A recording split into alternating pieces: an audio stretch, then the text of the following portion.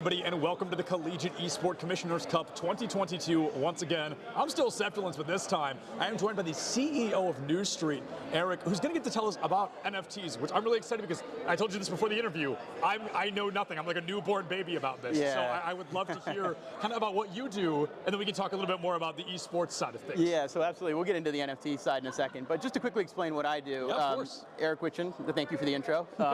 CEO of New Street, and New Street is a media and analytics platform for collectors. So you can think about it as like the world of collectibles has grown significantly over the last 5 to 10 years.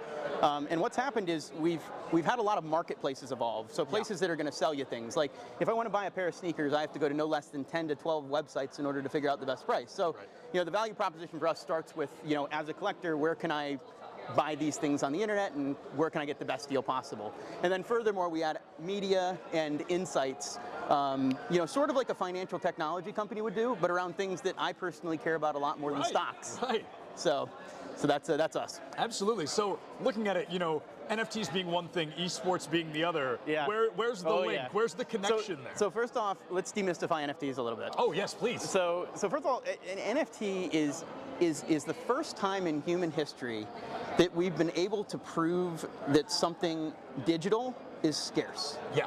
You need to take that in for a second. So basically, we've been creating things on the internet and with digital art and otherwise for many, many years. We're buying in-game items, we're doing a bunch of things, and we've been taught that because you can copy and paste those things, they have no value, right?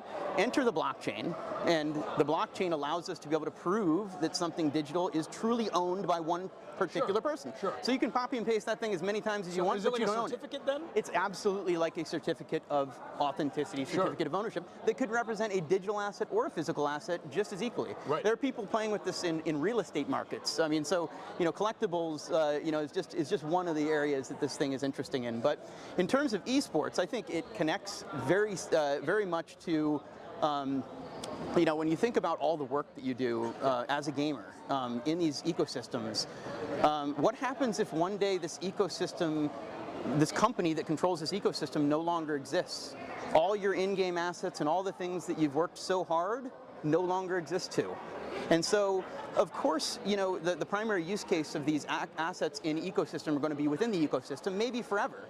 But it'd be really nice to be able to pull them out of the ecosystem, own them separately, and so if those companies are foregone, go by the wayside someday, you still have these things to say, hey, I used to play this game, it was a lot of fun, and so that's really where I think the value comes in. Okay, so that's preservation of value, so to speak. Yeah, so that's a great kind of segue into the other part. You've got all these positives, so people that are looking at it, they're kind of shaking their head a little bit. They're like, oh, this is going to be damaging, this can be harmful. Of course. What is kind of the counterpoint to that, I guess? Of course. The counterpoint is that I think the misperception is these NFT games are coming to take gaming away from gamers, or the fun out of games.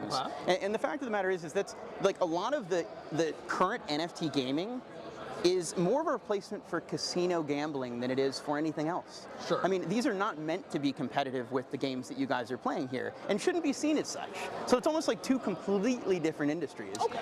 The graphic engines and all the things that are behind the scenes on these things, they're just not there yet. I mean, if you look at it looks like some of these look like Minecraft 10 years ago. Right. But that being said, really it's the connectivity to economics, to the rest of the web and whatnot that makes a lot of these things really more interesting. Sure. And those things haven't even happened yet. Sure, yeah, absolutely.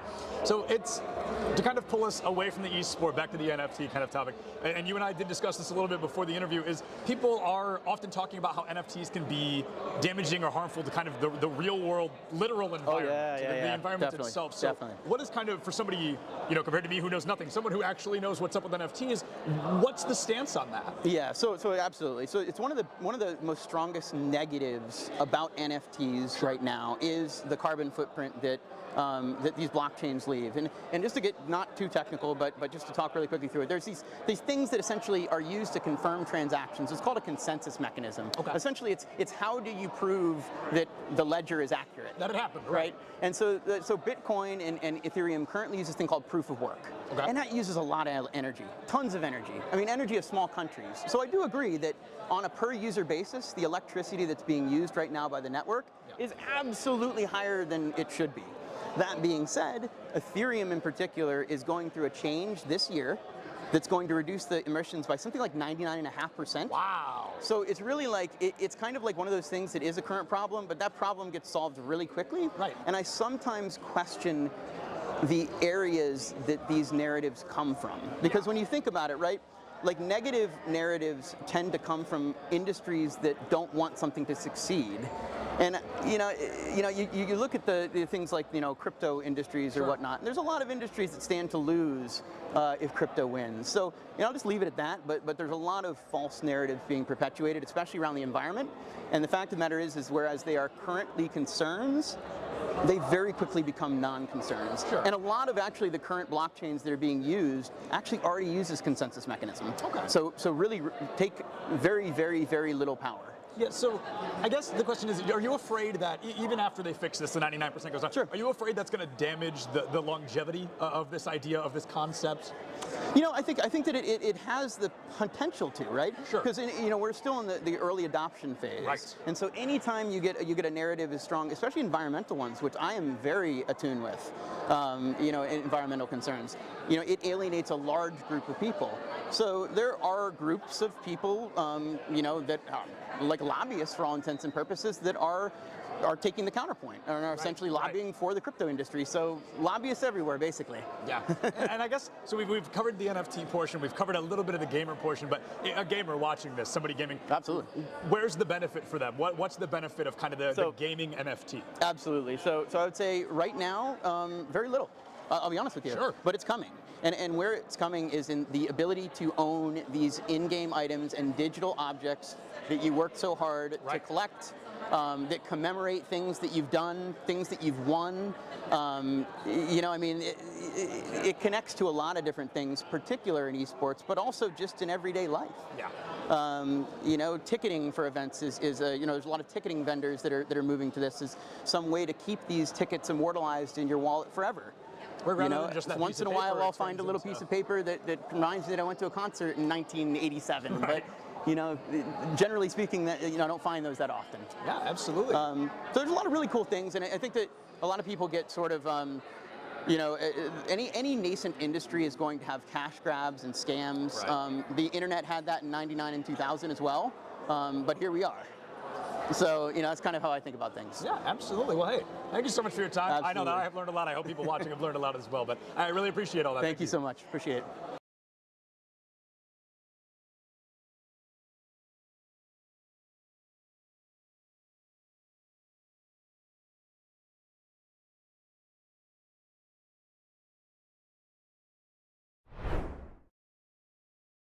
First, can you just tell me a little bit about yourself? Hi, so my name is Caitlin. I'm a part of Farmingdale State College's esports club.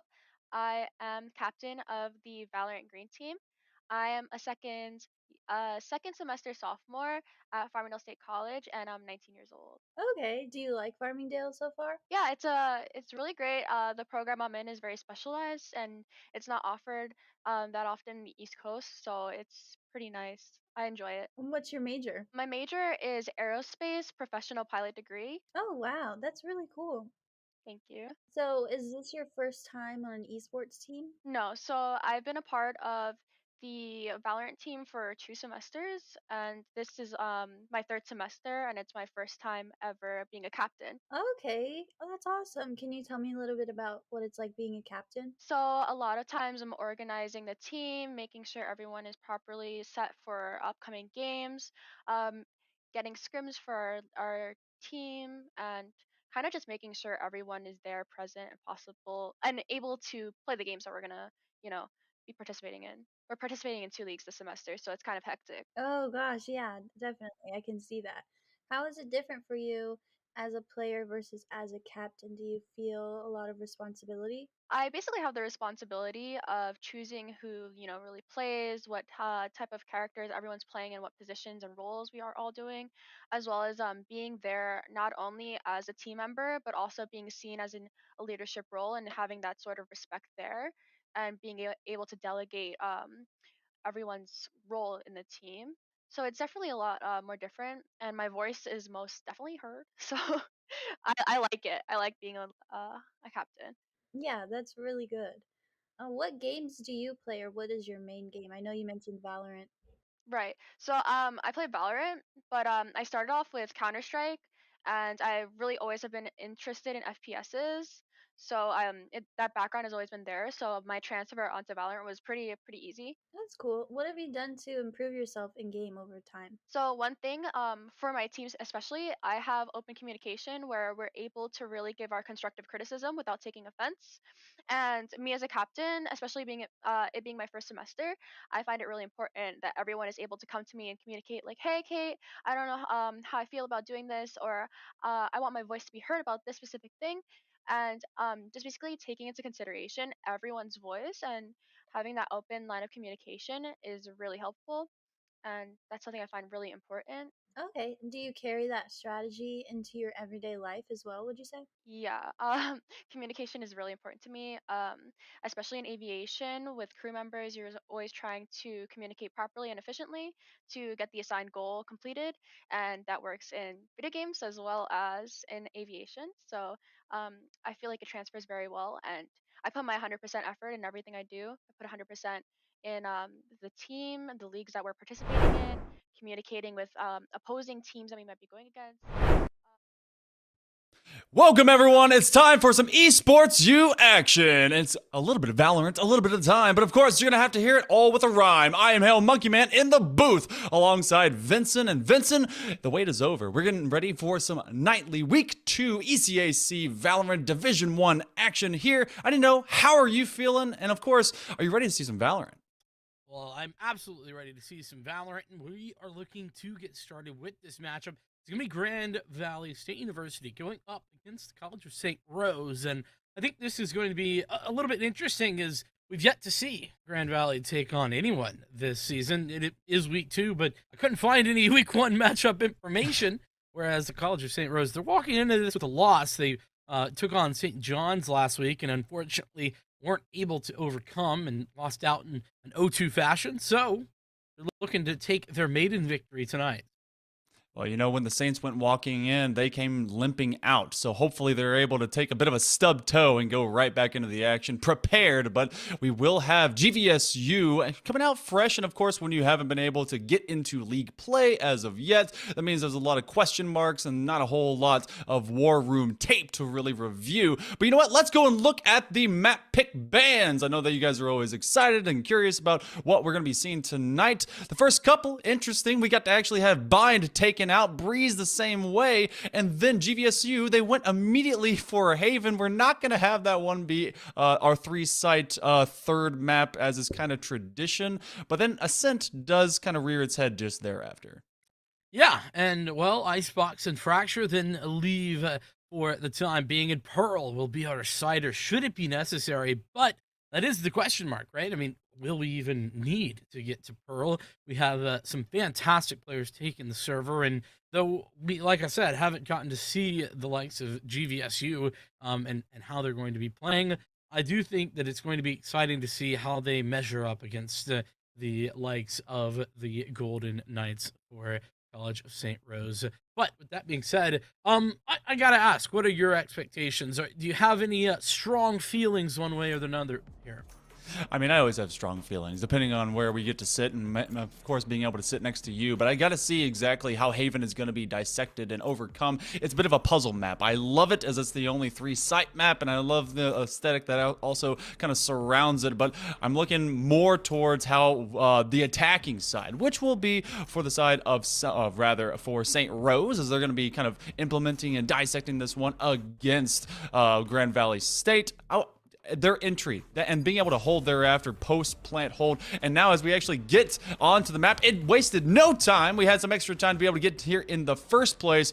Game number 1, it's about your initiators. I really see that kind of get more and more defined going into it, and I want to see how maybe that that rotation after an initial attack is really kind of delayed. You have kind of the main A, you go down that lobby, and then either you have to put smokes into heaven and then a blind fire account occurs, or you're going to rotate out, maybe just have your omens that could go and flip this map on its side, on its head from the shadows. I love being able to play that. It's basically his playground, and I'm looking forward to what this map can become. I've also seen just a lot of teams run it down B over and over and over again. Maybe we get to see the same thing tonight.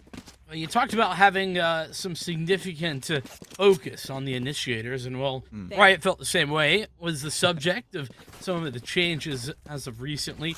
Two of the most common initiators in KO and Sky making seeing some changes. We are seeing a Sky being pulled out. No longer can you destroy that guiding light. We'll see if that has any significant impact, as it is double initiator for the both sides. The site seems to be where this attack side is headed. CSR, they've made their way in, and Cobalt even the opening pick with the plant going down. Planted. That's a great, just kind of running it down, getting on site, and then waiting for these smokes to more or less dissipate. You actually see that defense of the Omen coming out all the way from garage, and they're going to be trying to look at window, see what they can find the back in, dive, maybe diving in, but it would be a slow dive, but from the opposite side angle, you have Illusion that's casting the illusion of weakness. They get a couple, and it becomes a 2-on-1. A nice take by DJK. Can she be able to find another? Not quite, as a headshot by Arax will get the defense, the defusal. That happened all in an instant, Benson. It sure did. Illusion with some really good shots connecting a double kill to set things up there, but ultimately it was a team effort from Grand Valley State University, doing everything that they needed to do on the retake. And, you know, despite what I saw from CSR there, they were very quick to decide for that B site. It seems like they had a plan from the very beginning, but even with the opening pick, they weren't able to keep hold of the space that they had taken. So I want to kind of keep an eye on that and see if that's going to be a consistent factor as we continue on. But now, it's going to be classics abounding. I think all 5 players have one of those, and no upgrades to speak of. You know, I do appreciate sticking together, especially when you're on kind of these round 2s where you need to find a lot more value out of your no-buy. But I also like a little bit of frenzy death ball syndrome. That's not going to happen. Arax is able to get rid of Andre from the opposite end. That's going to be the aftershock that's going to try and push people away from mid. Oh my goodness, more damage coming through. The grenade, the paint shells will be put out, and Clutch is just kind of waiting to right-click anyone. Loof on this near side corner with that fade. Will they be able to lurk just enough, maybe get a valuable kill, deny this from being a flawless? Well, that's not going to happen. They hit every bullet except the one that counts, and that's the one that will put them on the ground. Arax will save their life. And so that's opening 2 for GVSU. Sort of standard start, right? You pick up the first round, pick up the pistol. You expect to pick up that second round as well, and it's exactly what GVSU have done. It's now time for the rubber to meet the road, though, for College of St. Rose. And, well, they have Vandals, 5 of them prepped and ready.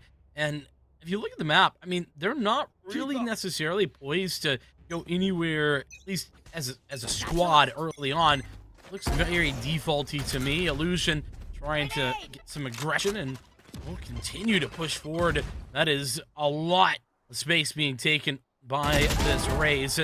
Andre, too prepared, down to 16 HP, but that's not a problem because the man advantage is now firmly in the hands of CSR. They're playing for a little bit of that default C where they need to flex over 2 after a great take, but you do actually have the chamber waiting down on sewer. If they were to rotate 4, they're looking more into garage. Dark cover will come out, and dive will back up at least a little bit, waiting on the opposite end from CT. Fade from that high side box onto left side C. But you can see the rotation really being considered, and they're actually going to go all the way back to mid and get out of dodge. Nice teleportation, and you still have a bit of damage that actually found its way over to Arax, but the rotation will actually be making its way over to A. But you do have chamber for Bido ready to get back into the fray. I like that they're kind of picking their poison, taking their time. And this is what you got to do to not drop 3-0, really trying to make their one-on-ones and make these first contacts valuable. Yeah, I mean, it's definitely the right decisions being made, but nice shot there from Bido to at least connect with that frag, but still, even stead as we look towards the retake. Paranoia has come out. DJK, she's on the site, but Haunt making life miserable, making it very difficult for Cobalt. Timing on this flank is going to be important with now the push. Everyone moving from every angle. Cobalt alone, the defuse coming through, and Cobalt is going to confirm that first. The second now on the swing from Arax is there. 14 health was all that was necessary for him to find that frag. 3 rounds now in a row for GVSU.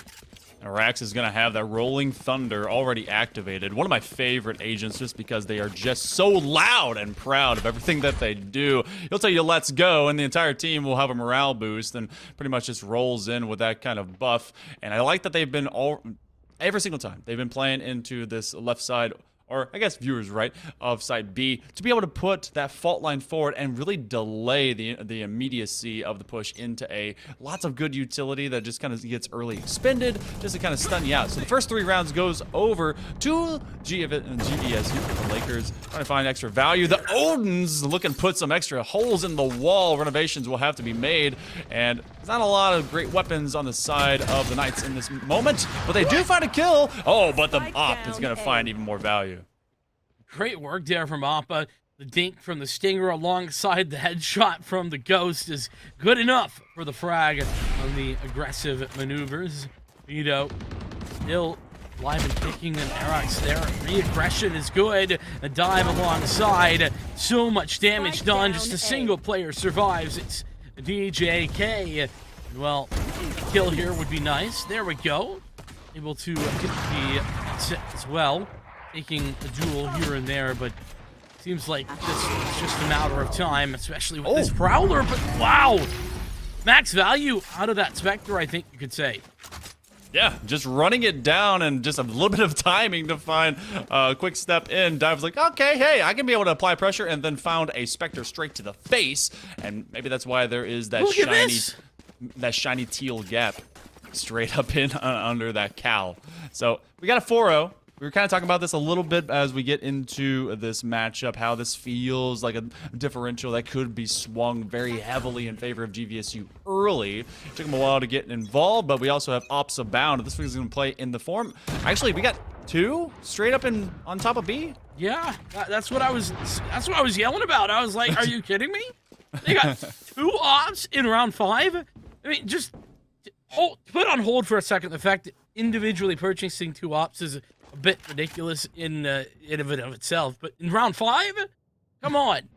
The Odin as well. Just there was a moment there, by the way. There was 2 Odins and 2 Ops and a Bucky for GVSU. And a Bucky. Just the Bucky must be noted. No disrespect to Buckies in this house. I'm a big shotgun stan.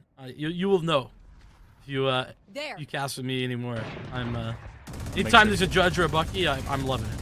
I'm gonna need to make sure to catch you again because it's Bucky gang all day. We get aces with those. Yeah, but Bido is gonna find one from distance. Not quite the same thing, and utilizing that regrowth to be able to get some more health, at least a little bit back. A wall bang from Cobalt gets rid of a Lucian, so one op will fall, but Loof will be able to get a wall bang headshot as Cobalt retreats.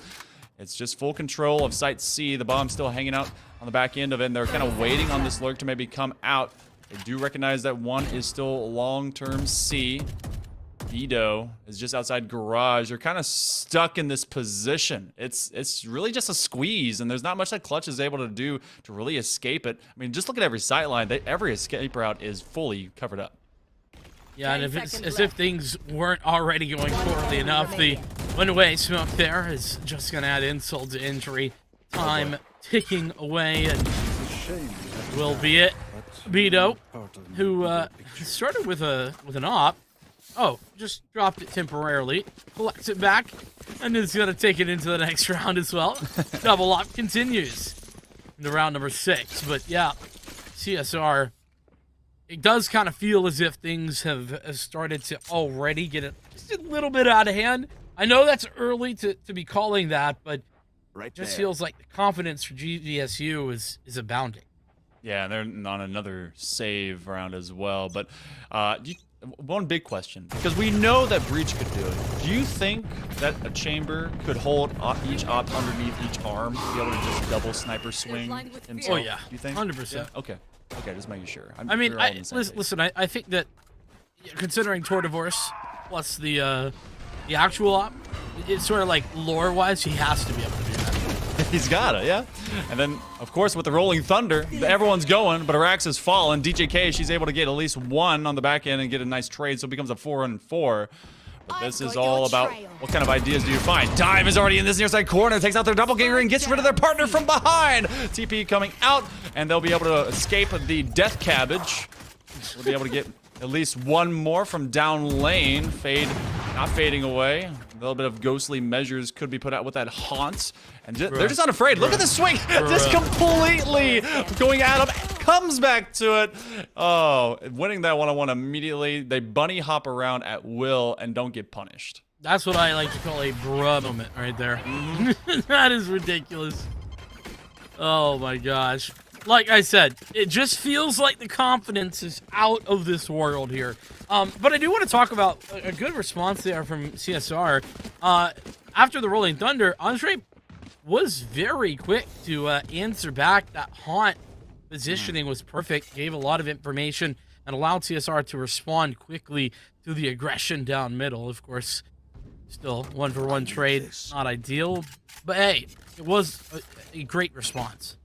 Yeah, and being able to just be there and have opportunity available is one of the biggest things. You have this operator. Oh, it won't find anyone's skull, but you do have a little bit of damage that could be forthcoming. You save at least one blast pack to get in, get out, get on with the rest of your 30 HP life. Andre nearly getting wall-banged to death. There are 3 operators in motion, ready to go. Dive finds a headshot and will be able to at least neutralize one of their 2 initiators. There is a lot of firepower on the side of GBSU, but it's going to be even more. No, it's actually Illusion that is stopped out. Clutch is traded, and another hot shot. Dive finds Andre on the back end. You did at least get rid of the showstopper, but the show was stopped from the word go. That was, I mean, just talking about the swiftness of the flank there from Dive. It makes it so difficult for CSR to continue to move forward. They just can't. It's just impossible. And it feels as if, right, like CSR, look, they got 4 ultimates here, but they haven't been able to do much of anything with it. And into this next round, it feels like that's probably going to continue with the investments that they've been able to put forward. Yeah, some additional shields to work with, and well, whew, okay, I guess those shields not super relevant against the gun that just, you know, 1 bullet, you're dead.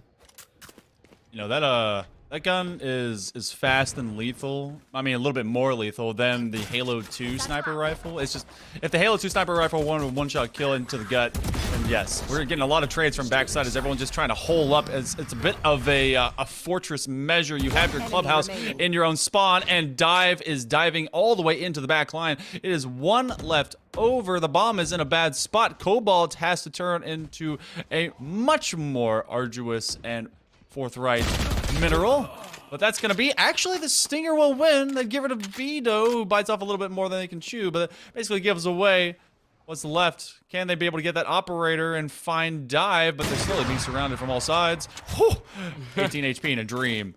Vito, by the way, was doing that dual wield operator there with the Tour de Force as well as the op. So you asked about it. We got it delivered to us pretty quickly. RX though is going to shut it down. 8-0.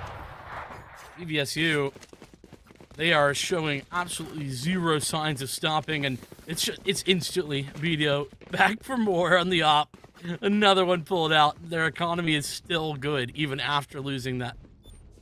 I'm pretty sure Vito is, you know, I'm pretty sure they actually work at a circus, because they are just using one op and another, and they're holding them up like stilts, just walking around on them. And anytime they take a shot, they just kind of pop into the sky, and then they just make fun of you as they get a spinning headshot. So right now, 8-0, the Lakers looking like the Lakers of old. Can they Kobe get a 3 from downtown? Dive will be able to get rid of Cobalt, and then the Haunt identifies and tags literally everyone in this corner. Illusion getting a little bit sketch as they go for direct contact. What? It is non-stop firepower. The wall bang, and another one in open space. Clutch hits the graveyard, and this is just a 1v3 with Andre just trying to survive. They just want to live, man.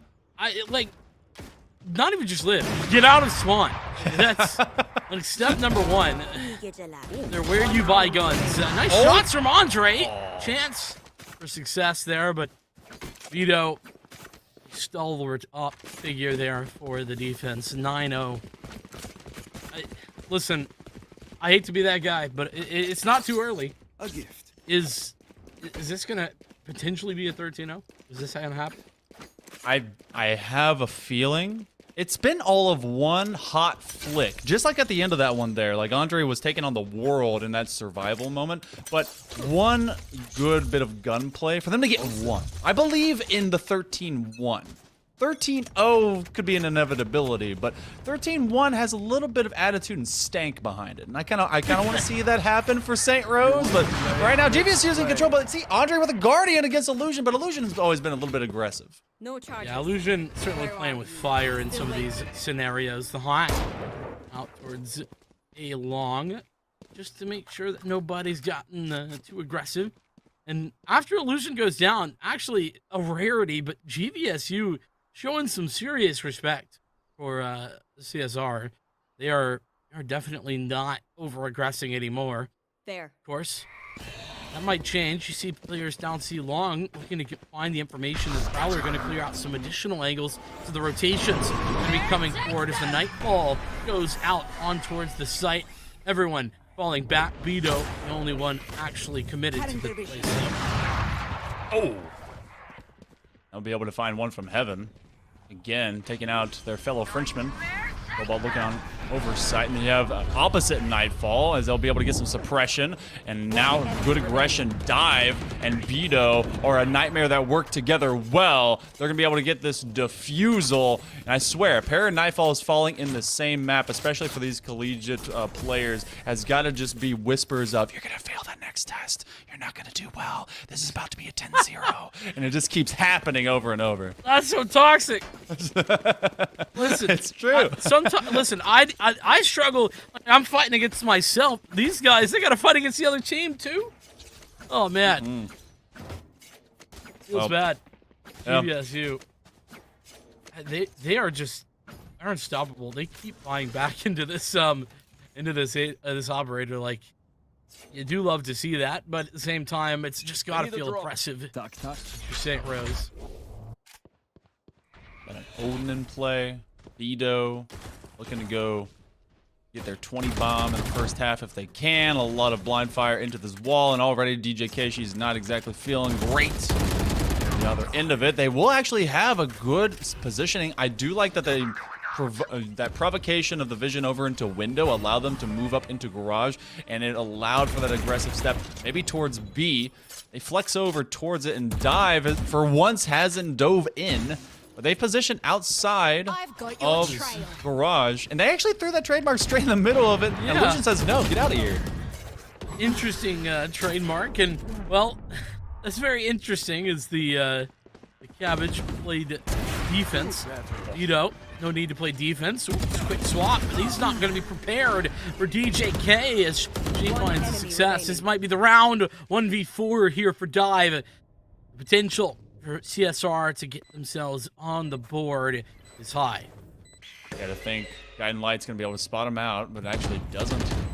As this one will be a Lear on target. He's gonna be able to find blind fire, and that's a wall bang, but all from the opposite angle. See, I told you! They get a team ace, everyone gets a kill. It's a party up in there, 10-1. Look, there's no 13-0s, at least in this first game, okay? Yeah. This you can build off this. Now it's gonna be the other direction, I bet you. Not big money, small money. Loof was trolling for a moment. Wait, I did. What? There's been 4 operators purchased for GVSU. I just want it to be known.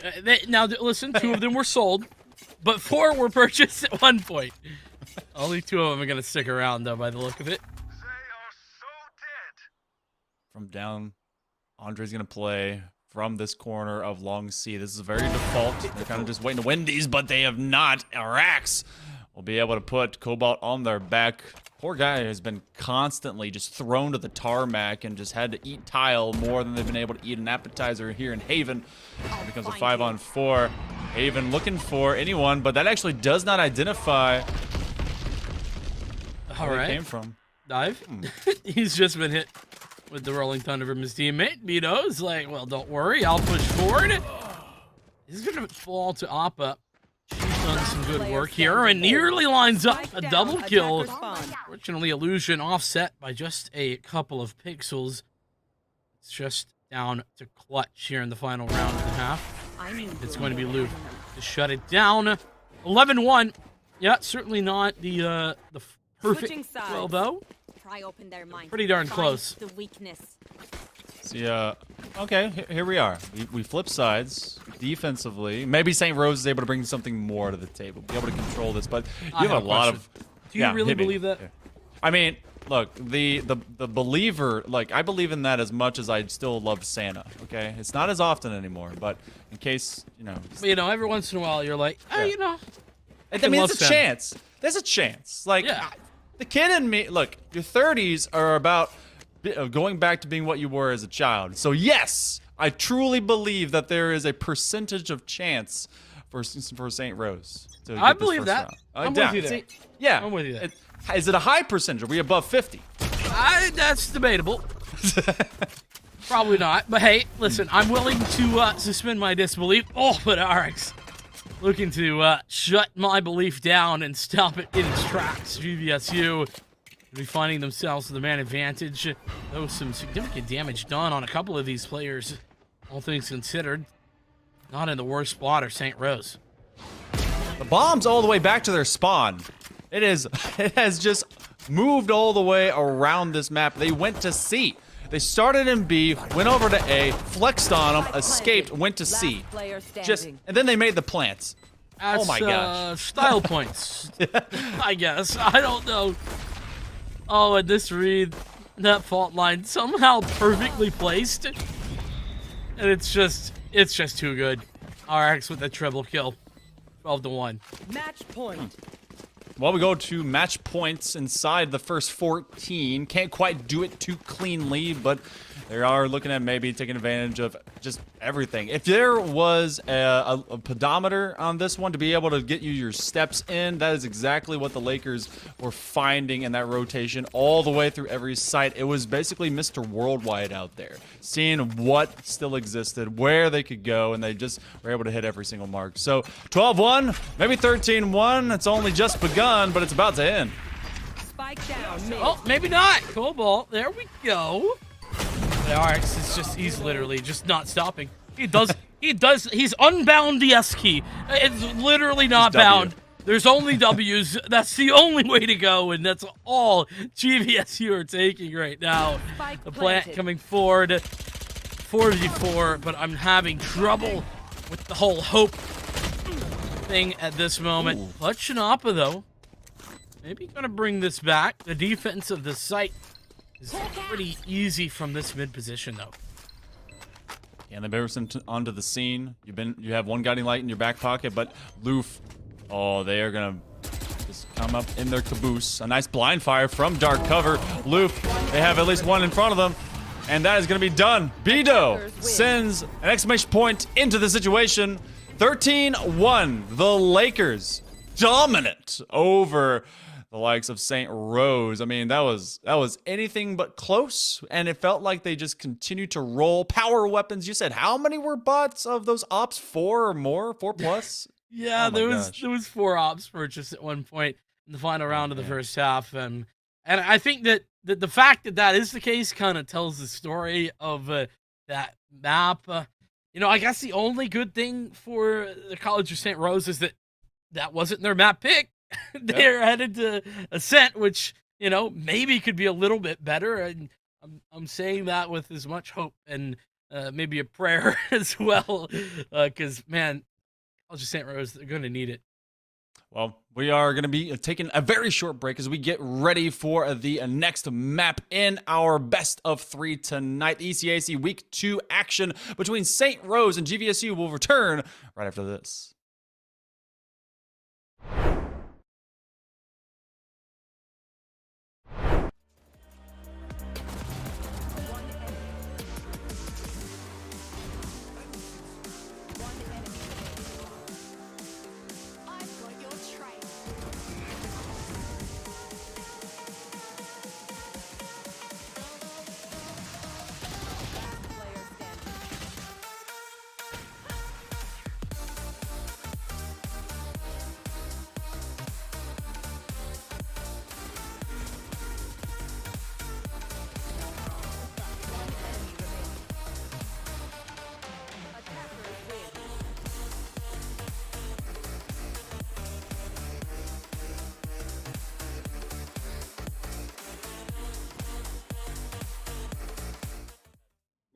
That's why we're here, right? This is why a lot of people are trying to figure out, how do we replicate what you guys are doing?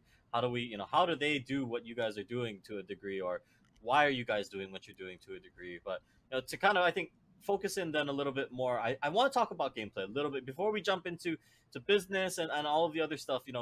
Jensen, this one's for you, right? I want to talk a little bit about this because to someone like me who's traditionally a League of Legends fan and all that, I know that you've been a coach that's been all over the world. You've worked with a lot of different professional teams and different regions.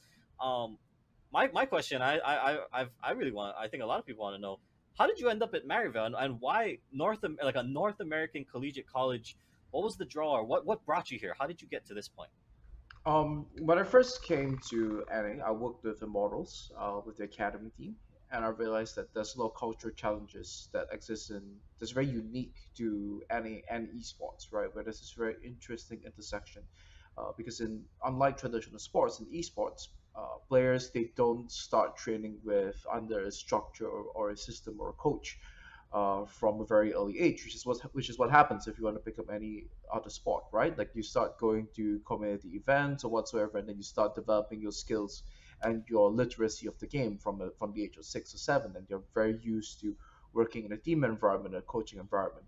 But in esports and for League of Legends, a lot of times players they go through they go up, they climb the ranks in solo queue where everything is basically self-taught, and then all of a sudden they need to be placed into a team environment. And I realized that this is something that the Asian teams got right, where they had these B teams. They have the B houses in Korea and Taiwan. You would spend almost close to a year just being a understudy or training partner for the team before you even join an academy team in the first place. And in China, they have like these massive B team systems with like lots of players in them. The moment you hit a certain rank on the ladder, they fly you in. You are then boot camping for a month there at the facility, and depending on how well you do, they then decide whether to retain you on as a training partner or as a trainee.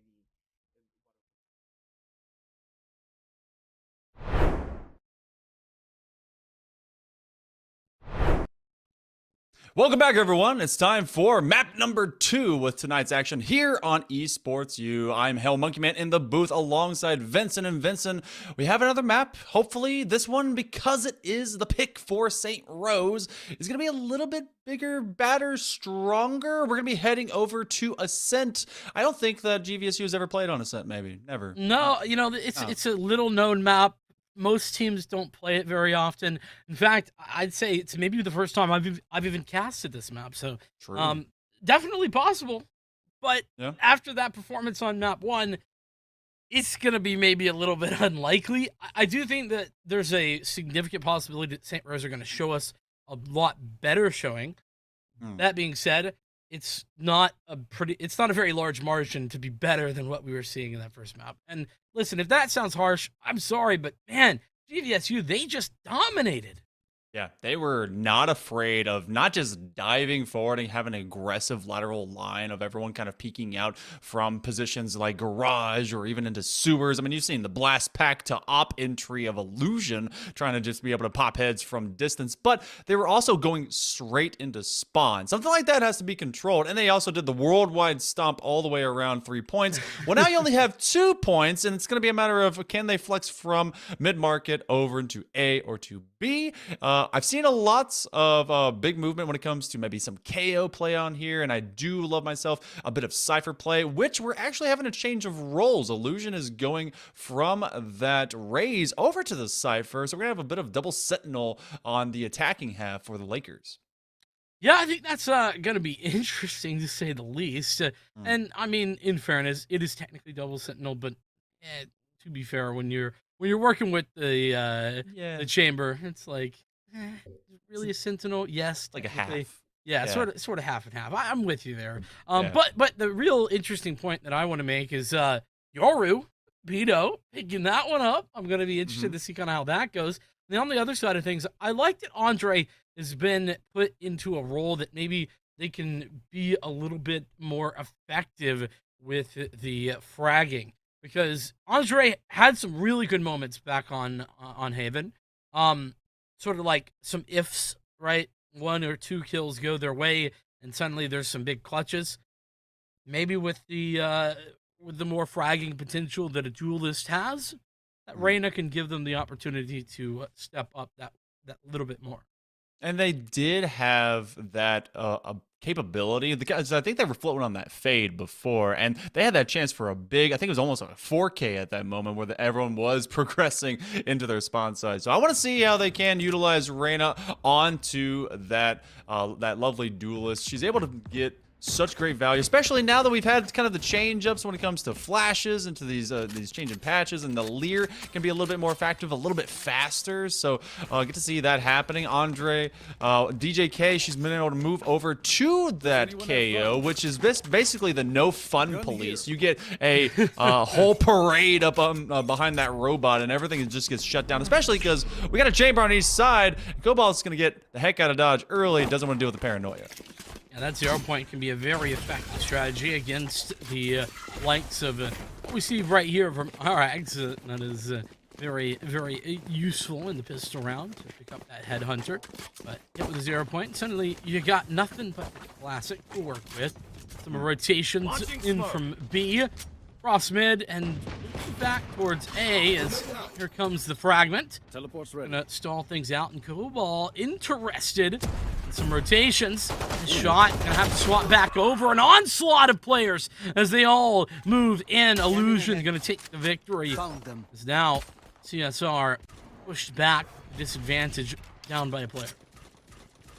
That's got to feel very scary. All of a sudden, you threaten one, and then their entire gang of friends shows up just around the archway. Now everyone's starting to do the exact same thing here. Loof is able to get rid of Clutch, but that's Appa. She finds Beto from behind. You were talking about that Yoru play. Now that they've kind of changed up who's going to be main operator, Andre. Whoa, that's Arax. He's able to put one straight down from distance. Good headshot.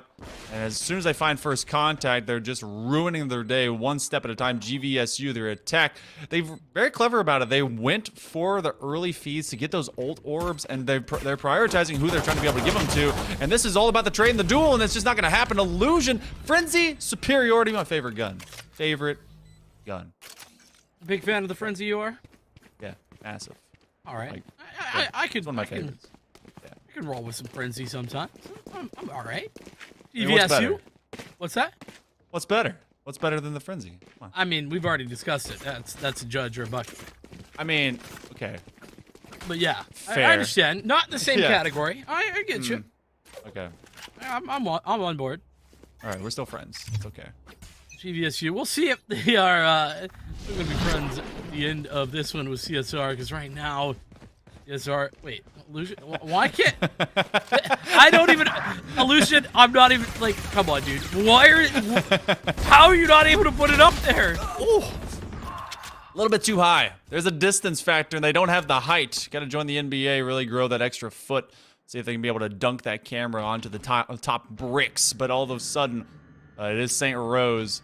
Here's the doors coming down, but the bomb is actually on site B, which has been broken. Good distance. Illusion. They couldn't get the camera sights, but they could be able to get them that one down iron sights. And they're looking pretty good as they, again, limit this to just one remaining. And that's Appa, and she's got a long distance to trek. Look at this weird lurk happening just outside. Actually, right here. That's one of those moments where Appa's like, all right, I'm rotating in. Why is he there? That was the immediate response. At least that's what I'm imagining. You can let me know if I'm wrong at Vincent Cass on Twitter, but regardless, CSR putting themselves into a position where, based on their investments in the last round, they're really not in a position to buy back up. And I can understand the argument, but I'm not a fan of it for CSR. I would have liked to see them maybe manage this money a little bit better and get some actual rifles instead. I mean, they're on the Stinger Bite, which can be good, but it's hard when you're working with a bunch of rifles on the other side of it. Dive is already out on the site, getting a double kill as quickly and as easily as you like. They are they are taking seriously the ability to kind of try out new roles. And while they've got the chance to do so, because Dive was on the Omen before, and now they've been able to find a good bit of value coming in on that Jet. Bido traded right around, found themselves a clutch. And yeah, this is kind of pertaining to the identity, I guess, of each of your players, as they really get to kind of flex into maybe agents that they're not readily using, but maybe this is also comfort picks when you go between different maps, between Haven as well as Ascent. So far, so good for GVSU. They let one round drop on that Haven map, and so far it's looking more of the same to the opening Perdition that was basically a failing war of attrition for the side of St. Rose. They got to be able to find some value, especially into this gun round. Well, we see if that's going to be the case here. Andre, we talked about their fragging power early on.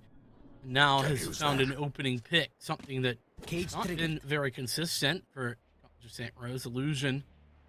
Well, this is all about timing, and I don't know that Clutch is going to be prepared. Not in the slightest. That was an interesting position, to say the least, because they were around 2 trap wires. Cobalt actually does find a Rax.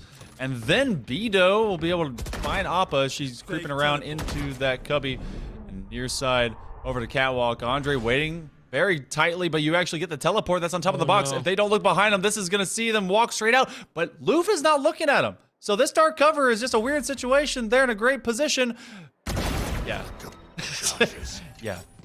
Last player standing. Oh my goodness, Loof, what a great adjustment there on the Cobalt. That's going to be essentially the guarantee of this round. DJK has to go for the 1v3 now to have any chance of victory. But to talk about that for just a moment, really great work from Loof, just because of the fact that the paranoia goes forward, and that paranoia, you're not able to hear it effectively, and so that actually covers up the Shrouded Step. So really, I mean, it's basic play. Don't get me wrong. We have seen it before, but it's just really solid fundamentals. I mean, hey, I'm going to be using that when I go into my bronze lobbies. Okay. Like, hey, I appreciate that. Show me the goods. Let me be able to get more of that. I mean, of course, it'll work. Yeah, it will. Yeah. I mean, at least the first time. Maybe not the second time. But see, that's what's great. You have that conditioning. Now that you've been able to present that to them, now they're like, okay, wait, I shouldn't step out. Let me look in this box. And then they'll be right behind you. Because they'll, all right, it's all about solving this puzzle one check at a time.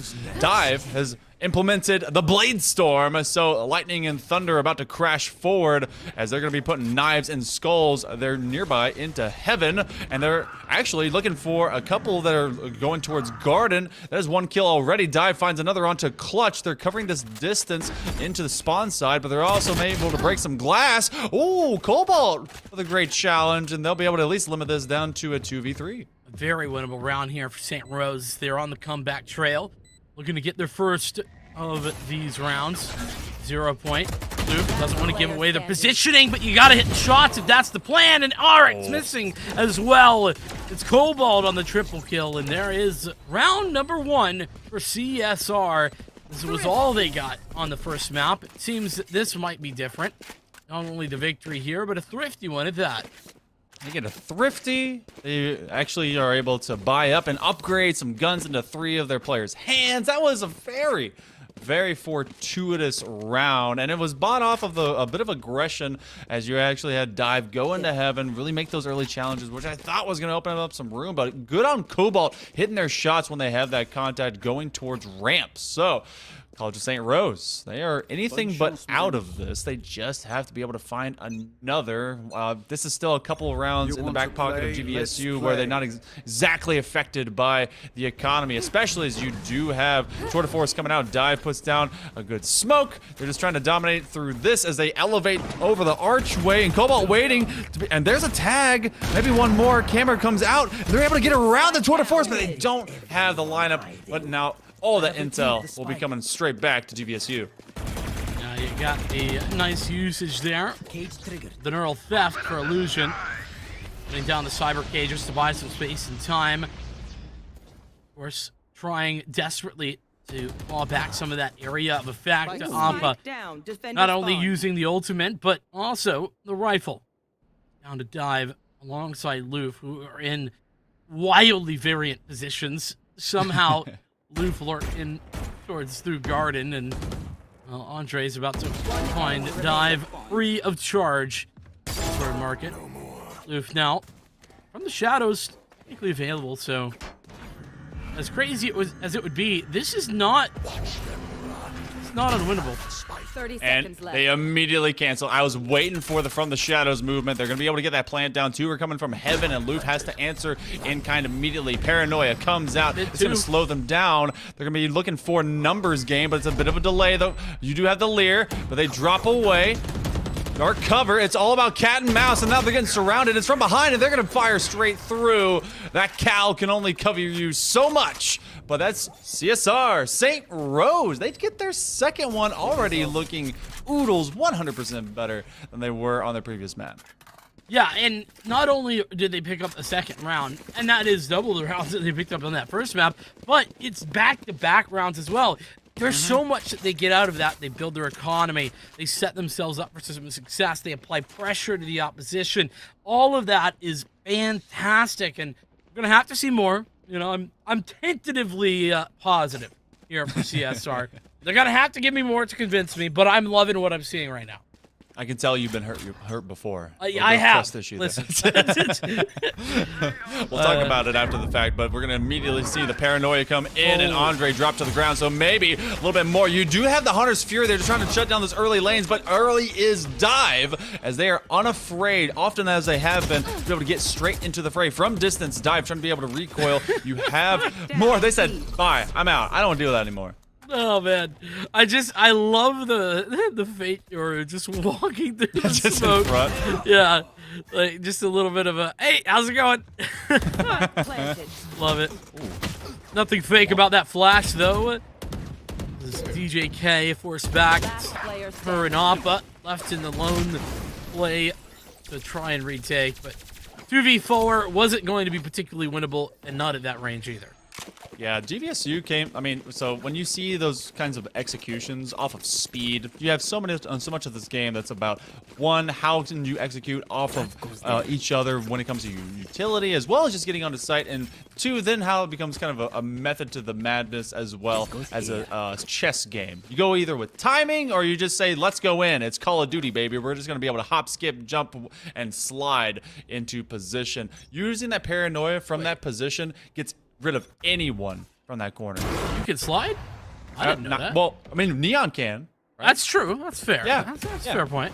She's not here, though. No, Yes. not quite. I mean, Andre going to be dispatching with one player, not allowing them to have any further impact in this round. GVSU down by one, but it's still a site take.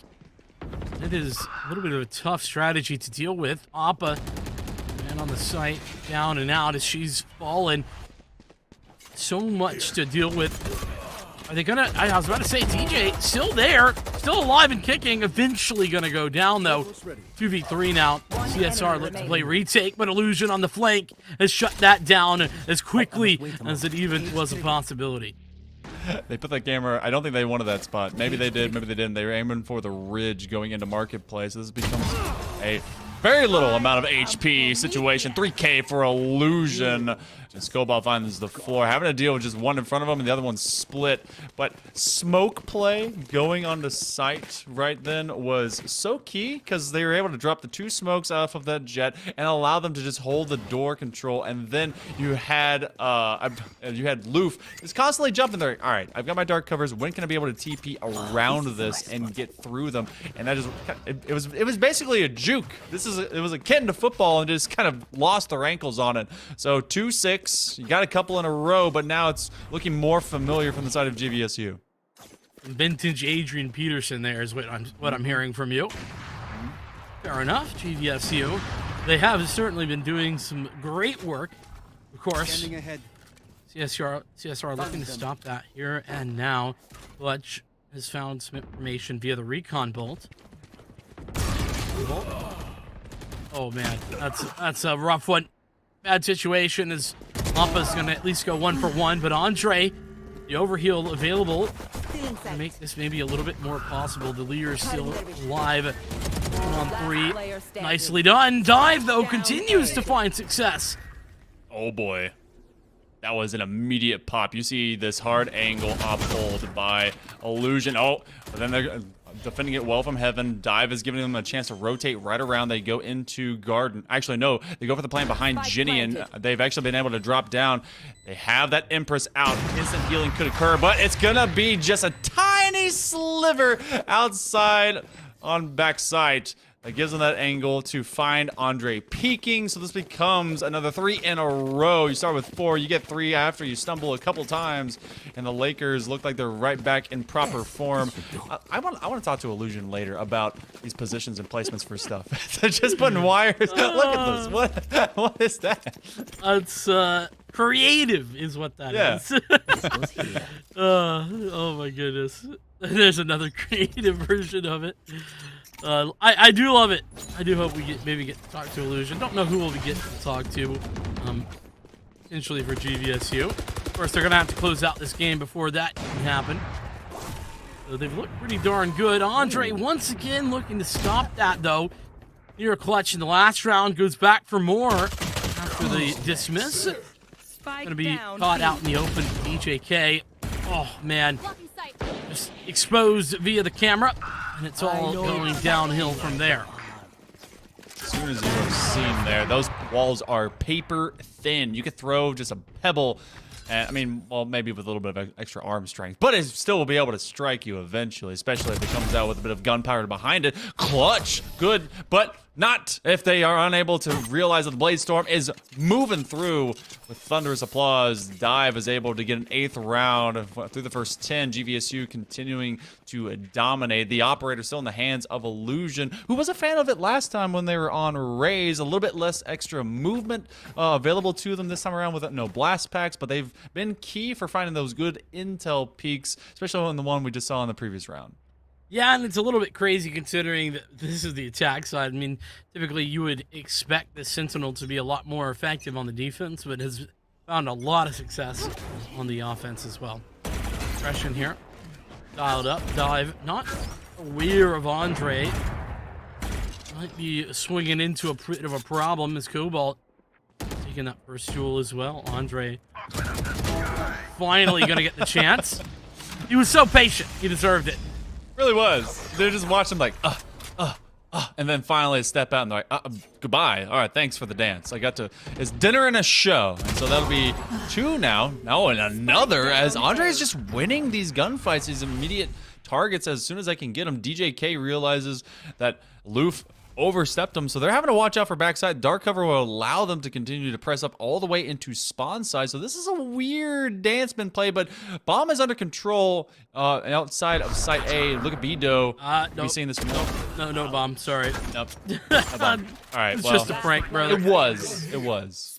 Unfortunately for Luke, Spike recovered temporarily for a moment, but it's instantly re-recovered now with the crash set up. 30 seconds. Bido. Oh, gonna get away with it. Now taking that gate crash and gonna be able to find the kill as well. DJK is down. It's 1v1. And that's it. I thought this was going to set up into something a little bit more epic, but Andre is just another day at the office as Bido will fall. That was a very heads-up play. You still have the fragment that was pulsing in front of them. They go and get the bomb, but they still make sure, hey, you know what? This is a plan for next. Being able to get onto site, get out of there, get the plan down, but not expecting Andre to already be in Marketplace. So they'll get a 3rd round, and St. Rose setting up for the 9-3 curse if they can be able to muster it. Maybe even an 8-4 at best. Yeah, I mean, 8-4 would be solid enough. Like, let's not pretend like 4 rounds on the defense is like good by any means, but it's not like awful. You definitely can come back from that. It's not as if there's all that much going against you. Of course, 9-3, maybe some would prefer it. Person shenanigans and such. Maybe. Yeah, a little bit on the mentals, right? A little bit resiliency. Yeah. I think that's a valid strategy. Yeah. Could be a Valorant strategy. Oh, You want to play? Yeah. Let's play. I see what you've done. It was terrible. I shouldn't have done that. But either way, we go into our final round here of the first half, and Andre has already stepped up into the corner. Got to be very wary because, hey, guess what? Wall bangs can happen, and Arax is able to find them with earnest effort. DJK, she does get rid of Beto, who was trying to clutch up before. Another wall bang. It's going to be a headshot to get rid of Appa. She's put on the sidelines. It's a 3K in a hurry, and this was just a swift attack. Well executed. Yeah, talk about the quick, simple, easy frags to come away with a round. VVSU. When they come out with rounds like that, I just wonder how CSR have even been able to shoot back. I think I'm impressed with what CSR have been doing, because I'll keep it a buck with you. If I'm in the server here, Smokey Man, I'm getting rolled. I have 0 kills every time. That's true. Yeah, me too. Me 7, honestly. So, I'm impressed with what CSR have been able to do. They look to continue to do that here now on the attack. What do they have on the purchase? Looks like a lot of utility, from what I can tell. One upgrade here on the Ghost. A little bit of armor there for DJK, and everybody else purchased up what they can. Fake teleport. I don't really mind a lot of extra utility into this one, because they're going to try and weaponize that KO as best they can to shut down what does exist for the side of GVSU. But Dive is already pushing forward, trying to be able to get some early kills, maybe to have this default be clumsily put aside. Oof. He's looking to get rid of more, and they're going to turn right around, find them in tiles. Hey, there's your shotgun play. There you go. They heard you talking, Vince, and they love you. They did, yeah. I mean, listen, it always feels good whenever a shorty comes out and you get a kill. It's so satisfying. It's just, pop, pop. Camera taken out. Easy win. Big done. Illusion. Camera no longer in play, but don't worry. Your favorite, the Frenzy. I mean, it depends, because right now everyone's starting to walk away, so they may not be able to find true value out of it. But Loof is looking to dupe more people, clutch better, turn at least one corner, check your corners. It's a 50-50 shot. They may press out together. Oh goodness, will they be able to turn around? Yes, they do. They find another, 30 seconds left. and that will be 4-1 right now with Appa. Dangerous place. They're gonna have to fight against a headhunter from distance. They find it. Arax just wasn't ready for the flurry of blows. 1v4, Appa, maybe. Long range, the double swing, though. Good play from GVSU. Grand Valley doing everything that they should have done there. Multiple players taking the same angle. That's some of that fundamental Valorant that we were kind of talking about. Double digits as well. Look at this. No force fight. I do like that CSR have elected to just save this. I think this is the right decision. You know, give it your best shot. You're not going to be winning consistently with pistols anyway, or force fight weapons. Just try to make the save happen and go into the next round with confidence. Does feel like they are going to try and make this as best of a gun round as they can possibly be. You do get a quick tag as Arax puts DJK out of commission to still considering some movement, but it's Arax that is still putting shots on fire straight outside of that archway. Dive hanging on to a tight angle. I think they're all the way out here in mid. It's a weird place to kind of do it, and they'll be able to get at least another Cobalt hits the ground. Outside the box. What in the world? Wall bang straight to clutch. They knew they went hiding, and they just decided to guess. Why not? Dive is just going for the most outrageous shots there. What? Knife? Knife? They want the knife. That's what it is. But wait. Enemy remaining. Oh! What? It's a horror movie, and I don't know what's happening. Appa is just like, all right, I'll get him. Apparently, who was it? It was Arax that walked forward like a Yoru decoy. I'm wondering if Arax DC'd. No? Did he? No. It appears, I mean, they still got a ping, so. The reason I say that is that sometimes when you disconnect and your W key has been held, you know, then you just keep moving forward on the server. But no, that's not what happened. I think he was just trying to be a Yoru decoy. It's a great cosplay, to be fair. It is. Good on them. Yeah. Ooh. So far, this attack presents a little bit more opportunity, except until you get a couple of headshots, and that's Cobalt and DJK put out of commission. Right-click hero. Arax finally finds the ground. Loof trying not to whiff. They have one at long stint of Ginny, and they have a bunch of pressure against Clutch. They don't want to press out. You actually get the TP that will go into heaven, but Clutch does identify them from distance. Andre gets one, and the attack is looking fairly good. They're going to be able to get this plant down, and it's Illusion, who's been the best with lethality on the side of GVSU, who's going to come and try and save the day. Clutch looking for some information with the Owl Drone. Not going to be forthcoming. Recon Bolt, similarly inconsistent. No, on the drop. There we go. Andre, though, for the Clutch. 3K there. Brings CSR back. So GVSU, I mean, it feels like they could be on match point here, but instead doing a bit of trolling. And now CSR just halfway to the comeback. I mean, you know, everyone in some of my servers, they always tell me we do a little trolling. And sometimes you just have a little bit of fun. You enjoy the game, see what can come out of it. But it also presents a lot of opportunity for not just Saint Rose to learn, but also for GVSU to try new dynamics, however comedic they may be. So we got all of the single orbital strike for Appa. And I want to see if they play for post plant with it, but that's a good flash. Nice trade and a lot of damage and dying going on in mid. Cobalt just trying to run it down against Beto. And they have 30 HP that they could work with in this sudden 3v2. They're tagged immediately, and they're gonna just rip the drift. I don't know. They're gonna go into another dimension. Here we are. They're in the drift of the dimensions. Yeah, there you go. One of the situations to deal with here. Illusion coming back, and Illusion. There we go. Finally gets the camera placed down after a bit of difficulty doing so. 11-5, and Loof hit him with the NT. No, I was trying to say tripping the rift, but, you know, here we are. Also, I feel like when they're going to go, because it was mentioned that Cypher's going to start receiving some feel-good changes. Hasn't been changed since beta of any kind. I want to see if they extend the distance at which you can place that camera. That'd be nice. That would help out Illusion over here a whole lot. I mean, in fairness, they peeled that back after the shenanigans that were in beta. I don't know if you played in beta. Cypher was very oppressive in that. He should be. He's so good. My boy. He was incredibly good in that era of the game. So there's a reason that got changed. That's all I'm saying. Okay. Well, reasons as they are, and my bias as it is. You do actually have the Hunter's Fury looking to see if I can get any value in just these corridors, but it's used wildly and open. Not even after, I guess, starting to make any kind of these leans into sight. So it doesn't really get any value. So I usually call those fishing expeditions.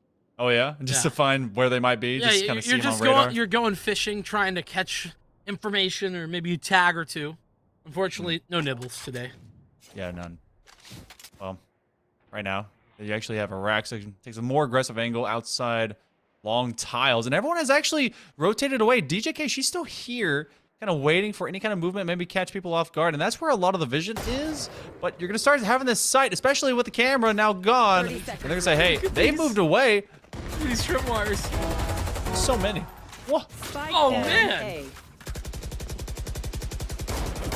Listen, want some more? Okay, neural theft. Here we go. Oh, the audio cue not quite giving it away. It's Andre versus 5. Nice. Very nice indeed. 2 bullets in the chamber. Against the chamber. And now the knife fight ensues. Andre, nicely done. I like that they committed. Yeah. I don't like that dive interrupted though. That was a one-on-one. They pulled out the knife. Andre pulled out the knife, and they were going at each other. That was a duel. And then Dive just decided, no, I want in on it. But it's 12-5, and St. Rose has been able to find a little bit of extra success here on Ascent. But we're all of a single round away, and we're going to have what? From the Shadows, they're going to be able to just kind of upend this if they want to. A Empress, Orbital Strike. I want to see that Orbital Strike get utilized. Appa has not been able to really find a time to expend it. Cutting through. Vito. Oh, No nice way. shot. Well done. No need for the gate crash to get out of that one. Seems that things are just falling from bad to worse for CSR. 2v4. One enemy remaining. And that'll be it. Dive, finding great value, able to take this one. It's all business at the office, and GVSU dominant throughout a couple of maps. You go to Haven, you go to Ascent, and then we don't get to see the live changes on Pearl. It's a little bit sad here, Vincent. But St. Rose put up a fight in the midst of that a second map, and honestly, they have some repetitions to really bring to the war room, tech the film, but for GVSU, it just seems like they were, at the helm, controlling the pace of play, and just never let go. Yeah, and I mean, I gotta keep it a buck. Like GVSU, they did a bit of trolling there in a couple of the late rounds, and then they proceeded to almost still win the next round, even on the eco. It just it felt like they were just a little bit better individually. And listen, sometimes that happens, especially in collegiate Valorant. But I do think that College of St. Rose, listen, now 0-2, but this is not the end of their season. There's a lot more to come. I don't think that they should feel disheartened here. There's a lot to learn from. They can watch things back and try to see where they went wrong. They had some, I think, really good moments. Their setups weren't that bad. They played them pretty well. But like I said, when the individual duels are just so one-sided as they were tonight, there's not a lot that your setups can do to deal with that. Yeah, and the early executions really did put them on a foot forward. It was more of on their heels from the word go. And a couple of different times when they really played for the more method and slowness and trying to pick their poisons, they were able to pick a less harmful one. And we saw that a couple times on Ascent. But ultimately, it is GVSU, the Lakers, that are able to swim right, have a ship right, and be able to set sail forward and forever. And they take this one as a dominating 2-0. And of course, I hope you guys were able to enjoy it. Vincent, it was so nice being able to cast with you for the first time, and we get to have at least some great fun collegiate Valorant tonight. Yeah, a whole lot of fun indeed. And well, congrats, like you said, to Grand Valley State University for their dominant success. Of course, it's going to be it from us tonight. We'll be saying goodbye. Make sure, though, to stick around for more action as the week moves on. Peace out. Have a good night.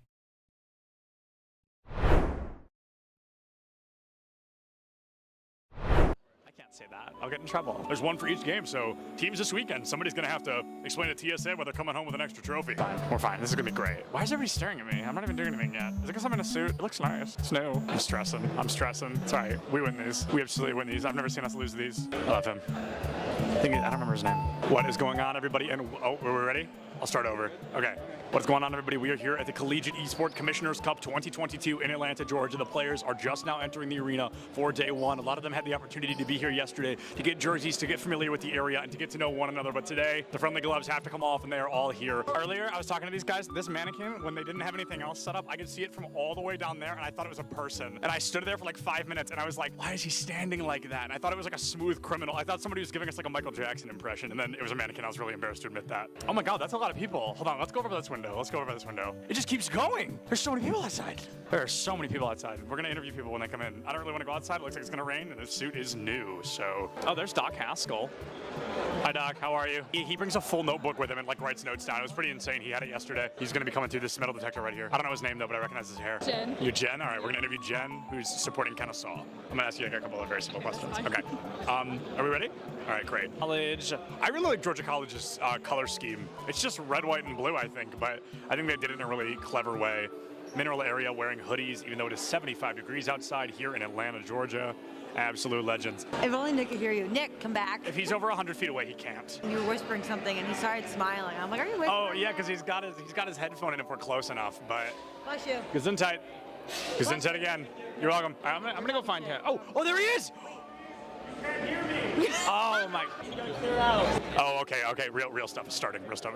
Competitive integrity needs to be upheld. We gotta get out of here. Yeah, I don't want to get in trouble. I get really embarrassed when I get yelled at. 30 is okay. Wow, it's not 10:30 yet. It's only barely 10. Woo! All right, it's gonna be a long. Hey, what's up? Surprise interview. Join me over here, though, so we have a cool backdrop.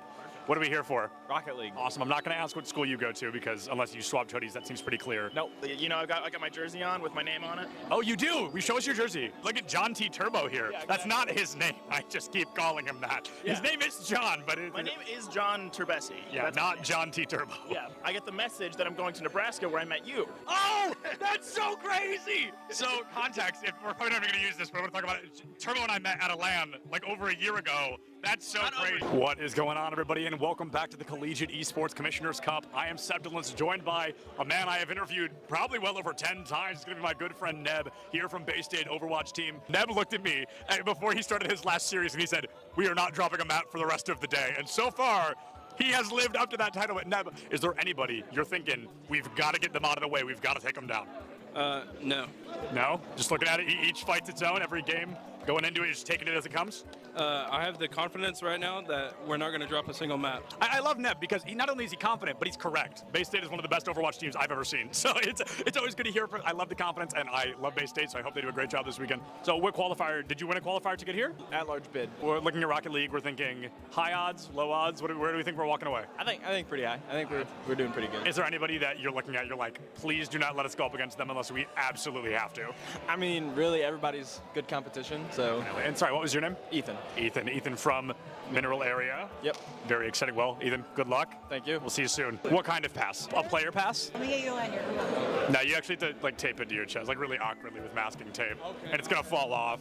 Yeah. It's gonna be uncomfortable, I promise. That's a guarantee. Okay, cut that, I'm gonna sneeze. Okay, great. I'm great, everything's good. Who do we interview? Who should we interview? I don't know, I'm just here. I need caffeine.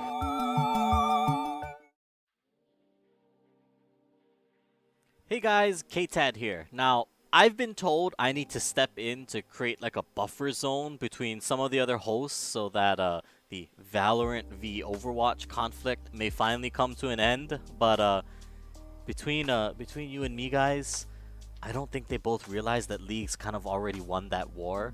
So don't tell them anything. But anyways, you guys already know why we're here, and if not, well, then you're in luck because we've got some of the best collegiate esports moments right here. Don't believe me? Well, that's okay, but you know, here's your proof. Let's get into it. To start us off, we have the combo of Matt and Festive as they execute a brilliant mid-air handoff to close out Game 2 and tie up the series. Here in regulation, can Festive and Matt do it? Matt's there, puts it in, and we do get the go-ahead goal. Is it going to be enough to end it here in reg? 25 seconds left right here. About 2 minutes since our last goal. 5th total in this one. Is this looking like moderately? Feeling thirsty? Well, if you are, then Crollo's got what you need with these sick plays on Pac-Man. Not always guaranteed to stock, goes for the side special into that. That would have been an insane way to end it. And now Crollo looking for the fire hydrant edge guard. Slam dunk right there. Is there able to finish them off?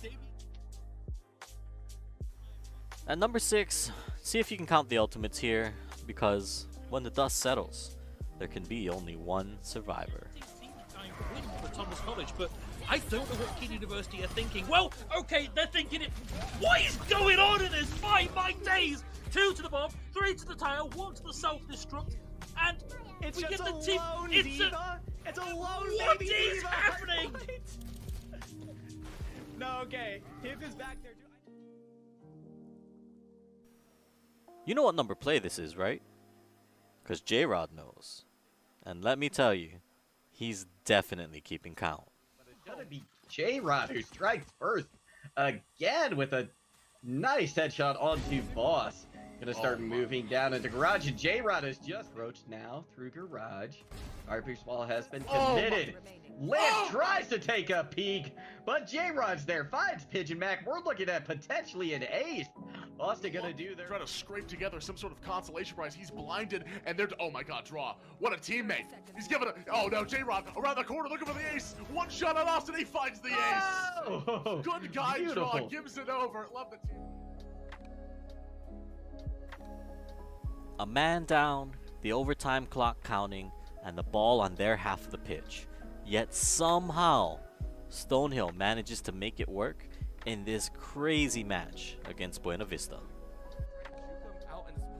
right back out. Again, this is a game of inches. Who can aggress first? And that's going to be it. Joker from the long shot along the field. Look at this from the backboard. Straight to Joker's feet. The touch is so delicate. In what was surely a game-changing play here, Nichols State's Law pulls out a tire that can only be described as illegal to put the nail in the coffin against Missouri Western. Lost math already. On the bright side, yeah, Nichols has enough time to come through. No! It gets 3! No! It's not 1, it's not 2, it's not 3. It is 3 eliminations with Law's rip tire there. Absolutely incredible. Able to pick up a 4th. Shy on the team show right now. At number 2, it's just a masterful display of edge guarding from Adelphi's Davian. Check it out. That roller is going to be a great opportunity to get in and pass, possibly even just through those arms. Goes for the down throw into forward air, excuse me. A great combo. Could have found some great damage offside, and as that paint just racks up onto this midman, that is more and more damage basically for free. Davion, It's edge guard! Bottom stage. My goodness, what a stall! Beautiful edge guard. And England. And in our top play of this week, have you seen the movie Ratatouille?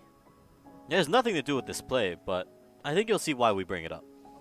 Look at this rat, though. Look at this rat going up long, dude. Oh, he's got another.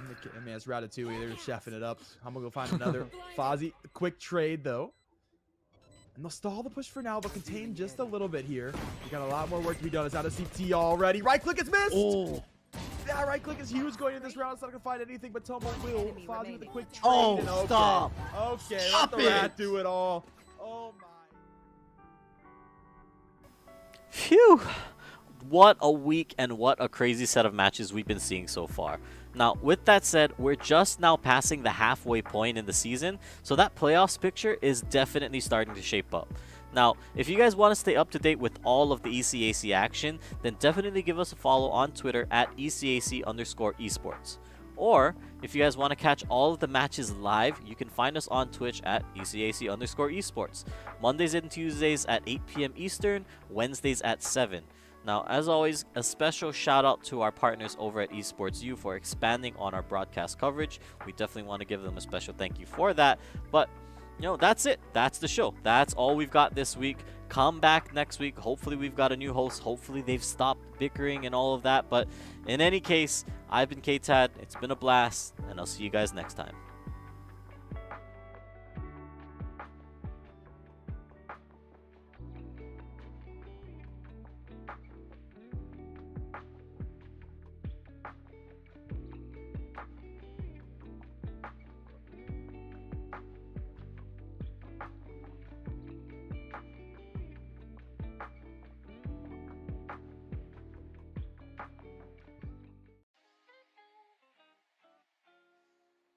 Hey, what's up? It's Honix back at it again to bring you the sickest clips from ECAC.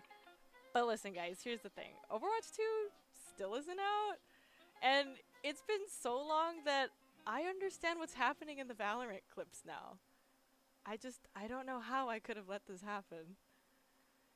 Anyways, let's check out the action from week 2 of ECAC. First up, we've got Nico Baca, who's got a need for speed. They have to be careful here. That kick not quite in their favor. Patrick has to be quick. Live, you can find us on Twitch at ECAC_esports. Hello, and welcome back to another ECAC Valorant Day. Alongside me is Rare Adam. I'm Visionary 1. We're going to be bringing you a very hype matchup, of course, tonight in between SUNY Canton and Saginaw Valley State University. Rare, how you doing today, man? Feeling pretty good. Looking forward to casting some of this Valorant action here. Two of these teams starting off the season undefeated. To an extent, it wasn't the easiest time for them in that week 1, but looks like we're going to be set for some very competitive Valorant action today.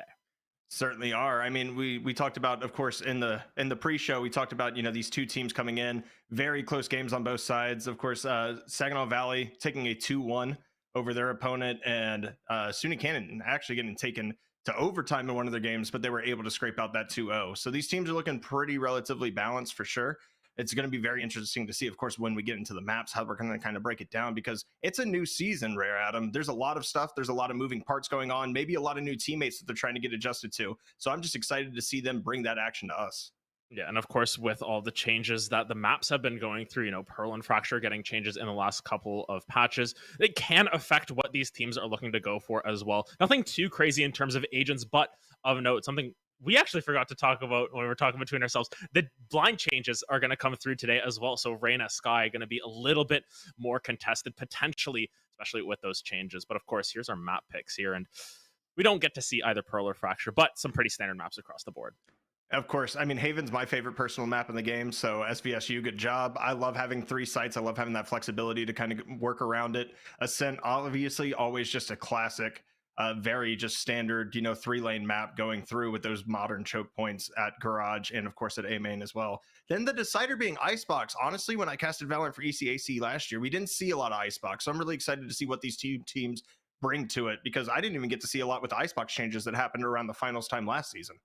Yeah, and Icebox, I think, especially brings different agents to the forefront as well. Some older agents, I want to say, like Sova and Sage, get a little bit more priority on a map like Icebox just because of those choke points and how much vision can help you there. But of course, Haven and Ascent, the classics that we always like to see in these sort of best of series. And very curious to see how they sort of adapt and what they can show on their map picks. Sometimes, you pick a map and the other team is just really ready for it. They were going to pick that map instead, and they can come through firing on all cylinders as well.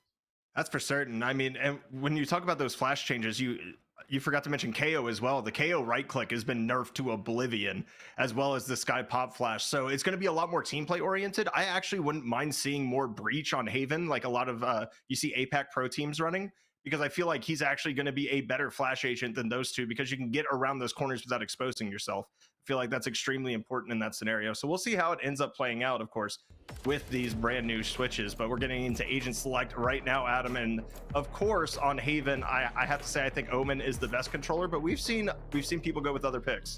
Yeah, I think that Sage is one that doesn't really show up as much there. Of course, I'm going to be biased on the Sage main, but I mean, as every team has, usually going to see at least the Chamber, probably 2 coming through as well. Very curious to see what the duelists come through, because we've seen Raze Fade sort of rise up here, but Jets are locked in already. So a little bit different, maybe a little bit more towards what they're more comfortable with, maybe looking for some other options if you do want a secondary offer. Yeah, and I mean, it's always nice having a secondary offer when you do have 3 sites to cover. There's that long entrance, of course, on C. That the attackers have to go through, and then you have the long side of A as well on that split. Or if you're Yay, you peek short and just dare everybody to try to ego you. So we're going to see how that ends up working out. But we are seeing that Breach coming out with the changes. I'm not really surprised by this, because Breach is going to remain consistent, whereas everybody else got changed in that initiator space that has flashes, right?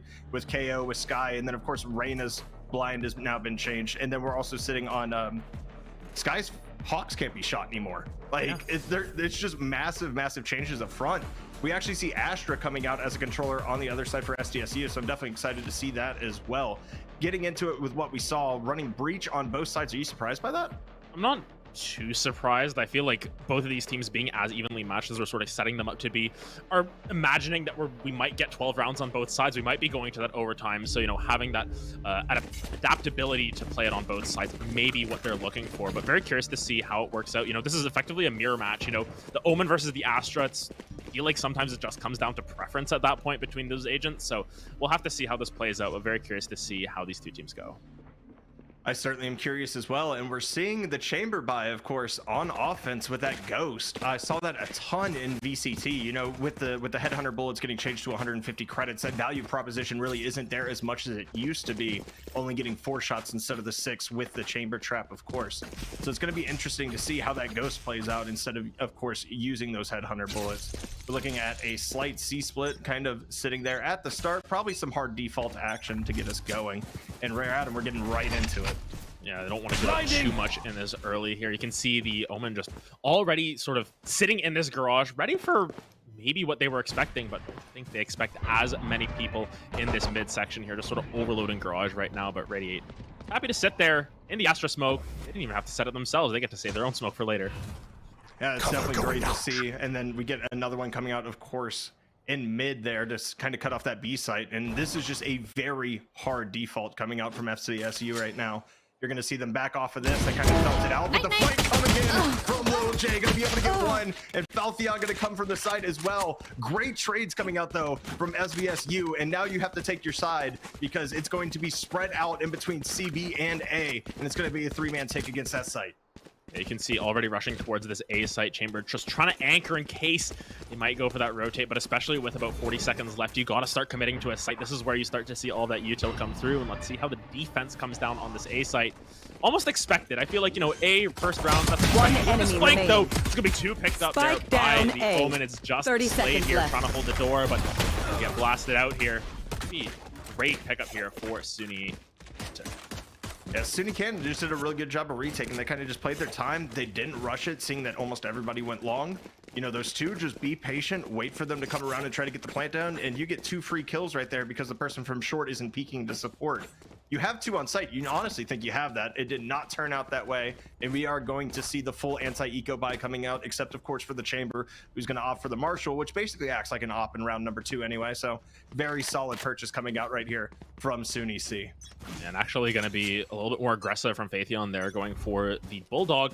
One of those sort of options that you can go for if you have enough credits, but is a little bit riskier if you do fall, and it'd be quite tough. But look at this full overload into this garage area here. I think Radiate snitched this out. Let's see if they can find anything. That's 1 picked up already in the Astra smoke, as they might have overexerted themselves here.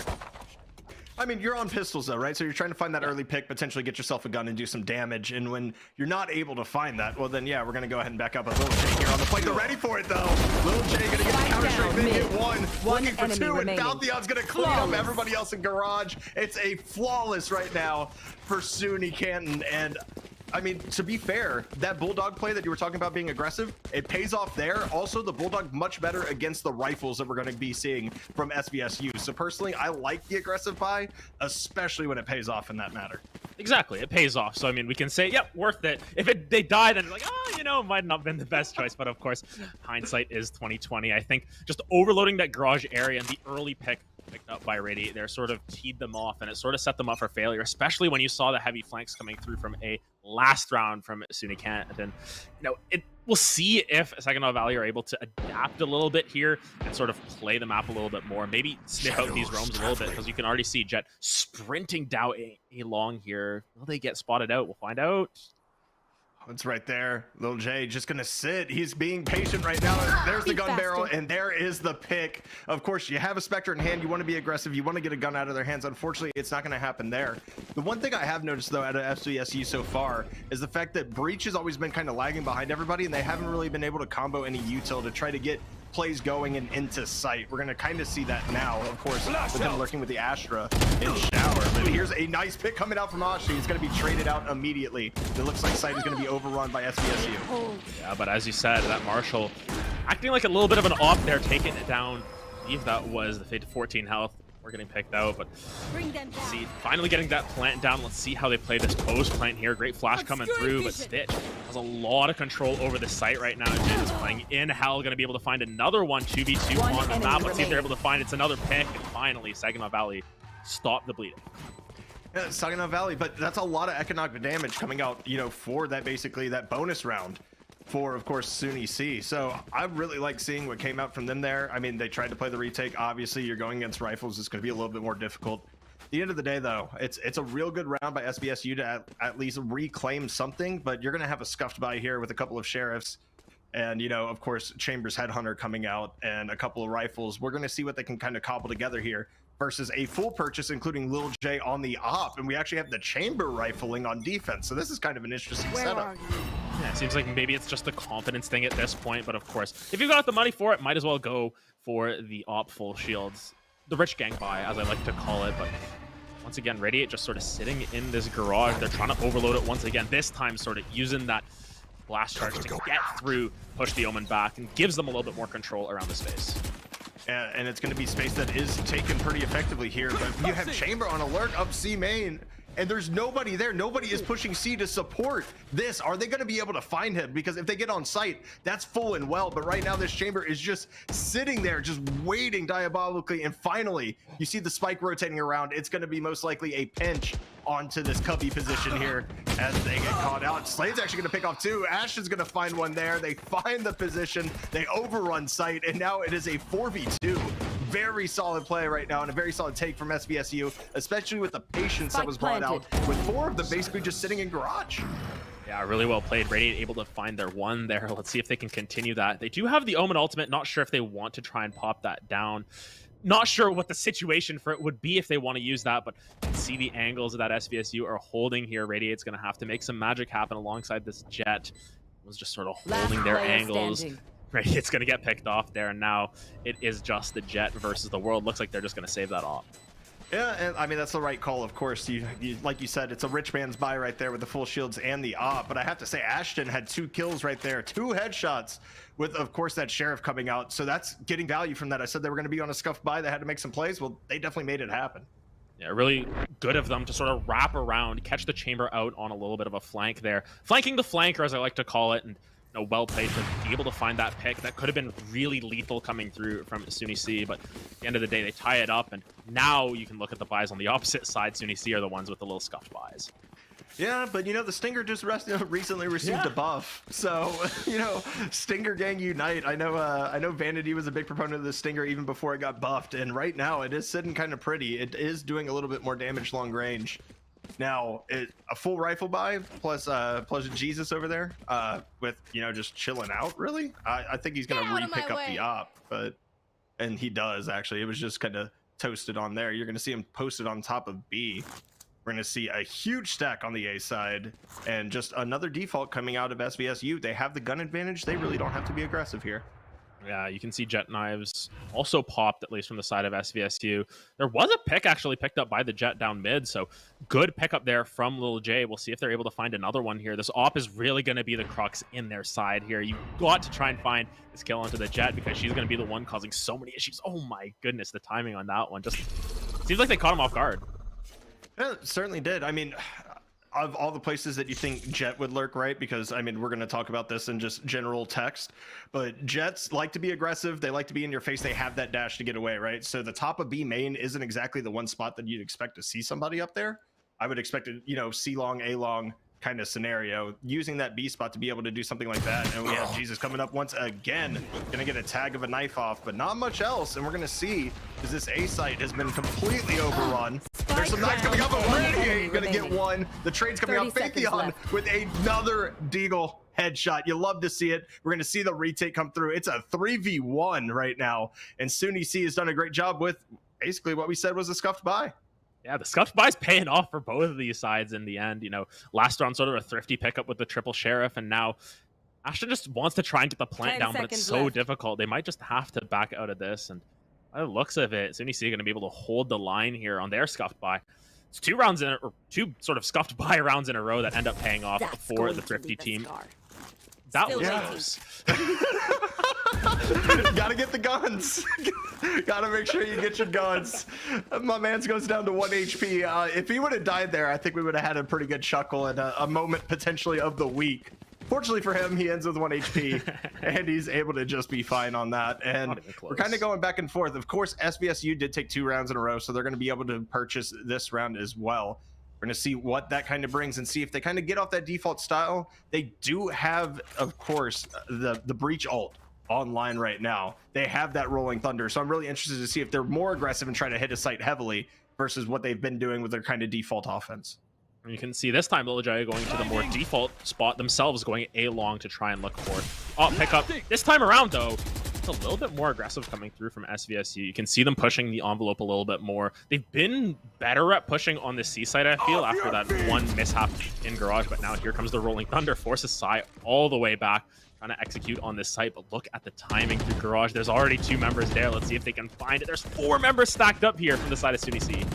Oh, and SVSU is just sitting here waiting for one of them to finally peek, and the fade ult in retaliation Oh my, this is going to be epic as it comes through right now. Over the top, we have so many people on site, so many people rushing in off of that fade ult. Just people stunned. There is just utility dumpage right now. It is all over the place. And the opening fight going to go in favor of Ashi. Going to get one over Spec, but Spec's going to get the trade right on out as Spec in that long position kind of just pinned off, and we saw one in shower as well. But Stitch and Slade gonna get two, and Stitch gets the diffuser as well. They retake from Garage, one swing CT and one holds main, and that way you have a triple crossfire on the spike. That was an excellent play coming out from SVSU. I like seeing the aggression off the breach ult. They able to capitalize on that play. It was really messy. You saw both fade ults getting used there. The breach ult, no one could see, no one could shoot straight. At the end of it, it just sort of breaks down at the end of it. SVSU were able to hold the line. Really good positioning coming through from Spec to sort of bait out everyone to look long, but after that, the execute from Garage was excellent, as you were saying. And now, once again, they've got the better buys, they've got the better inventories, but as we've seen, that isn't so secure in this game. Lurking up mid once again. They've been really good about starting these rounds default and positioning from there. I think that SVSU, on their buy rounds, they've been looking really good. It certainly looked great on the rifle rounds. It's just really going to come down to if they can continue basically just every time they've attacked C through Garage, they've been successful so far. Now, I understand it's only 6 rounds in, so we can't give them too much credit, but their attacks have looked a lot more cohesive. When we see them hit A, it's a little bit scrambly. You know, they get flanked once or twice, and it just doesn't end up working out for them. Now, we see them re-aggressing towards A right now, with the Chamber kind of on a lurk here. And this might just catch the breach out solo. If they do that, they're going to have a free site pretty much, except for a Jet who also only has a Sheriff. So this is looking pretty good right now. It's just going to come down to the timing of who's going to catch who at the right time. Yeah, you can see this Jet is sort of in between B and A. It's going to be the first one on the site, but they might actually get the timing here. Spec, though, not able to land the headshot. They get caught out. Use that astral divide there to try and split up the site a little bit, get this spike down, but even then, this A site execute, as we've been saying, has been a little bit shaky for the side of SVSU every single time they've gone here. Certainly does, and you're going up against a Jet ult, and that's always terrifying when the Blade Storm is out. Little J is on low health, however, and we're going to see that fade come out as well. The Rolling Thunder, the retake attempt. Slade is just sitting here spraying everybody down. Slade with 3. We're going to see if he can find the last one here, and no, it's going to be Ashton. Oh, that was beautiful. Yeah, I think Slade actually dodged away from the Rolling Thunder, so they were still able to, get that fire rate up, shredding through the side of SUNY C. And we said that the Thrifties have been aplenty this game, but finally SCSU are able to hold the line. And now there's gonna be a buy evened out here, but now their economies are booming at this point. They can afford a gun next round. They can afford a gun after that. They're gonna be good for most of the rest of this half. They can keep this play up. Yeah, they're certainly going to be fine. If they win one more round, you can just chalk up the rest of the half to them having full buys. You want to play? Really Let's unfortunate, play. however, that Rolling Thunder, like you have to clear. You have to clear out Graffiti with that. You can't just leave that alone, as Lil J just going to aggress all the way up C long and be like, hey, y'all are defaulting hard this entire time? All right, I'm just going to walk up and take it for free. Gets a pick of their own. We're going to see what they can do on this. A lot of aggression towards the C side. We have 3 players stacked on the site right now and 2 peeking out of main. That is something that I have not seen in a hot minute, as this aggression is coming on strong. They're finally going to retreat back out and kind of reset this, but we're already seeing a lot of people committed towards C on the SUNY C side as well. Yeah, a lot of utility used is there from the side of SCSU to sort of get that space back for themselves, and that could end up biting them here. It will give them a little bit less of an execute, but they know where the side of SVSU are. SUNY C doing a really good job of keeping this chamber sort of on alert towards A, but Garage, C site, it's locked down by the side of SUNY C, and they're looking to try and get this game back in their control. And we're going to see if they can get that control. It's just going to be one of those things where it's a hard default still, and you only have 35 seconds remaining. You have to make a move at some point. It's looking like B site may be the call, but B, of course, being the easiest site to retake here because you have entrances on both sides. A lot more to worry about as far as a B take goes. We're going to see the smokes coming out. It is going to be a B hit. We're going to see how this pays out. They do have the time to get the plant down, I believe. We're going to see if they have the time to actually hold it down, though, afterwards.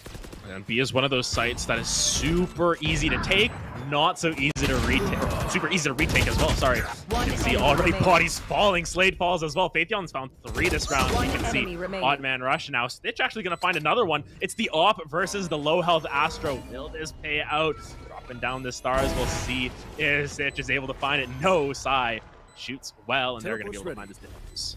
Yeah, it's a great job by Sai there to recognize that, hey, the first Astral Star is probably going to be on the bomb trying to pull me off of it. The second one in front used for the concuss.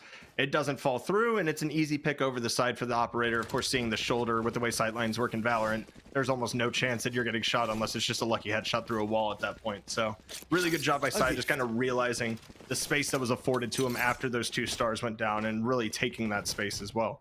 We're going to see, of course, tied up 4-4, kind of what the plan is, because we talked about, of course, SVSU with that economic advantage, able to buy this round, most likely able to buy full next round as well. But SUNY C had a great round on the last round. We're going to see if they can pull it out, even though it's a pretty heavy committed buy once again for them. Yeah, this is definitely a round they need to get for themselves. I think the Chamber will have another buy in the inventory there. Another bullet in the Chamber, so to speak, but it's still going to be really costly if they aren't able to execute on this one. This is an integral round for SUNY C if they want to keep this half anywhere close to even.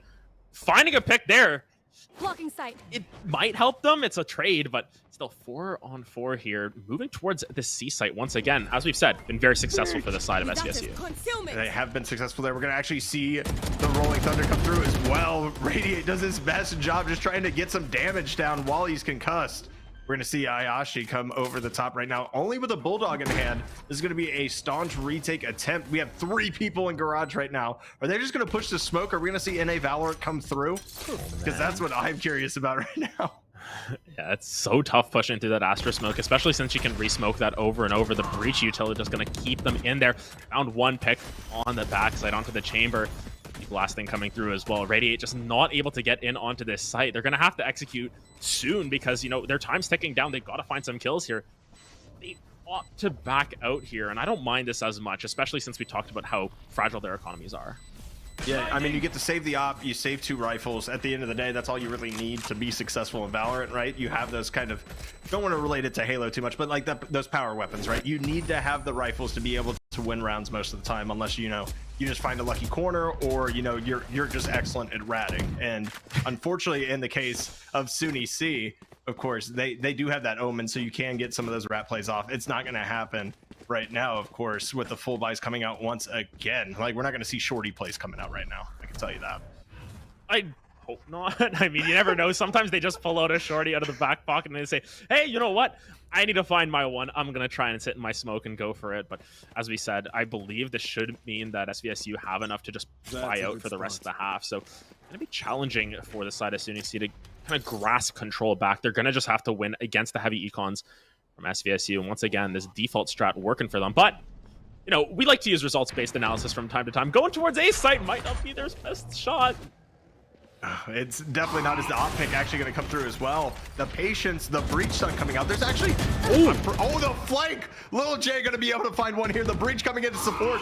This is the pinch that we've been looking for. This is going to be an excellent chance right now for Little J and everybody else to make some plays. But Sitch going to get one, of course, from Sewers. We're going to see Phaetheon going over the top with that Fade Haunt. Going to find one. Not find much else. Little J finds 2 and a wall bang. And Ashton is just lost in no man's land right now. The classic out. Not able to get anything. Little J with a 4K off the immediate flank to mid window. Just flies through there, does not care, finds 4. It makes a difference for the SUNY C roster.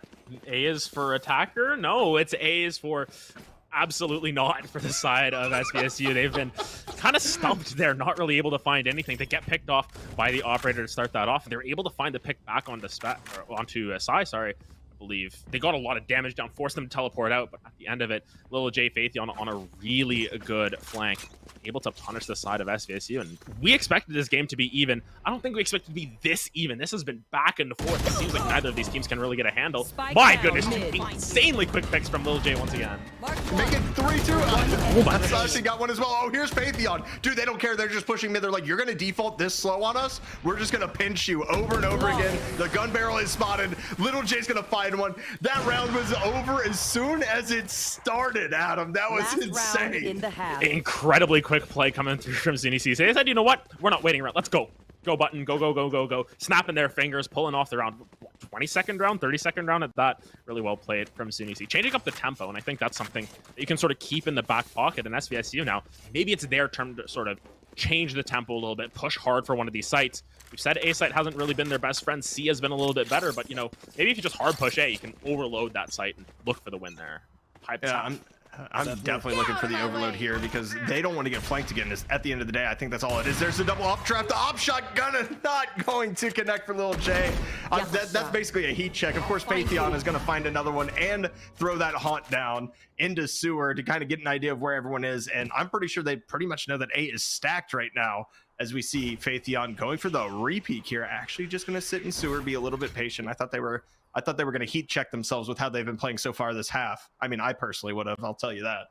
Yeah, I mean, then again, these players, just playing so patiently as well, despite their aggression.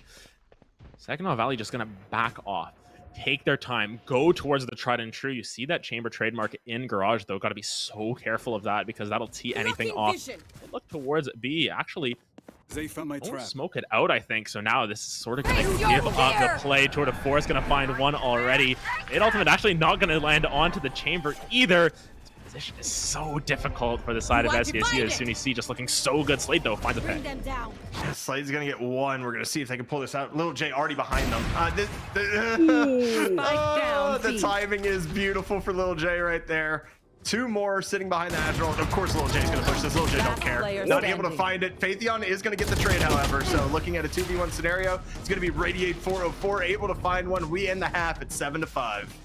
A really good comeback from SUNY C there. They were able to sort of get their wits about them, sort of figure out what was going wrong, I think, on their defensive half there and just sort of flip a switch. Just go a little bit more aggressive, take the fight to SVSU as opposed to waiting for them to start it on their own terms. And I think that was the biggest difference there. We saw Lil J and Phaetheon consistently finding these flanks. And you can already see they're playing a little bit more aggressive, opting for these frenzies as opposed to the ghosts here. They want to just rush in, they want to get this site, and they want to plant as quickly as possible, it feels.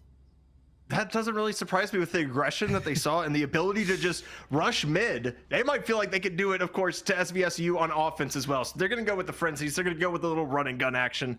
I definitely like it. And I mean, it just depends like on what fan you are, right? Like me personally, I believe in the classic right click and it lets me down every time. But hey, if you're go to with the classic right click, I don't mind classic buys at all here, especially on Haven when most of the fights you're going to be taking are going to be close. And we're talking about the rush. We already have 3 people in garage, and they don't care. They get slowed, they continue to push. Look at 4 people in here. Great shot by Spec to open it up though. Yeah, this is just a little bit of an overload. Phaetheon's able to trade one back, but they're just going aggressive as we expected, going as quickly as possible, getting on this site. You can see already wrested control here, but Slade able to find the pick on the Phaetheon there. It's an odd man push here from SVSU. Let's see if they're able to execute on it. Yeah, it's going to be, 2 garage, 2 CT with the flash coming out as well. Oh, Radiate. You don't want to TP right into the open. That is not good. Sal's going to clean up one. Ayashi's going to get one as well. Sitch finds the answer right there with the ghost as well. Sai has one. It's going to be a 1v1 to finish it out. It's going to be Jesus coming through, able to find the pick. And SVSU going to win the pistol and set them up again for an anti-eco. It's just so close. It's just so close, Yeah, like all of these rounds are coming down to the wire, and I mean, I think you can hear it in our voices too. We're just sort of, wow, it went that way in that sense. But really well played from SVSU to retake that site. It was something that it almost felt like they had a little bit of trouble with even on attack. They sort of planted, and then after they were getting, retaken on. Whatever it is at that point, they just struggled at that point. They sort of crumbled at that. But on this defensive side, able to retake their favorite site C, and it just seems like if we were to split this map, we'd split it right down the middle of B site here in terms of what's working for each of these sides. Because honestly, they're so close. It's so even at this point. We'll see if side of SUNY C are able to sort of recollect anything, take away this anti-eco. Yeah, we're going to see it. Slade, unfortunately, doesn't find any of the shots. We're going to see a hard B push here. 2 Omen smokes coming out. 1. Oh, Spec just finds 3. What? Straight through the smoke? Oh, what, Spec? That's not legal, man. That's not legal. This is match day 2 of the ECAC league. You can't be doing that right now. Spec just goes with a Call of Duty swing around the corner, says, man, I don't care. I'm getting me 4. Yeah, Spec column spot goes Vulcan mode and kills 4 of them. They're absolutely crazy coming through from the chamber. Spec was having a little bit of a down day, I feel, as well. But that round just flipping it all on its head. And now you've got yourself back tied up. You're going to be going up against this full buy once again, and we mentioned Slade going for the Guardian, going for very aggressive, even more aggressive than the Bulldog we can say, but wasn't able to find the shots. We'll see if they're able to sort of reassert themselves here. This is going to be very curious to see how this round goes, because if SVSU find this one as well, they really push forward their advantages once again.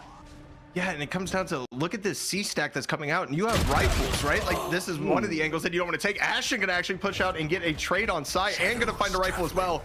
And immediately they're like, hey, we do not care about the pick on flank. We are instantly taking C. Y'all are gonna have to retake with Spectres. Good luck to you. We're gonna see after, of course, this comes out if it's going to work for them. But this is an excellent play coming out, of course, from SUNY C, just to take site and kind of ignore what's happening behind them. Yeah, Ashen able to sort of trade up as well on their guns. They've got the Phantom now.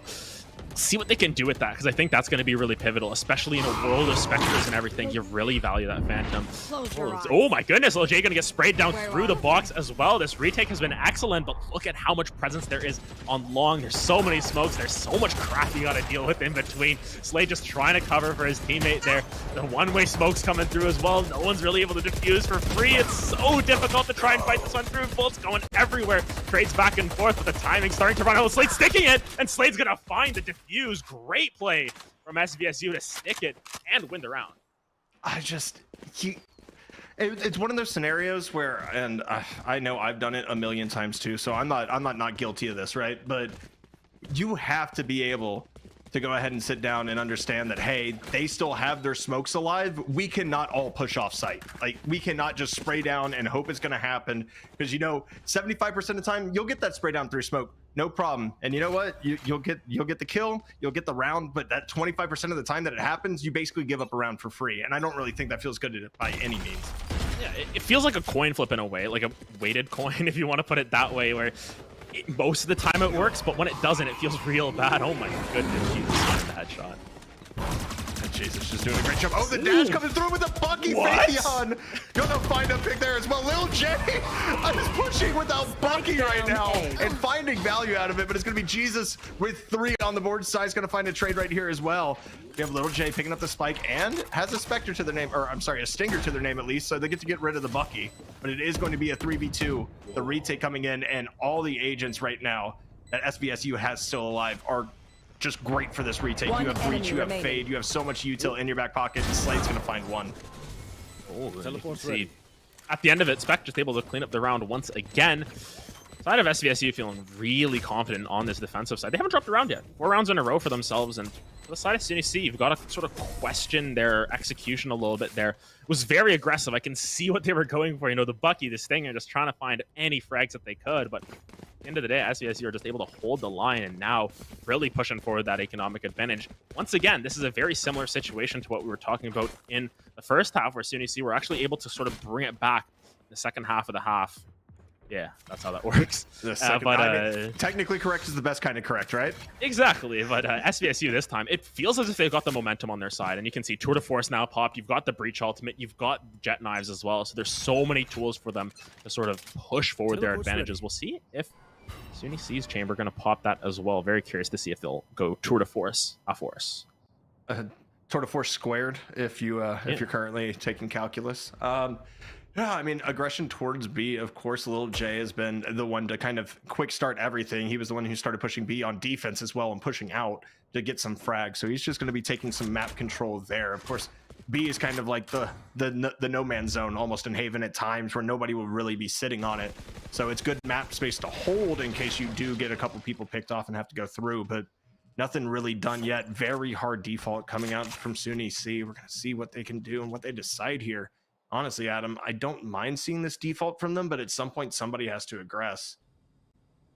It seems as if they're sort of taking a page of SVSU's book in this and sort of slowing it down. There was a gun barrel spotted there, so they know at least one is on this B site. Oh, Spec, though, going to get peeked on. Lil J able to find the head. Oh, onto site. Slade's in a rough spot here. There's a lot of members pulling through here. Lil J missed the timing on this. Potentially going toward this B site. Jesus able to trade one back. 30 seconds Yeah, left. the trade is great, but we see everybody just filling into C right now, able to go ahead and take the site and overrun it. And this 4v4 typically favors the attackers, but at this point, I can't doubt SVSU's defense, as Phaetheon might have the timing of the century. It's going to be on Slade. They're going to find the pick. You're going to see Ashton T trying to come back through and get one back. It's not going to happen. They can't control the Fade Prowler, not able to get around the corner and up. It's going to be a precarious position, especially with Little J still holding mid control. This is going to be so dangerous. Does Little J catch the timing here? Oh, absolutely he does. SUNY C looking like they're going to lock down a round, but Sitch has something to say about that. Yeah, it's going to be Jesus once again trying to hold this one with the round in his hand. Not going to get shot down by Fahid. Oh my goodness. Lil J, what are you doing there, buddy? Sitch is going to be able to probably save the rifle, but you know, when in Rome, go for the knife kill. Lil J, that's a heat check. That's 1,000,000% a heat check. I have nothing else to say about that. Style points, The man just it. went like, you know what, we're going for it. Here's the knife. See if we can get it in the face. I know we can buy next round. It's all good. He's got his Blade Storm, so he's actually going to end up saving here, but holy mother of God, Little J just going in with a knife to the face. And unfortunately, that's why you don't bring a knife to a gunfight most of the time. Yeah, unless you've got 5 of them, which is exactly what Jesus is going to bring this time around. Yeah, very curious to see how this round works out. And finally, you know, it's SUNY C able to find a kill on this attacking side. They've sort of broke through the mold. Yes, it was still a very messy round, I want to say. It wasn't the cleanest from them, but they're able to afford once again, you just got to get that momentum going, especially I feel against a team like SVSU. They really thrive off of momentum. And if you're able to break that with a couple round wins in a row, you might be able to continue to stack that up. And I'll have to see how it goes. Both Jets actually have their knives out. I know. I want to see some jet-on-jet violence here. We might actually catch it with both of them looking at B right now. All right, here's Sitch. Sitch is going to get spotted by Little J here. They're going to back off, get the Astra utility out as well. Little J's done a good job of just kind of lurking up mid. And Little J's actually going to get Jesus on the pick as well. So you're going to see that come down. The jet-on-jet violence actually does occur. Ends in a headshot with the beautiful Blade Storm knife. We're going to see them go for B right now. The dash through the Astra utility. Not checking C behind them, though. That's a little bit dangerous. Are they going to be able to catch a timing here? No, they're actually out. They're going to run A off of all of this pressure, and Spec catches it. Are you kidding me? Yeah, Spec has a chance here. Spec has really good timing. Sai going to be able to find a kill on his Stitch as well, though. CDC really looking for this one, but Lil J finding another kill for themselves. My goodness, Lil J has been showing up the last couple of rounds, and this time Sai forced way back.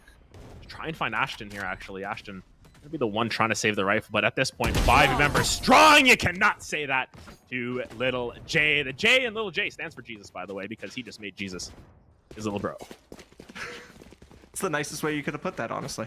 Yeah, I gotta be little bro, you know. Yeah, I understand that. I understand that for sure, but Little J just coming out, and we've seen him be the spearhead of the aggression there, but also kickstarting the aggression and then rotating back and kind of holding that map control just to be able to catch out the lurk, of course, because Spec was in a great position on C-Long, saw them rotate to A, was slow walking it the entire way. If it wasn't for Little J rotating back and even looking that direction, that would have been a scuffed round with nobody knowing that, of course, Spec was on that flank. So it's a really good job by Little J, not only to spearhead the aggression, but to also get out and cover the flank. It's really versatile and just really good strategy.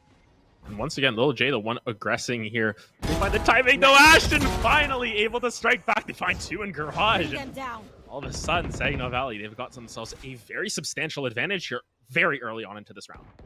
They certainly have that advantage. We're going to see, we have Fade popped up into Cubby on C-Long, of course, for SUNY C. We're going to see if that can potentially catch them, you know, this SVSU team out. I don't know if it's going to happen, though. Of course, this aggress coming back to B that we've seen so much. Like, this B map control is so important, really, to the SUNY C attack. And Sai's actually going to find one on B as well as this gets smoked on here. Phaetheon just over in C-Long looking for a chance. There's the breach stun coming out, actually going to hit Spec, but they're going to rotate off of this. They're actually going to go, they go A, they're going to be rotating into 1.5 players pretty much, as Jet is just sitting there. We see Jesus just lurking right now on this sewer. Ooh. Jesus has been the spearhead of the opposite way, but the shoulder peek catches them. This is so terrifying for the side of SVSU. find a couple of picks early on. Now they're forced them back all the way off the site, and I think SUNY C should get the plant down. Oh, counter fade all gonna come through. This is getting real dicey on A site once again. These teams hate playing clean on A site. It's gonna be a kill picked up by Psy though, but 3 already falling. SBSU, the only one who might be able to save it. Stitch gonna fall as well. Psy finds 3. That's a great job by Psy, but honestly, I was thinking that breach ult was going to come out, the Rolling Thunder, to counter the Fade counter ult, I guess you could say, because it was a Fade ult followed by a counter Fade ult, and I was thinking, oh, certainly after they throw their own, they're going to aggress. You throw the Rolling Thunder down, you get a couple easy picks.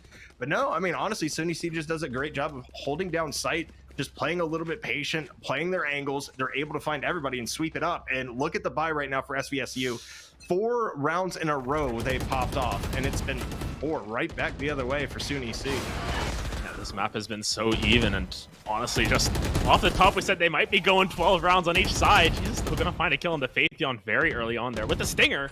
Soft Stinger, by the way. Yeah, this is delivering on all fronts, I feel. It's been such a close game going back and forth. Momentum is nowhere in this game. There's no such thing as momentum, it feels, but now just executing really quickly onto the Zay site here. We said it was messy here last time. See if they're able to do it this time around. It was much cleaner last round, though, even with the presence of that Fade ult. So definitely feel a little bit better about this one going down. I'm still interested in seeing the fact that we've seen a chamber on rifle essentially the whole time minus the Sword of Force. It's been interesting, and we do get the Rolling Thunder as well, but we get a stun on the way back. Luckily, Psy is able to bail out, of course, his breach there. Asashi is just going to sit down. Psy still sitting in heaven, not really too threatened by any of the util that's being thrown. He's going to find another one. There's 3. Actually, Little J's going to fall down. Oh! Spec has a chance here. Spec clutches it. What? Out of nowhere, wasn't expecting Spec to be in heaven on that timing to find those 2 kills. We were all sort of focused on Psy down in hell, but out of nowhere, it feels this Chamber's able to pick up a rifle and able to turn this round around. And now, once again, 10 rounds apiece on each side. SUNY C, SVSU have been dead even throughout this game. Now both of them on full buys. You have to feel that eventually one of these teams is going to break through. But every time we say that, it just goes back the other way. Not only was Spec able to get a rifle, he was able to get an operator for himself. So easy C-long postings. We're going to see maybe some chamber on chamber action right now. No, actually, Psy's going to go back towards mid instead of pushing that C-long where he has, of course, his trademark set up. So we're going to see what this is going to equate to here. Of course, a little aggression mid. We've seen this every round out of both teams for the most part here. Phaetheon going to go ahead and throw a Prowler down there as well, just to kind of scope out who could potentially be on B, and is going to be quite literally Sitch alone right now with Lil J and Pantheon pushing up. You're going to be sitting here on both sides of the smoke holding across. It's actually a fake smoke. And as you can see, B is totally free now, just used it to get out and give themselves a chance to reposition.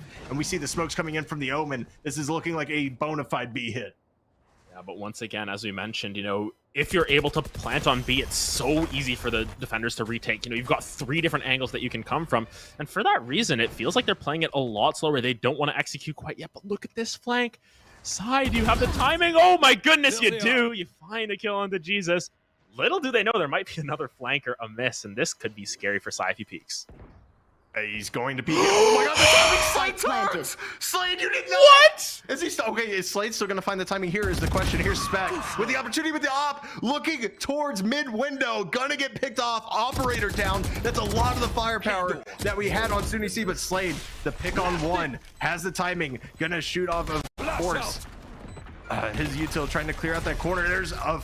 Oh my, they are throwing the concuss there, throwing basically the kitchen sink right now at Asai. Can they find the pick is the question. Asashi gonna get 1. 3 still on site. Radiate gonna pick off 1. It's gonna be a 1v1 with Slade right now. Slade finds 1. Down to a 1v1. Don't know if he has time. I think Slade's just gonna back off of that one. Look how close this game is. The timings on everything. It's just splitting hairs at this point. What is separating these 2 teams? SUNY C push themselves to 11, but and then you SVSU have enough money in the tank. You gotta fear for them, because I'm looking at these buys coming through. They're gonna have at least 3 rifles. But it's not gonna be very healthy rifles at that. They're gonna be light shields on a couple of them, and even then, might see some stingers come out. Yeah, this is gonna be tough for SVSU to hold the line here, because especially pushing up against the wall now, SUNY C get to 12, you've already guaranteed overtime. You just need that last push across the line. They're really forcing it here, it feels. They're definitely forcing it, but they do have enough to scrape together a buy and get rifles at least for the next round. I think that's vital. You can always play for 12 as we see Radiate get a peek over down at the C site. Lil J just having to back off entirely, pushing this site extremely hard. Phaetheon, of course, it's been the wombo combo of Lil J and Phaetheon with all the aggression. It's an instant C take, and we're going to have a 5v5 retake scenario against an eco.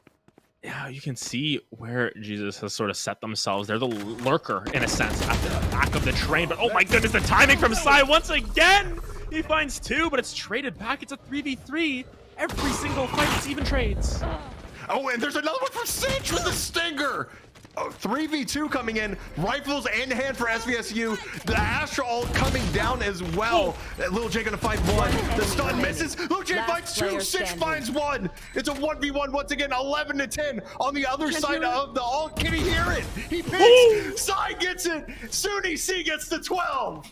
Teleport's ready. My goodness, once again, just match point by the slimmest of margins every single time. Stitch finds a miraculous stinger kill from range. Those are those buffs coming through once again. Finds the rifle, finds 1. Just doesn't have enough. Doesn't have the timing available onto Sai, and Sai has just shown up in full force on this attacker half for SUNY C. Has the tour de force available. You can see the full buys now coming through. Bar the light shields on Jesus there. This is a round that SVSU have to win. They've got to win it cleanly as well. They need that extra money if they want to push this to overtime. But my goodness, it's been such a back and forth game. This has been absolutely insane to watch. I can't be more enthused that this is map 1, the map 1 that we're getting in this best of 3. Imagine what else is to come as Sai lurking that mid once again. There's an updraft, there's a dash. Lil J gonna get taken out. Phaetheon with the trade. Jesus and Smack gonna find 2. Here's Jesus again on the backside of A, just waiting for this push. 1 on each side of him, 1 short, 1 long. We're going to see what he can deal with here as the TP comes back. Phaetheon going to find another one. Phaetheon has been so clutch this entire time for SUNY C. It's going to be a 2v3 scenario. The plant coming down. There's a smoke up heaven, and here comes the Fade ultimate to try to disrupt everything that they have going for them right now. A great flash as well from the breach. Going to leave everybody pretty much destroyed. Oh, one enemy remaining. The tether out as well, plus Smet coming out and getting the wall bang. It's going to be a 1v3, and Radiate has to do basically the best work of his life right here with them on the bomb. Obviously just sticking it here. Really well played from Spec to clean that one up. You get to keep 3 rifles. That's what we were saying. They needed a very, very clean round here to make sure they've got enough in the bank for this pivotal round, and now around 24. You know, we predicted it off the top. You know, these teams are going to go 12 rounds each side, and we're getting a minimum of that here.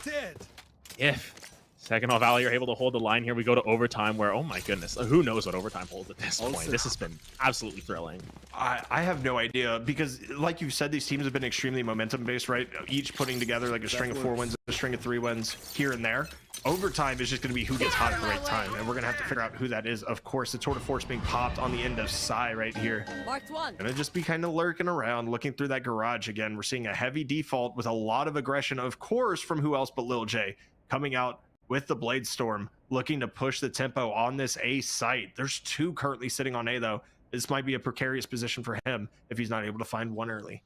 And if you look at the alt econ as well, if we want to put it that way, you know, CDC, they've got the breach alt, they've got the fade alt.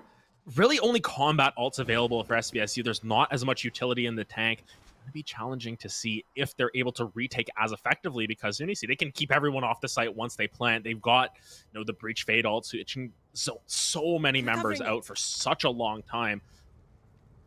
Have yet to execute though, and this is halfway through the round, and they have barely made a move. Now starting to move towards the A site.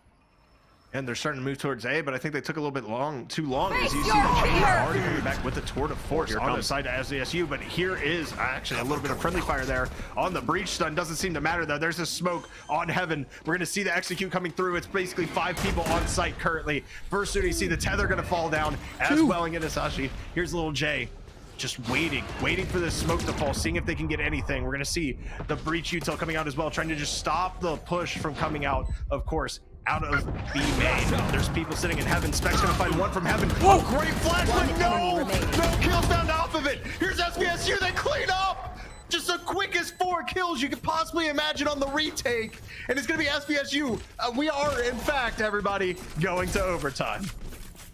What the hell just happened on that site? It just turned on a dime there.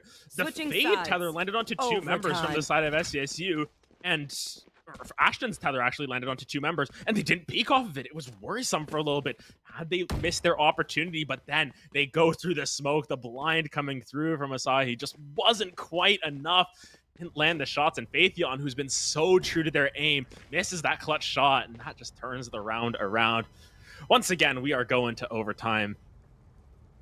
What a game one. What a game one, man. This is great. What a way to start, man. What a way to start. I mean, we're sitting here right now, right? And this is our first time casting together, and I couldn't ask for a more banger matchup. I'm not even gonna lie. Like, what a great way to meet each other, right? Hey, yo, you want to cast this 12-12 overtime match with it just swinging left and right and all over the place? This is like a pendulum.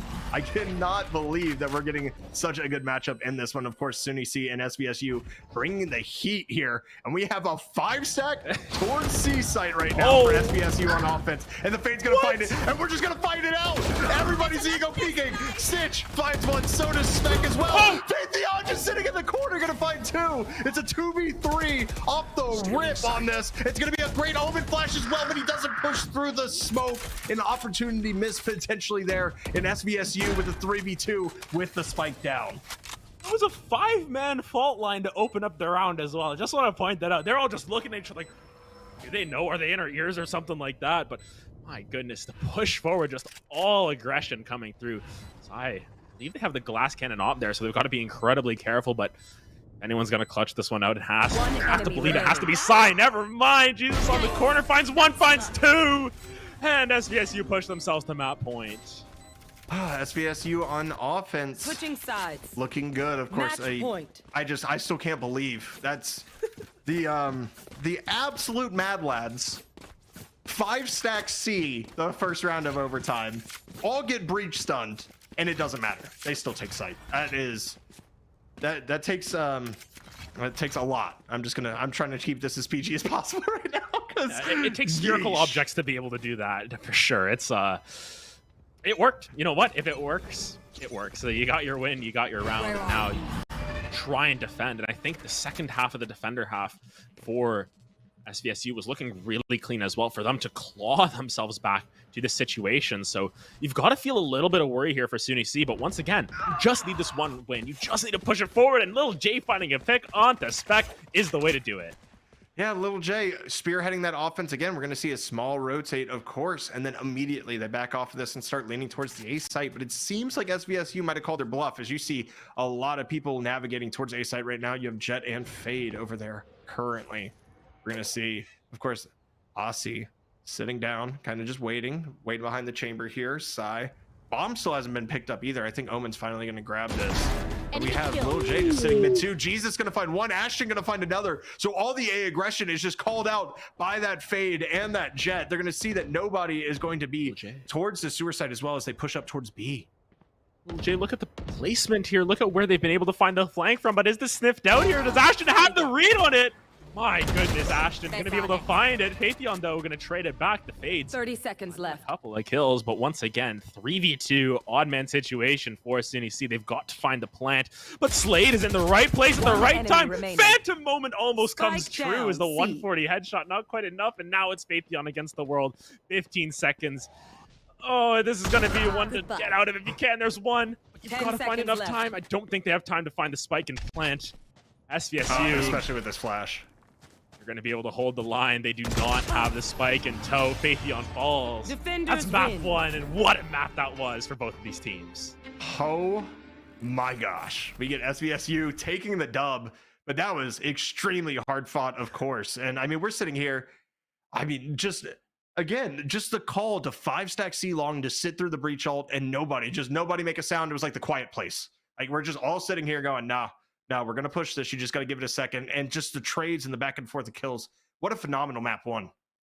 Absolutely. I mean, we couldn't ask for a better start to casting together. We were like, you know what? Hey, how are you? Nice to meet you half an hour ago. And then we get that map. What a great way to open it up. And we have possibly another 2 maps of these 2 teams. If this series is as close as that first map was, we're going to be in for quite the banger. But my goodness, what a series, or what a game already. Well, we can call it what a series already. That's more than enough for a series to make it good. Raytheon topping the ACS chart there, just really strong performance even on the losing side, but Ashton really picking it up at the end to be able to even it out. And Saginaw Valley, they're firing on all cylinders. They look really good in the second half of that game too. They looked extremely strong on the second half of that. And it's really weird because Haven's one of those maps that can swing either way, attacker-sided or defender-sided, and we just saw it dead even. Like 7-5 half both ways. I mean, it kind of is what it is. And it's just fell out being SVSU. Now we're going to be able to go to Ascent, of course, for the next map. But before that, we're going to take a quick break, give ourselves a breather, because I know we were talking a lot through that overtime. We're also going to give you guys a breather. So stick around. Be sure to come back to Esports U2. We're going to be back with Ascent after this break.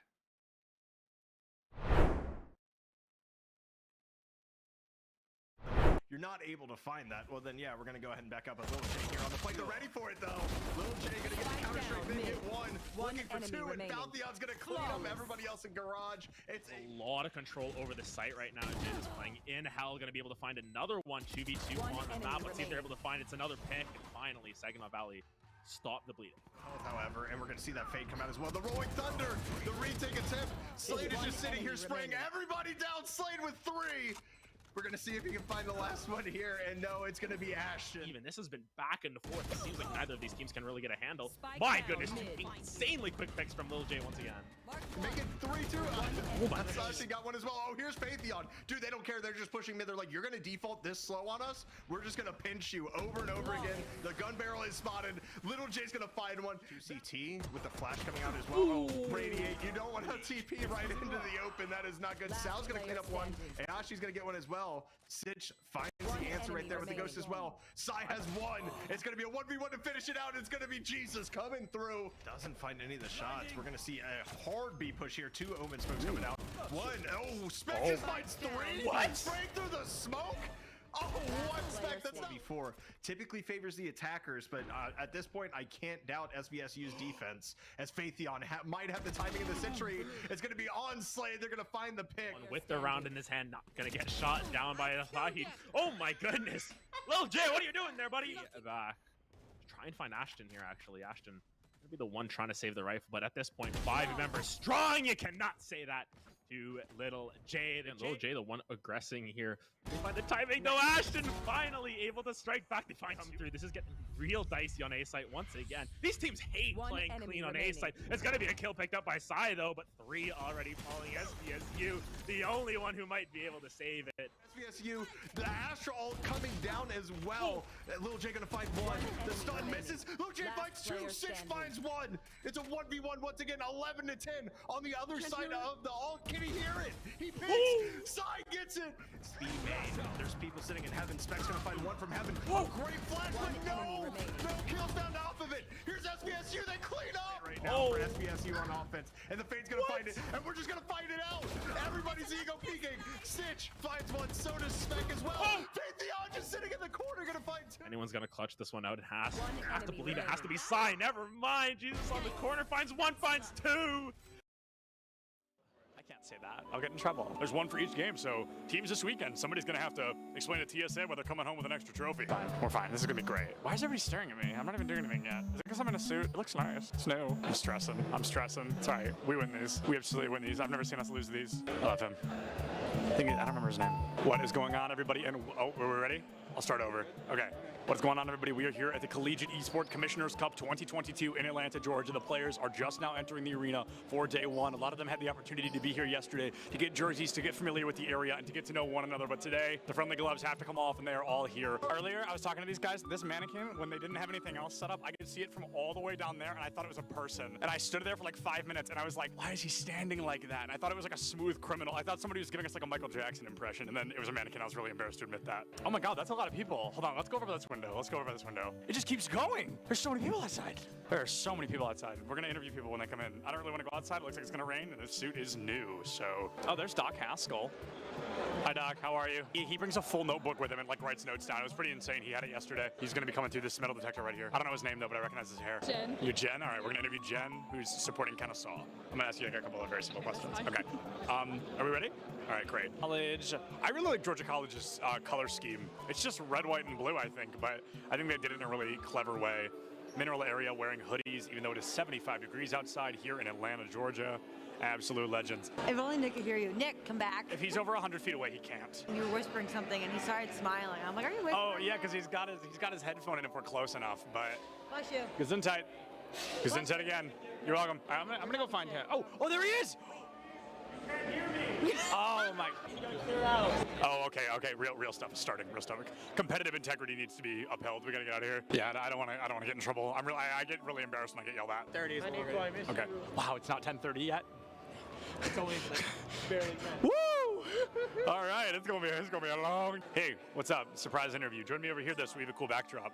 What are we here for? Rocket League. Awesome. I'm not going to ask what school you go to because unless you swapped hoodies, that seems pretty clear. Nope. You know, I got my jersey on with my name on it. Oh, you do? Show us your jersey. Look at John T. Turbo here. Yeah, that's not his name. I just keep calling him that. Yeah. His name is John, but my name is John Turbesi. Yeah, that's not John T. Turbo. Yeah, I get the message that I'm going to Nebraska where I met you. Oh, that's so crazy. So context, if we're probably not going to use this, but we're going to talk about it. Turbo and I met at a LAN like over a year ago. That's so crazy. What is going on, everybody, and welcome back to the Collegiate Esports Commissioner's Cup. I am Seb Dillons, joined by a man I have interviewed probably well over 10 times. It's going to be my good friend Neb here from Bay State Overwatch team. Neb looked at me before he started his last series, and he said, "We are not dropping a map for the rest of the day." And Hello and welcome back once again. My name is Visionary One, and alongside me is Rare Adam. And my God, did we just witness a map number 1 on Haven, 14-12, of course, going to SDSU. And oh my, I'm still out of breath. I'm still trying to catch. I'm still trying to think about what we saw because there were so many plays on both sides for both the teams. Of course, we can go into stats, we can go into ACS, we can go into everything, but SVSU just with the ice in their veins at the end to close it out in overtime. Yeah, honestly, really well played coming through from all their players. I think the biggest thing that we noticed from SCSU is just across the board, they were consistent performers. I think there was like a 5-kill gap between their top and bot frag, which at the end of the day, if you can get that much consistency across your roster, you can depend on anyone in these clutch situations. And I feel like that's exactly what we saw. SUNY, though, they still showed up. They still showed up incredibly well. I mean, Sai always finding these flanks. Little Jay, you know, little Jesus there over there, if we want to call him that at that point. But it was just an overall really strong performance coming through from both of these teams. And if they are as evenly matched going into the second map, it's really hard to see if, you know, SVSU can pull off a 2-0 even. You know, it could just be going to map 3 as well. And you know, these teams are just, they're so evenly matched. It feels so nice watching these teams just go battle it out, duke it out. It certainly does. And I mean, we were talking about this earlier, right? And here's what it really comes down to. Obviously, we're playing Ascent. Who's your initiator now? Because this is a flash heavy map, right? Like, we're not going to see the lineups that we saw last time. They're definitely not going to be bringing Breach. Right now we see KOs coming out on both sides, but you have to remember that right click pop flash was nerfed. It only blinds for 1.25 seconds now. So essentially it's been turned to the old Phoenix flash. I mean, so it's going to be interesting to see for certain. Seeing a chamber on both sides was like, actually looking like we're going to see a Killjoy on the side of SUNY Canton. So that is something different. Of course, bringing out the Killjoy setups, able to lock down sight a little bit more on Ascent. I know we saw FNS playing that a lot. We actually saw Optic move away from Chamber entirely on Ascent, and they put Ye back on Jet. So I'm not really surprised to see this here, except for the fact that Little J is on Raze and not playing said Jet. Yeah, very interesting to see that come through. Of course, it is SVSU starting on the defense here, which is, I think, even more interesting considering we see the Killjoy come through on attack. Sometimes this can sort of get punished a little bit because you don't really have any, you don't really use any abilities until you're on site, until you've got that post plant set for you. But after that, of course, you get a lot more power in that regard. But seems like we're going to get the KOs on both sides. And this is something that I think both of us are very curious about to see how this turns out as well, because KO, with that change to the flash, and you're not really flashing for yourself, you're flashing for your team. You have to sort of use your left click flash now. You're throwing your flash a longer way, but even then there's more time for the enemies to react. So curious to see how that one works out. Curious we didn't see the Sky come through. I think this would have been a map that maybe favors the newer Sky where they can't destroy the birds or anything. But once again, Ascent, 3 lanes, as you said, and there's 3 ways that we can see these teams just duke it out. 3 places to just get as much action as possible, because if map 1 has anything to say about that, we're in for a treat. And we certainly are in for a treat here. And I think you're right, though, with the Sky's birds now being indestructible, I think it's a lot more important because you can kind of still get that pop flash effect, at least for your team, right? Whereas the KO, you kind of have to loft it up and bounce it off something to be able to get that for your team with the left click. With Sky, you can just sit back a little bit further than you normally would and flash out for your team and get the full sustained flash. So I agree with you that at least in my opinion, my gold opinion, which it shouldn't hold any weight at all. It seems like Sky might be a better pick here, but also having that KO ability, of course, to shut down that utility is super important as well, especially with a Killjoy on the side. You're talking about post plants, that can be vital as well. So I definitely see where it's coming from. We're seeing, of course, the offense towards mid. I feel like this is every Ascent stock take ever on Pistol is, all right, guys, let's push mid and see what we can find.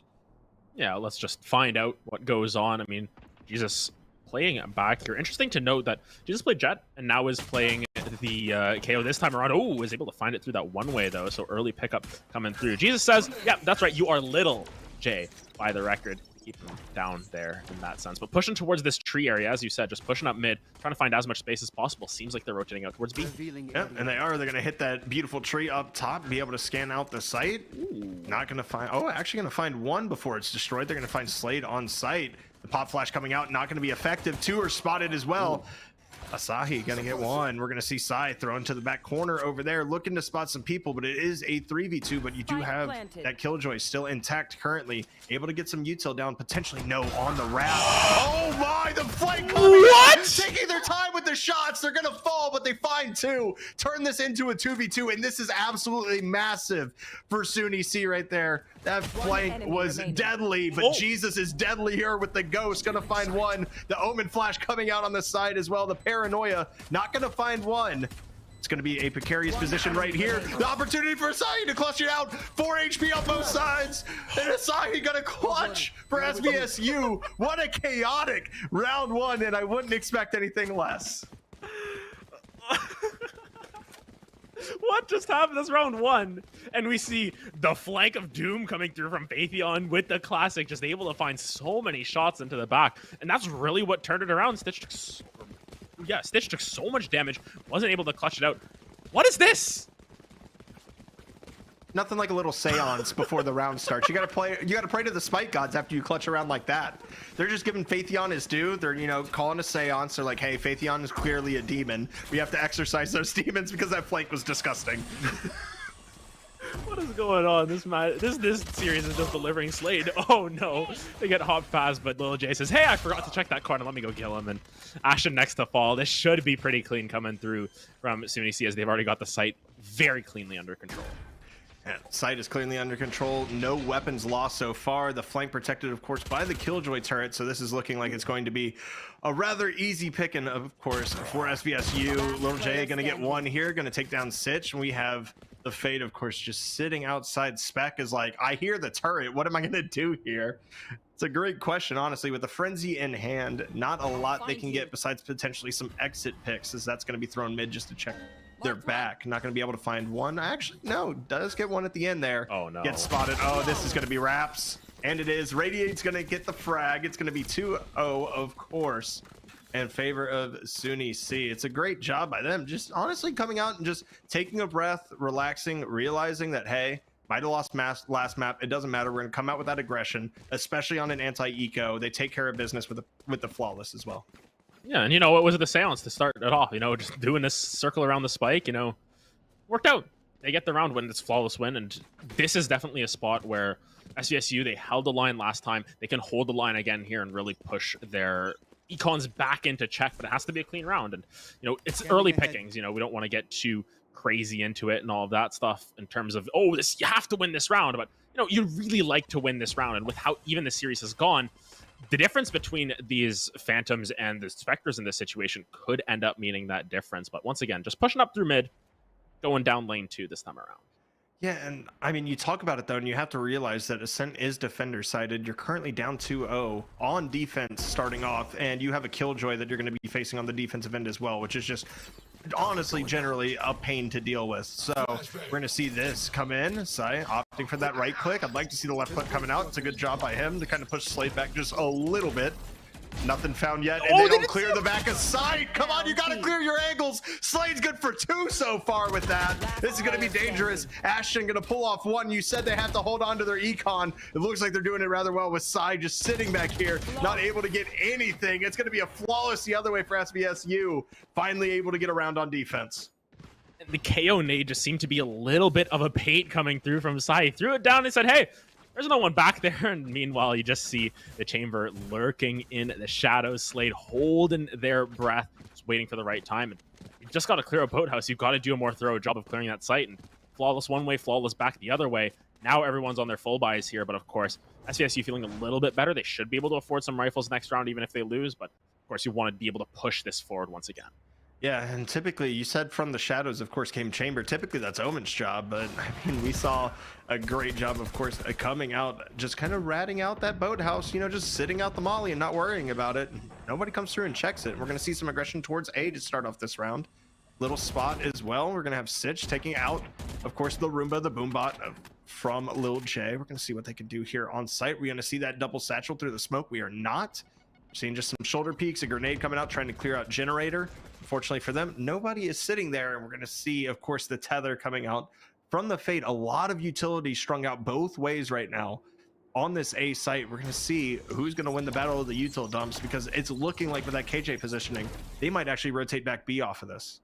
Yeah, you know, Killjoy's just able to hold that B long as well for herself. Just prevent anyone from sort of looking for these cheeky flanks, but you just see how much they're using on either side. Actually, the Sova drone going to get a lot of information as well, but the Paranoia comes down. Jesus finds one. Stitch finds another one as Radiate's able to trade that one back. They finally are able to find a couple of frags on the site here. There's the left like flash coming through, as no one peeks off of it, unfortunately. So looks like SUNY going to be able to get that plant down. Yeah, gonna be able to get the plan down, but it is a 3v4 scenario. And Phaethion here on the flank once again. Gets one, Phaethion gets two! Are you kidding me? Now it's a 3v2, able to come back around, of course. Here's the Sova drone trying to find anything. Spots one, doesn't get the tag on him though, as Ashton is sitting here. Has to deal with the Omen smoke. Slade just kind of sitting here as well, gonna break that. It's looking like they're both gonna push out of heaven. We're gonna see what they can find on it as Radiate is just sitting here waiting for the drop. Not much happening as far as the push right now because the smoke.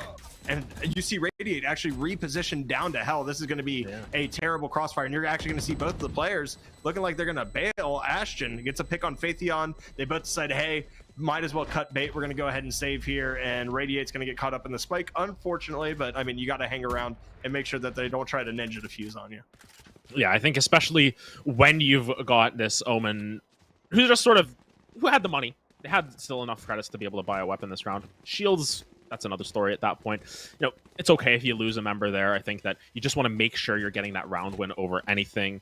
3-1 for themselves. Once again, we look across, you know, the buys are coming through. There's light shields on Jesus once again, but I think across the board, we're still just getting a lot of full buys. We're getting a lot of really scrappy rounds, and even that round, while it wasn't the most exciting ending, still very close. Phaethion with some really good flanks every single time. It seems like they've just got that extra eye for it, and you know, them being pretty damn good shot as well is helping them as well. It certainly is. I mean, those two headshots, there's no scenario where they double swing that and should lose, right? Just theoretically, but Phaethion just different. Just, hey, I'm built diff. We're going to take both of these.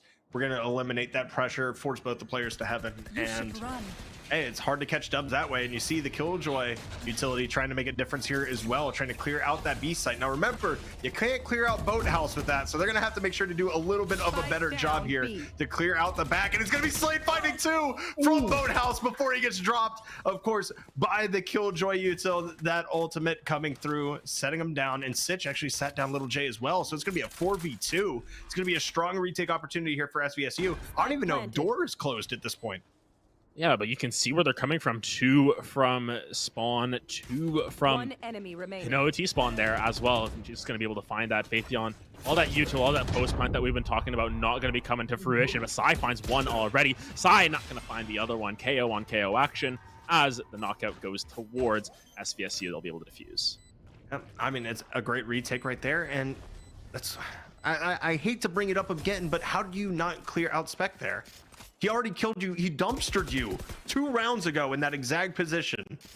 And you're like, hey, yeah, the Killjoy ult will clear him out. Don't worry about it. No, the man is going to sit there and get his frags and not worry about the rest. You have to be able to clear Slade off of that back site on B, and they just haven't done it yet. And when it comes down to it, you have to expect him there at this point. Now, if he's playing a different position, he catches you off guard, I say that's fine, because you have to clear out the position if you're going to take B site, and it's not happening.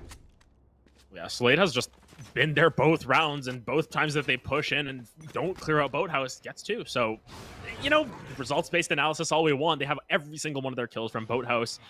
Maybe you got to clear it out a little bit better next time. But this time, going to be an A execute. Looks fairly heavy thus far with how much util's already being thrown out after, you know, 15 seconds into the round. But you can see the rotations already coming through. It's just going to be Slade holding that B site just in case of any lurkers. But this time around, even Phaethion's here to push this one through. Yeah, and I think Phaethion, honestly, kind of playing a pseudo entry, probably going in after Little J, is beneficial to them because we've seen how accurate he is with their shots. So, I mean, I'd like to see them kind of push him up and utilize his rifling a little bit more as we go in. Little J sitting here on the door, gonna try to get spotted. No, he actually dives in to the Omen smoke. That's a great little play right there. But we're gonna see the ult come out, looking towards, of course, the Sova. Not gonna be able to find anything really. Gets one, of course, on Sitch. But it's going to be a stack up towards the heaven side. The Fade ult coming in as well to spot 2. And now they know that this is going to be sitting in that position. That's going to be a great job. Oh, and gotta love the cheeky wall bangs. One enemy Through the floor is able to find it. It's just the Sova left alive. The tether's landed. They just got to swing it out at the right time. It's going to be a nice cleanup from the side of SVSU. And we talked about momentum. They're starting to get that back. Granted, this was a little bit of a save round. A bunch of sheriffs coming through. So side of SUNY C, we've got to see them cut that momentum once again. It's so back and forth. I think we've seen every single possible leave change we can. Yeah, I mean, we definitely have, right? It just comes down to being one of those things to where I just expect that out of this matchup so far. And I know it's only been one match, but I mean, 3-3. I'm not surprised. I'm sorry. Yeah. We saw Haven. Ascent's not that much different, of course, minus the fact that we, you know, you have 3 sites to push instead of 2, but both teams basically avoided B like the plague, except for some early aggression and map control, right? So basically mid is the same in Ascent in that fashion, where you can have links to both the other sites. That's really all it's being used for right now as well. We saw that kind of 5-stack on the eco not working out for Sunny C. So we're going to see what comes out now. A little bit more mid aggression, just, you know, camping it out, kind of sitting down, just waiting for somebody to push and make a mistake. And we have Jesus, of course, tucked into the corner on tree. We're going to see if he goes ahead and makes a pop out, and he does. Picks off Phaethion, actually finds where the drone is as well. He's going to find 2. Jesus. The man, the myth, the legend. Read about him in a book. He's got 2. Yeah, he gets 2 kills there right off the bat. Great Molly there to clear out Asahi there. Sort of caught out of position, I think, when that Sova pushed up a little bit too far. And I was looking at the ultimate economy that we were talking about from SUNY C here. They've got 3 ultimates still available. This round isn't quite over, but you got to make use of those. You got to stay alive to, first of all, make use of that as well. But thus far, not really getting as much space. Little J going to get caught with this trademark. Bring them down. Going to give enough information to sort of move some more members around. You can see Jesus starting to wrap around once again, looking for as much as 30 possible. seconds left. Just barely dodging out the C's of Little J. And the C's would have been nice. We have Radiate kind of sitting here, waiting behind Little J. The spray comes out. The reload! Little J's going to catch the timing. There you go. 3v Thor. Here comes the party. We're going to see this right here, of course, versus the Tour de Force. There's a shot. The teleport back. Going to at least keep him to safety as this is going to go down lane. Trying to peek Little J. He gets a shot while he's paranoid. Are you kidding me? Here's a shot right here from Radiate. 1v2 scenario. Doesn't have time to get the plant down, unfortunately. It's going to be a clutch for Sitch. He's going to get taken down there to finish it out. So the economic damage is done, but the round is lost because SVSU can hold on for just long enough. Yeah, really well played from Slade. Once again, Boathouse is the nemesis of SUNY C. They're never able to find anyone in there, and Slade able to find one with the Tour de Force. The key one, I feel, in that sense, forced a little bit of an overextension from Radiate to be able to find that frag before looking for the plant. So at that, you know, just stalling out enough time. Still so close, these rounds. Even when they win, they lose at some point. Even when they win, they lose. Yeah, that's how it really feels right now. So I definitely agree with you there. It's just kind of coming down to those small, minute mistakes. And like you said, Boathouse has been the overarching, like, big mistake that we've seen from SUNY C. They just haven't closed out Boathouse. They haven't checked it hard enough. You know, a paranoia comes through, but the Little J gets spotted beforehand and gets traded out as Little J gets an opening pick right there. Instantly, just double blast packed in to site. They have an opportunity right here. Is anybody on it? Phaethion's going to get caught up by Spec, who is sitting, of course, in tree. A nice paranoia is going to get it as well. And Sitch on the flank. Oh my, the timing is beautiful. He stayed in wine forever. There was 3 members walking down Broadway right in front of him, and he waited and waited and waited. Finds a second one onto Radiate here. One enemy remaining. Spike is down. Gonna find that KO pickup as well as just Asahi versus the world once again, but Sova's queen of door in a hard place in this situation. Stuck in garden. He's down Ashton actually through the smoke, but Stitch gonna find their third. And this Omen really well played that round. Yeah, I mean, Stitch was phenomenal. It's just the little things, right? Like, I understand that most of your aggression is coming through tree, so you're not going to really check wine as hard because most of your team is pushing through fast out of the other entrance into the site. So it makes sense, but the two most areas that you have to worry about when you push A, and when, other than of course hell on A, but that's kind of a different story because it's actually on site, right? It's like boathouse and wine. If you can make sure you can secure those areas, you're not only solid for post plant, you also know that you have site itself. And just sitting there the entire time and being like, all right, we're gonna sit, we're gonna let him plant, and boom, there goes the dynamite. We're gonna go ahead and get a pick, stop the plant, and shut down the KO all at the same time. It just seems like SVSU is just bringing a little bit more nuance and a little bit more patience than SUNY C currently is. And keep in mind, I believe this is SUNY C's map pick here. Ooh, little J. Got the friend in the back pocket there with Asahi to back that one up, but already finding some opening frags here. And I think this is a better pace for the side of SUNY C. Last time around, SVSU were just able to sort of quell this aggression. As we say that, they're able to find a frag onto him. Asahi finds another one onto Stitch here. They need to up the pace a little bit more just to be able to play on their own terms as opposed to waiting for SVSU to reply, because their retakes have been really good on this defense for the side of Saginaw Valley. The retakes have been extremely solid so far, and I mean, it comes down to Ascent, right? Ascent's kind of like a retake heavy map, like, hey, we can give up site, we can come back. There's always multiple angles that you can always aggress on, which is something I really enjoy about the map personally. But nice little spot with the recon bolt, gonna find one. Little spray down as well, gonna leave low HP. SUNY C in a 4v2. Radiate finding one right there. This is looking like it's gonna be Raps and a save. Of course, Slade's gonna be able to pick up the operator from mid. Kind of save out that econ, of course, but they are bailing out, and in a hurry they decided, hey, might as well carry 2 rifles. We still have the lead, we still have econ. Let's go ahead and see what work we can do next round against the 4 people, of course, of SUNY C. Yeah, and I think a really big factor in this is SVSU, they won that last round, but you know, they all died afterwards. They're able to pick up another one. Their econs aren't actually in the best of spots. You can see them here. There's going to be some light shields plus rifles here, which is not ideal in a lot of senses.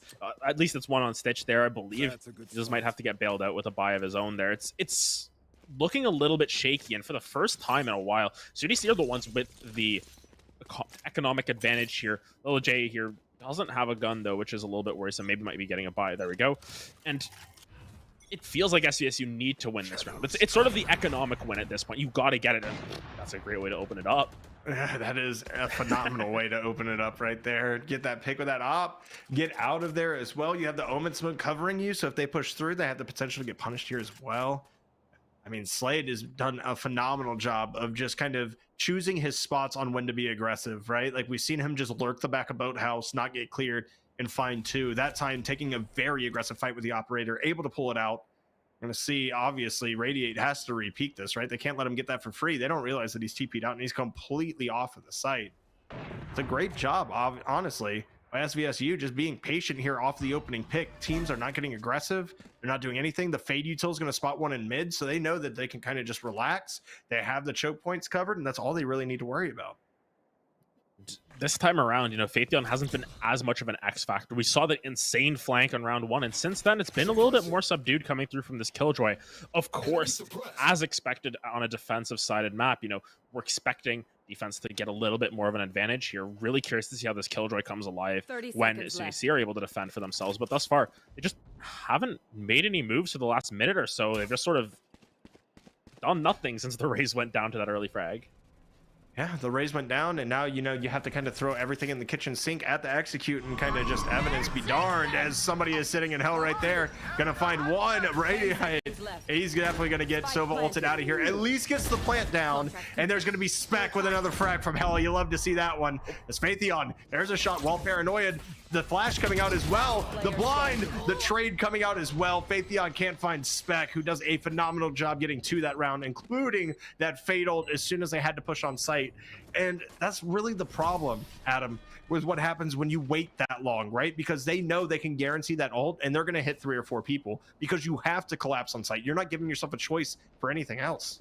Yeah, it's the desperation. You can just see it coming through from the side of SUNY C there. They felt like they just waited around too long. You know, you didn't use any util. You didn't try and trade util with anyone else. And after a while, you're just like, hey, are we doing this or not? Are we just going to save our rifles and look for another time? Or, you know, you have to execute at a certain point. But I feel like, 20 seconds left on the clock, especially when you don't have your duelist alive, you got to go a little bit earlier. And as you said, the Sova ultimate's just able to guarantee a kill every single time. Yes, the plant still comes down, but hey, still got your one.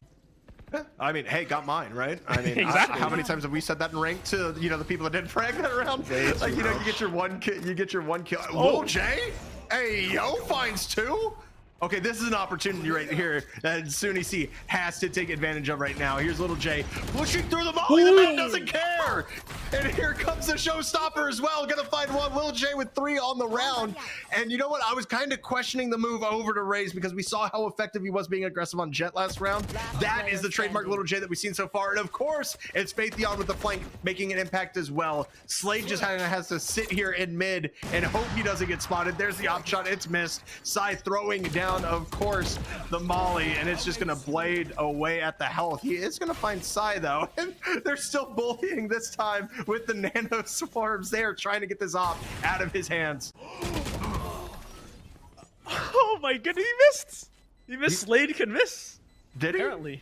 It was a wall bang. I guarantee you that was a wall bang because I think Faithion had more health than 18 going into that. I think it was a wall bang onto the hands, and it did not end up killing. Oh my god, that was wow. I don't know. We'll check the VOD on that one, but my goodness, that was almost disastrous for Faithion there as well. But of course, Little J there, just pushing the tempo, and that's what we wanted to see out of SUNY C. We don't want them to push the tempo. We want them to sort of go as hard as possible. This time around, though, Faithion as the judge. Always love seeing when this comes through because they could buy a rifle. They have the KO who has enough money, but they got the judge. Let's see what they're able to do. It's really, I would expect to see some bunny action here from Little J, just double blast back in, try to get a judge pick. Doesn't really seem to matter. That's a great nade. Slade's gonna sit down though, and he's gonna be finished by the paint shells. Little J able to get the trade. There's the boathouse. Guys, you cleared boathouse. I'm so proud of you. Take sight. There you go. Radiate with the plant down. We're in a 3v3 situation. The retake trying to come through. Again, though, it was so quick that the door's already gone, but we have a massive lurk coming out from garage as well. We're gonna see what happens. There's Jesus with 1 as Faithion gets taken down, and this is gonna be a very precarious position, and the retake is gonna come through, albeit SUNY C finally cleared out boathouse. They're not able to catch the win. 12th round in, and they clear a boathouse. Now they can just fill it up as much as they want. They can be the ones to rat in there if they want to. But good defensive half from SVSU. It looked a little bit dicey, especially last round. Lil J being able to find 3 kills that round, just really pushed the tempo of it, was the main thing that got SUNY C away from this 8-4, 9-3 situation in that case. So going to 7-5 on a defensive-sided map, you've got this Killjoy who can really just lock down one site by herself. It's going to be difficult to challenge that as SVSU. Of course, we'll have to see how this goes. There's no duelist though on their side, so that's going to be interesting to see how they entry onto site, how they continue to control their space in that sense. Yeah, we saw a lot of this out of Sentinels in the last chance qualifier, a lot of triple initiator lineups with no duelist, and I don't mind it then. I mind it now because your flash has been nerfed, and you have two agents that essentially gather intel for you. Now, Fade's Prowlers are a menace, and they're definitely something to be reckoned with. At the end of the day, though, you're not going to have access to that pop flash, and Little J's going to find one in mid with his trademark aggression. No surprise there, and we're already sitting at a 5v4. Little J just gets off for free. I don't even think he got tagged in that interaction. I think he's still at full health. Yeah, Little J doing a great job of just opening up with that breakneck tempo, I want to say. I think they've definitely lived up to that, if we want to put it that way. But just holding this tree area, they're just able to hold default for as long as possible. And even though you've got these people peeking down mid, looking for as much space as possible, as we said, Killjoy clears out mid, clears out B site as well with how much utility she's got for herself. So it's going to be difficult to push the agenda here for the side of SVSU. They're going to have to really find some picks early on to get some more information, get some advantages on the map so that they can push these sites a little bit more aggressively. Sai's going to shut that down once again with a kill of their own. Lil J finds another one onto Spec. Lil J finds a third one of the round, and yes, this is going all the way of SUNY C. Faithion comes in from the side with the trademark classic flank, and that's how you do it. That's how SUNY C are going to take their first defensive half round. And hey, you get, you know, the anti-eco coming out. It's going to be a lot of Spectres, potentially a Marshal as well. No, just straight Spectres all the way around. I dig it personally, but there's something that needs to be said as well. Like for SVSU, you're on offense on Ascent. You have to take map control in some form, right? Because this map is so large. There's a lot of areas to navigate. Even just pushing up to mid and sitting in the cubbies alongside, you know, the entrance to mid. Just getting that map control can kind of secure yourself, but having everybody just kind of pushing up tree by itself is a very dangerous proposition because you're dealing with a very skinny choke point that's very difficult to get through. And besides that, they pushed into 3 members of the other team. Obviously, they don't know that going into it, but it's not necessarily like a great idea to just kind of shovel yourself through this one tiny little hole. And as we see, or as you say that, you know, they're doing that exact thing. They're going to try and shove through tree here. Sai trying to hold the line, but they are going to be pushed back here just by the sheer amount of members inside of Saginaw Valley who are here. Look at the rotations. Look how quick they are raised, though. Going to look for that flank. So Lil J, you know, doing Lil J things as usual. Yep, no, he's going to aggress. He's going to aggress. But you see, the mid control is actually being taken this time. They lurked into Cubby. I swear they're not listening to us. We're on a delay. But I definitely love to see that, just to kind of wait for that out. But all the way from behind is Little J, and he's coming in. And obviously, this is Spectres against Classics. This shouldn't be a win by any means. If you're SVFCU, you're kind of just, hey, GG's go next. But they have a chance. Yeah, you can definitely take some guns out of hand. What? Faithion. They don't see the nano swarm. They didn't see the nano swarm. Now Switch has some. Oh, gets flashed from behind. SV Ashton actually going to pull one out right there as well. Here's Little J just rushing in. Here comes the nade. Trying to get one. Radiate going to find another. Sitch just left and no man. What a shot. Oh. Okay. Good try on the TP. Hey, I respect the attempt at the outplay. They got the plant down as well, so that's going to be nice for their economy. That's actually a very successful. I mean, noting that they came in with all classics and almost no util, I would almost call that a successful, you know, a successful eco. Not bad. I think that, you know, you're able to get a couple of kills picked up for yourself. You look at these buys now. Of course, Lil J is going to go for the Bucky. Of course. Of anyone to do it, it would be them. They swap it off. They're baiting us at that point, but I think that to an extent, this is a round where SVSU can take back control a little bit here. They're able to push, you know, an 8th round into their belt here.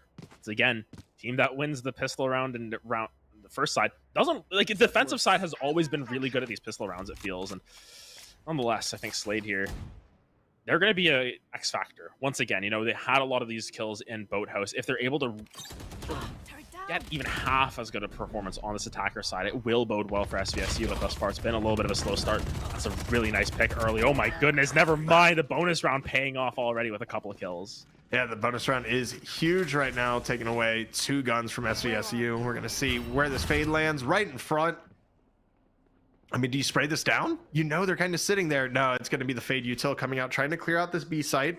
You still have 2 holding on to A, and I'm pretty sure, if I'm not mistaken, that one has a Bucky for SUNY C, so this one's going to be a little bit dangerous. As here comes the spray through the wall. Can they get it? Smack! What?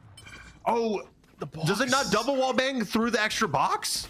I don't think it does, or if it does very little damage at that point. I think Spec not really taking a whole lot of damage, but nonetheless, it does prevent them from pushing forward. They are scared of what the Sova and Killjoy now are able to provide, so I'm going to try and rotate out. But look at this. This is already sniffed out by SUNY C. They're able to sort of read the room, understand that they didn't really want to push into the Sova with the Ares, where in those tight spaces you can get accidentally headshot, and all of a sudden, hey, there's the Ares getting a kill. But look at where Radiate is. Look at where Sai is. They're just sort of sitting in these corners looking for another bonus. That's the second time that they've actually smoked off and covered their own fade util. Oh, here comes the flash. Here's the opportunity. The Bucky. No, not going to find it. I was chosen for a Bucky kill, but it's not going to happen. And now it's going to be Radiate here alone on this A site. And they know exactly where he is. This is going to be very difficult. Slade going to get taken down, though. That's going to be a free gun, potentially. They're wrapping around this right here. The smoke coming out. Spec does a good job. 2v2 now in this scenario, and the Prowler coming out. And this is going to be tight here, but, you know, Faithion, you got the Sova as well here, trying to just push onto this site. There's one in hell. great teleport out at the right time, but I think they read it here. 40 health on Stitch. Are they going to be able to find anything? They're going to find one. Will they be able to get out in time? Phaeton looking for it. There's one. Phaeton trying to spray it down. Will they find it? They do find the kill. They have time. They have time. They have One time. health. Oh my goodness, 1 health. Oh, is he going to get this? No way. He got it. He got it. 2 seconds to spare. 1 health. Oh my. What? Fan yourself, Phaeton. Fan it. I'm sweating over here myself. I'm not even playing in this match. Phaeton, did you see that you also panic swapped to the knife trying to get out the ghost? He panic swapped over, was like, oh my god. You see the knife come out and he's like, oh, okay, 1 notch on the scroll wheel. Let's get back to the ghost. It lands the headshot. Oh my. I'm speechless at that round right there. It was back and forth the entire time. And these two teams, again, we talked about not expecting anything less, but 8-7. SUNY C up right now, of course, on defense with the Killjoy, so the advantage is lingering their way, and we might see a map 3. And of course, I cast a curse it, and Spec is going to get a stinger kill right off the rip. Yeah, they're forced back on this Econ, but Phaeton able to find one as well. So, no, Phaeton's still just pushing hard.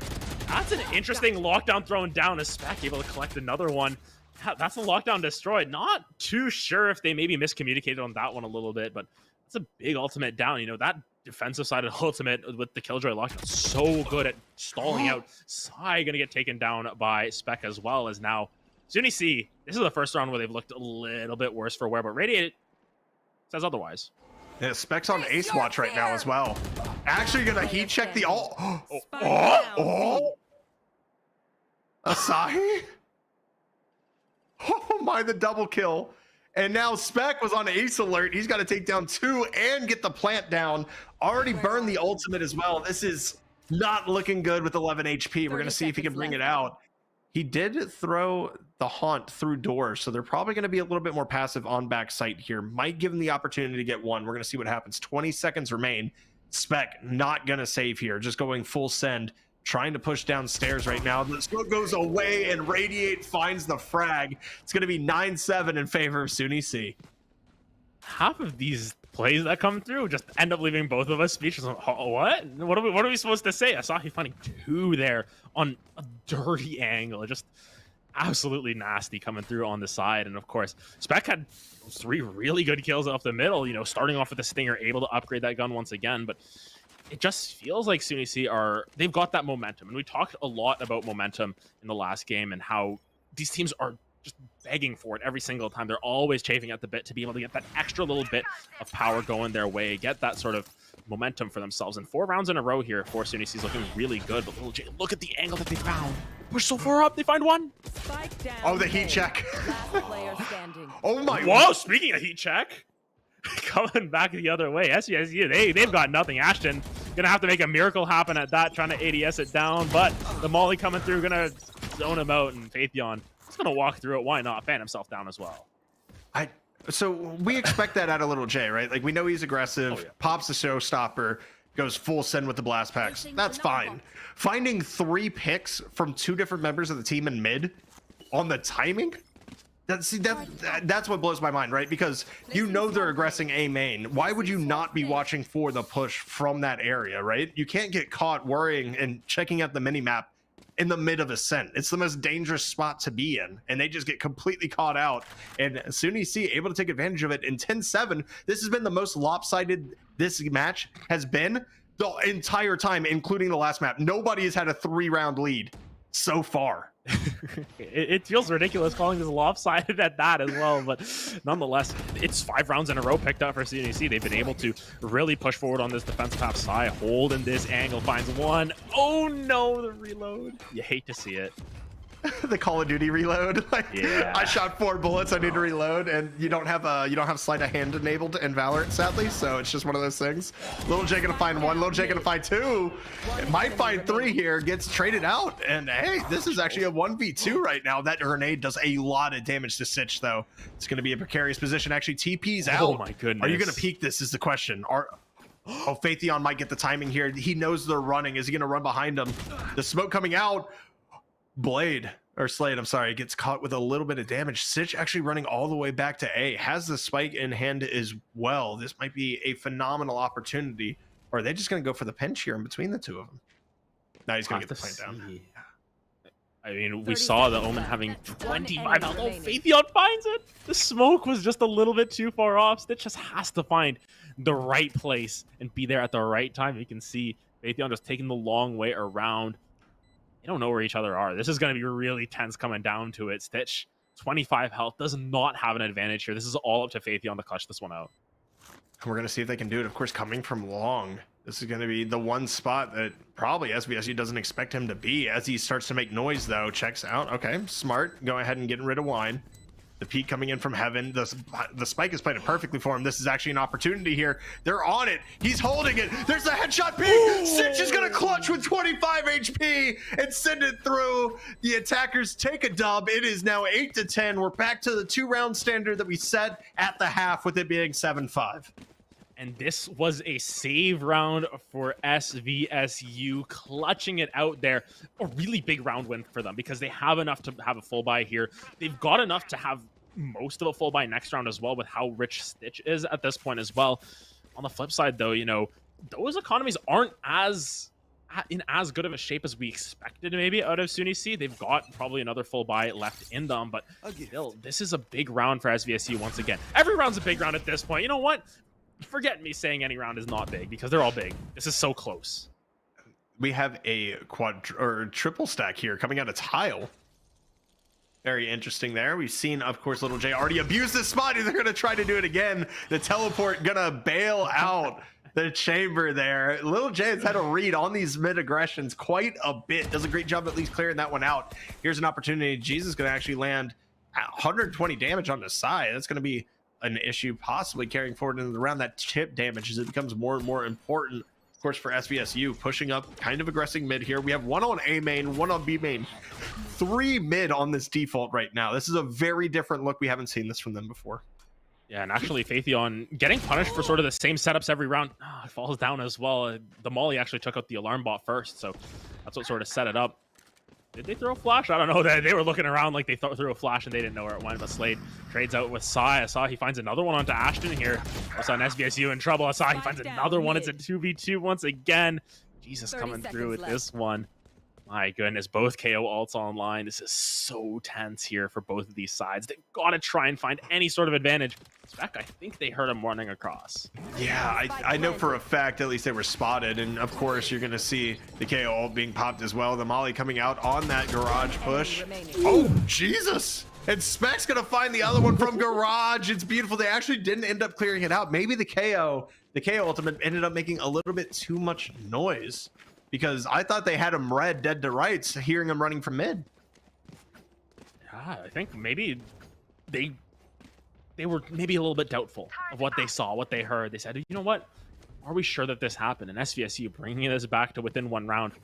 Now the economy is starting to boom once again for Saginaw Valley State. They've been so good at getting these advantages back for themselves. You know, after 5 rounds in a row, when we said this momentum is starting to build really heavily in SUNYC's favor, SVSU say it not so fast. And Little J trying to take a little bit more of a passive approach this time, sort of sitting in hell, waiting to see what comes out. This isn't where we usually see this raise sit. No, it's definitely not, but we're going to see Little J get spotted here. 24 with the Bulldog, going to get traded out. It's a lot of damage put down, however. We're going to see what that ends up being. A Spec, just reckless abandon, pushes straight up, gets the spot as well. But here is one looking for the trade, not going to be able to fight it, is Radiate. It was in a good position to potentially deal with it. We're going to have the Omen ult out of there as well, get a peek at where they're coming from, and it's a super aggressive Haven retake here as everybody's in heaven. There's 3 people there, one person on the door side, just waiting for that lurk that we've seen so often, of course, from SVSU. A little wallbang action coming through as well. Sai looking for that right click, gonna get it, gets the kill as well. It's a great part of the retake. Radiate gets traded out as well. 3v3. Yeah. Phaethion finding one here as well. Sai, oh my goodness, the timing, but the headhunters come through. Phaethion finds another one. It's a 2v1. Do they know where Ashton is? It may not matter. They find the Hunter Fury onto one. Yes, you get the last kill. It does not matter. As you they tie it up once again. My goodness, these teams do not relent. They certainly don't. Adam, they certainly don't, man. This is something. But as we look at the scoreboard right now, look at the kill difference on the top, of course, with Phaetheon and Little J, and then the 11 kill spread versus the 7 kill spread. And I mean, if I'm doing quick math off my head, it's telling me that Sunny C has had more dominant rounds with when they get kills. SVSU has been able to clutch out the small ones, but the economic damage that was done to Sunny C right now is just so difficult to deal with, right? You're on an eco in a 10-10 game. You've already been in this position before. You have to get your thrifty here, and you have to get lucky enough as Lil J makes another good read, of course, with the paint shells, at least able to get some chip damage to start off this round. And with this approach that they've gone for, we've seen this multiple times out of Saginaw Valley, going 3 through tiles and pushing up from there. It gives them just a little bit more of an overload towards mid. It gives them that sort of space that they want to afford themselves to go towards either of these sites. It's been a while since we've seen them go towards B site, it feels, and be successful with it, but nonetheless, they've been very good at just finding space, being able to get a read on what the side of SUNY C want to do. So we'll have to see what this KO is able to do. As you can see, just so much space afforded towards market. Usually this means a B hit, but you never know with Saginaw Valley. They've been switching it up very frequently. Oh, the stinger from the back finds one. It certainly does. Oh, but the push coming in from Garage, able to find one out, and Ashton's going to take that space. Sai's going to find one. Radiate going to be removed from Boathouse. So, of course, SVSU doing what SUNY C could not in that fact of clearing out Boathouse. Zasashi has a chance. No, it's going to be Slade shutting that one down instantly. We have Little J coming up with that. Marshall might have a chance here, honestly, but they got to get the timing just right. They spot the gun, and there's the headshot from Little J. It's now a 2v2, and the showstopper is online. They had the potential to use it, and we see it come out right now. The double blast pack takes out one. They're looking directly at Garage. Spec's gonna get one. Can't get Little J. Has the opportunity. They have the time. They have the defuse. It's gonna be 11-10. Never put a cloud over Lil J because it's coming up sunny in this round. Once again, the thrifty to push them to 11. SVSU still have more than enough in the bank to be able to afford another round. This is going to even be tight for Sunny C, but my God, this game, man. No words. Yeah, I'm with you. I just back and forth on the merry round we go. Where it stops, nobody knows at this point. I'm ready to see a 20-round overtime. You know what? Let's just have, 44 rounds in one game. I'm good with it. I just... At this point, it's so even. The plays being made on both sides are insane. Little J, that showstopper, getting that was pivotal, and the Marshall shot to the dome could not have been more clean. Definitely love to see that. We're going to see Slade with some early aggression here over towards the side, and Little J just perfectly perched on that rat corner right on top of the boxes. See if somebody does that. Obviously, the jump spot is heard. Nobody really aggressing yet, however, for SVSU. Yeah, you can see a lot of utility actually being used by SUNY C here just to sort of prevent the aggressive pushes from SVSU. This hasn't really been their style to push that aggressively, but we'll have to find out what they opt for. Slade maybe taking away those teleporters as well. I don't think they expect Lil J to be up on this box because they haven't been there the entire time. Every single time Lil J's in a different spot, and it's paid off so many times, giving them huge advantages in these rounds. Timing. Oh my goodness, not again. The barrel of the gun comes through. Lil J finds it. It's impeccable timing, and hey, that's a great swing right there as well from Jesus and Sitch being able to get two. The Bulldog trying to come out. Phaetheon just sitting in the corner gets two. Spec trades it out finally. It's another 2v2 scenario. Frags are falling like leaves on the trees because it's autumn. I'm losing my mind, and Asahi has a chance right now, potentially with the dart. We're going to see what's happening. No ults on either side. 2v2 post-plant scenario. It's like we're taking retake simulator right now. Look at where Sai's coming from as well. Look at this. Is it red? Gonna be checking it at the right time. Sai finds one. And it is just up to Spec once again, but Spec has been in this situation before. Won't end up winning this one out. SUNY C push themselves to 12. A familiar situation for SVSU, but this might just be in their wheelhouse. It's certainly looking like it is. The economic advantage is definitely going to be there. I'm just going to take a breath because these site hits have been volatile and they have been bloody. Like every single time the site gets pushed, we are seeing 3, 4, 5 trades just back and forth. It is wild to think about how coordinated both these teams are. At least having that second person there able to trade out your team and how vital that really is. And something I want to highlight as well, Phaetheon was actually on A. That's the only time they have played A this entire map on defense. Set up A that time, perfectly read out the eco, understanding that, hey, they're probably going to stack A here and rush in. It's a great job. Oh, this KO knife, just beautiful to spot out 3, 4 members from the side of SVSU. And, you know, even if this map doesn't go to overtime, the series has been so close that who knows what happens after that. If we get a map 3, I think all of us are going to be pretty satisfied with that nonetheless, because this has been some really good Valorant gameplay thus far. I can't disagree with you at all, man. This has been a pleasure to watch and, you know, get to yell out in excitement over, honestly, because both these teams are just doing things that are not to be expected all the time. And I'm definitely loving getting the opportunity to cast both these teams in such an even match. As Tree is going to get darted here with the recon bolt. Not going to find much, as look how hard Sunny C is just pushed back right now. They are just vibing it out. They really don't care. Yeah, they're in their comfort zone. They have the KO ult, they have the Killjoy ultimate, 2 insane retake tools, especially on Ascent with somewhat smaller sights, I want to say at that.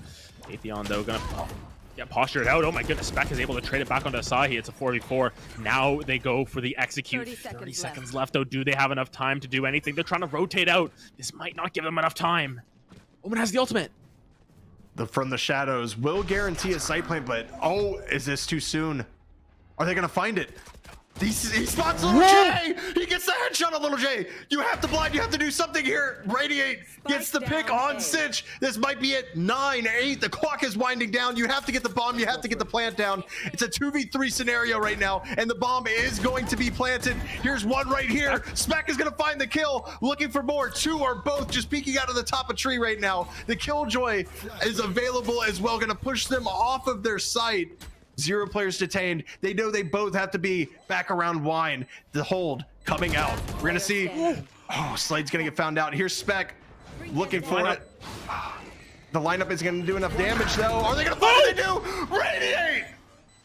Do you have the time? You do. We're going to map number 3. Oh my God, Rare Adam. Are you kidding me right now?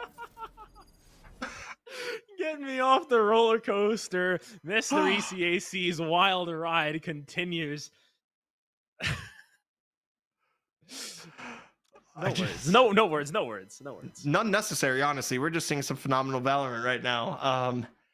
I do have to highlight how much of a beat, and even though we said like, hey, we weren't seeing the real impact out of the Killjoy, they were effectively shutting down sites. We saw a lot of A hits coming out from, of course, from NEAC. So it really comes down to the sheer fact that while, you know, that impact wasn't exactly felt. Now, obviously, Phaetheon did a great job. He went 24 and 15. I'm not trying to take anything away from that man. But his ability just to kind of shut down areas of the map, and that one read that they had on A, I wonder who their IGL is on their squad, because that's an insane read to know that they're going to buy up and they're going to hard push A. And that's the only time the entire map that we saw Phaetheon on A with the Killjoy setup. Yeah, and I think Phaetheon, Lil J, you know, just always trying to push the envelope a little bit more. 7 first bloods for Lil J. And it felt like it could have been way more with how they were playing. They were always the ones aggressing onto the side of SVSU. And here, you know, you win your map pick here on both sides. You go to Icebox now. It's going to be a little bit of a different gameplay there. Icebox, huge map, right? You've got so much space to be able to afford yourself. I think there's a lot that you can do for both of these sides. And I think especially with the comps that they've pulled out, we're going to see some changes come through. I think we might see the Sage come through that we haven't seen as often. Killjoy not going to have as much value, I think. So once again, another comp coming through, another matchup, and my goodness, what a series we've gotten. It's absolutely beautiful. I'm just trying to think of my words that are next. And the only thing that kind of concerns me with Icebox being this is we've seen both teams take extensive use of the mid on attack. And Icebox mid is historically not really friendly to pushes. Yes. So we're going to see how that ends up going out and see if they kind of concentrate on that A or B, or if we see even more default heavy gameplay than we did on Haven. So it's definitely going to be interesting. And you know what else is going to be interesting? the fact that we have Icebox game number 3 in between SUNY C and SVSU, but we have to catch our breath once again because we just casted a second banger in a row. We're going into map 3. Definitely excited for it. So after a short break, we're going to be right back bringing you map 3 of this intense matchup. Stay tuned.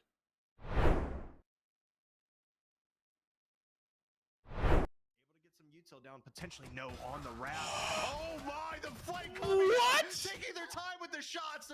It's gonna be a precarious position right here. The opportunity for Asahi to clutch it out. 4 HP on both sides.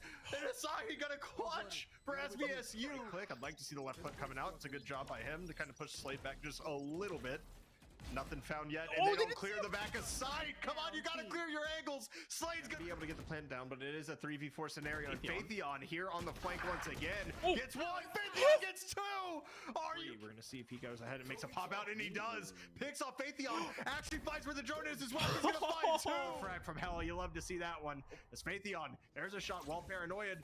The flash coming out as well. The blind, the trade coming out as well. Faithion can't find coming out from garage as well. We're gonna see what happens. There's Jesus with 1 as Faithion gets taken down, and this is gonna be a very precarious position. And the retake. They're gonna find 1. Will they be able to get out in time? Faithion looking for it. There's 1. Faithion trying to spray it down. Will they find it? They do find the kill. Do they have time? They have time. They have 1 time. health. Oh my goodness, 1 health. Oh, is he gonna get this? No way. He got it. He got it.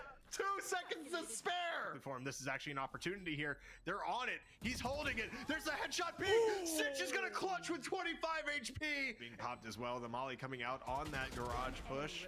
Oh, Jesus. And Spec's gonna find the other one from garage. Comes through. Faithion finds another one. 2v1. Do they know where Ashton is? It may not matter. They find the Hunter Theory onto 1. Yes, you get the last. Right now, the double blast pack takes out 1. They're looking directly at garage. Spec's gonna get 1. Can't get Little J. Has the opportunity. They have the time. They have the defuse. It's gonna be 11-10.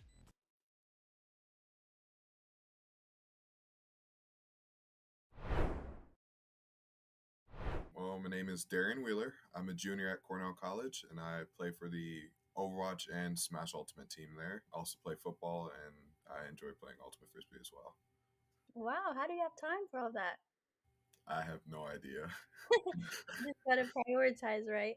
Yeah. So how long have you been playing Overwatch and Smash, you said? Overwatch, I started playing the summer before I came to Cornell, which was in 2019. And since then, I've gone from bronze to masters ranking just by being on the team. And Smash, I started when the game first came out, but I haven't played the game competitively until around the end of last year. And what made you want to start competing? At the time, our esports coach, we just started getting into like big tournaments and stuff. And so we went to a tournament where one of the PGR, one of the top 50 players in the world, was appearing, and we played him, and it was not pretty. It was, we got stomped into the dirt. And so that I didn't like that. So I said, you know what, I'm gonna get better. I'm gonna play better, and I'm gonna figure out how to beat someone like that, because that was not fun. And what have you done to get better at the game? Like, what kind of strategies do you use? We have weekly practices. We have Monday, Thursday, and Friday. We practice. I play by myself, of course. I go to tournaments. And from these tournaments against good players, I take the film that I get and I VOD review it, learn what I could have done better, and figure out things like positioning, usage of abilities, that type of thing. So what do you think about your team? How does it feel to be a part of an esports team? And do you guys all get along? Are you guys friends? Oh yeah, it's fantastic. If we're all in the room together, we're just joking around. Which sometimes makes it hard to practice because it's very hard. It's hard to get serious when it's really goofy like that. But I love being on the team. It's like one of the reasons I stayed on the esports team, because we had a director change. Despite the director change, was because I just love the team. That's really good. You guys support each other and all that. That's awesome. You said you've gone to competitions and stuff. Well, how often do you think you game a week? How many hours do you think you play a week? Maybe over 24, maybe 30 hours. It's a lot of time. You play Smash and Overwatch. Which one do you like better and why? I like Smash better. One, fighting games have always been my thing before shooters, so that's part of it. And I'm much better at Smash than I am at Overwatch. Overwatch is more of a team-based game, so your individual performance matters a lot less. Hello, everybody, and welcome back to Esports U Channel 2. We've been bringing you ECAC Fall 2022 Valorant. This is week number 2, and we have seen some stuff, we've seen some things, and we've seen an amazing matchup so far in between Saginaw Valley State University and SUNY Canton. This has been ridiculous. We're going to a map number 3. The first one, of course, went to overtime on Haven, went in favor of SVSU. SUNY C was able to pull out Ascent 13-10. So both these maps extremely close. And now we are headed over to the box. Icebox, we're going to get cold hands. And we're going to get some cold hands potentially for one of the players as well, as a sub is being made in for SUNY. They were subbing in JCK for Radiite, who we saw play Omen for the first 2 maps. Yeah, and we were theorizing that potentially this could mean they're more of a Viper player because, you know, Radiite played the Omen twice. Sometimes you can argue for Viper on both of those maps as well. Mostly going to be used on Icebox, so it's almost a necessity to have that there. You know, Sage is another agent that we see a lot of. Could also just be that, and they're shifting around their controllers to other people as well. So there is a little bit of secret sauce coming through from SUNY C. But honestly, this series has been excellent, and it's so weird to say week 2 after these games because it feels like these teams have just so well seasoned. They know all of these strats. They've just been executing so well. We've been talking about like these teams they're playing at the highest level that I think they possibly can, and it's been absolutely fantastic to watch. I think something to highlight for both teams' captains or their IGLs or whoever is making those calls in the midfield or in the mid round. Those trades are being made so effectively on site. We were talking during the break about how it's a bloodbath every single time somebody enters a site. You have, 5 kills rolling off in between the 2 teams in the span of a second. And it's almost impossible to catch all the action that's going on just for the sheer fact that every single person that peaks is being traded. And I'm not saying that facetiously.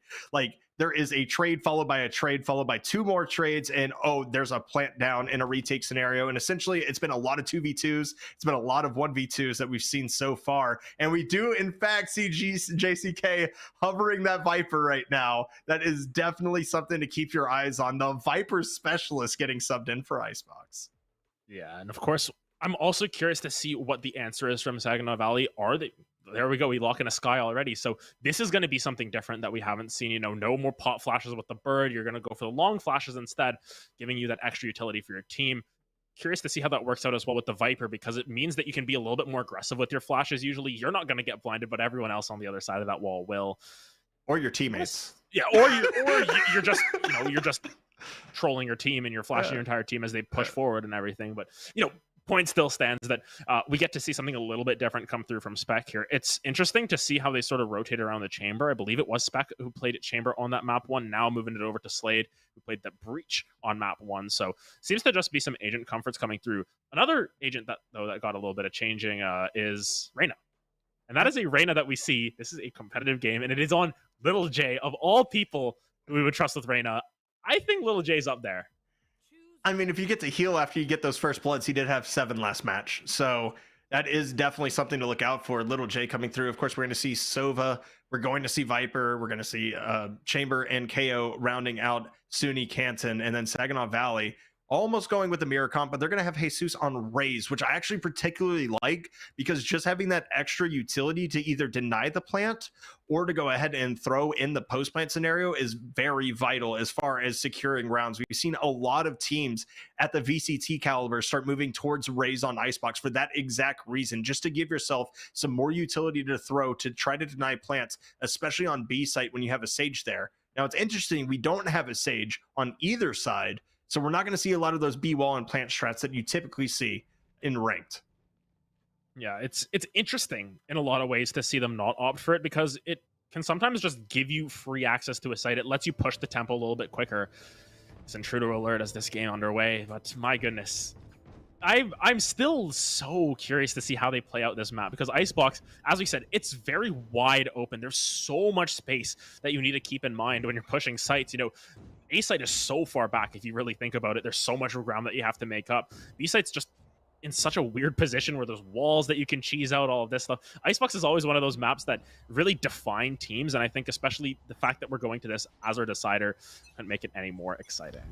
Well, we see a B stack coming out early, and there's going to be a lot of spotting. 3 actually getting suppressed to start off. And what was that recon bolt? Are you kidding me? That was beautiful. On top of the crane to spot out the chamber with a little of aggression. They're going to have to reposition to Snowman. We're seeing a quick B hit to start off with, and this one, Little J is going to be on the flank to start off with, and that is a terrifying prospect to think about. Yeah, and that's a great wall as well, but look how much damage Slade is taking just from the orb, from all the decaying coming through. It's an aggressive start here on this attacker side. Of note, it is Saginaw Valley starting off on attacker here. We didn't actually have the sides decided last when we checked the map select, but Stitch gonna find that first blood of the round here. Meanwhile, timing on Phaethon, able to find one. Phaethon on Sova this time. We saw him on, of course, you know, Killjoy last map. So you talked about that rotation of agents. We're seeing it in a lot of different places as Stitch gonna be up close and personal. The right clicks get him one, but not able to find more than that. Lil J comes in on the flank, finally gets that final kill, and it's going to be a pistol round win for SUNY C right here. The Viper, the Sova, the Reyna still standing. I can't say I'm surprised that Reyna is still standing at this point. I'm going to be honest with you. Yeah, you know, it's Reyna, solo queue terror. We can talk about solo queue more than we can talk about how well it does in comp, because in comp it's hit or miss, we'll put it that way. But nonetheless, very good from Lil J to be able to find that timing just to be able to clean up the kill. But overall, have to see how this develops, because if any of these teams get momentum, it's difficult to say what side Icebox is sometimes, because there's so many different executes that you can go for. Usually with the Sage, you know, you have that ability to sort of cheese out a site. With Vipers, they're just walls that can crisscross across all of these sites, so it makes it difficult. But usually I feel like a lot of teams do end up going defensive sided on this side. We'll have to find out if these teams agree with us or not.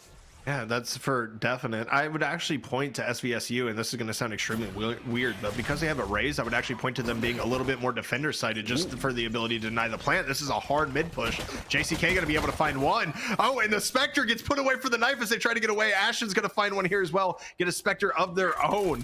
And now Viper's going to be on the actual back of the B side. They're going to be planting in towards Orange. This is a ridiculous plant coming down. Sai's going to get one with that Marshall, looking for another. Phaethon's going to get a clean up.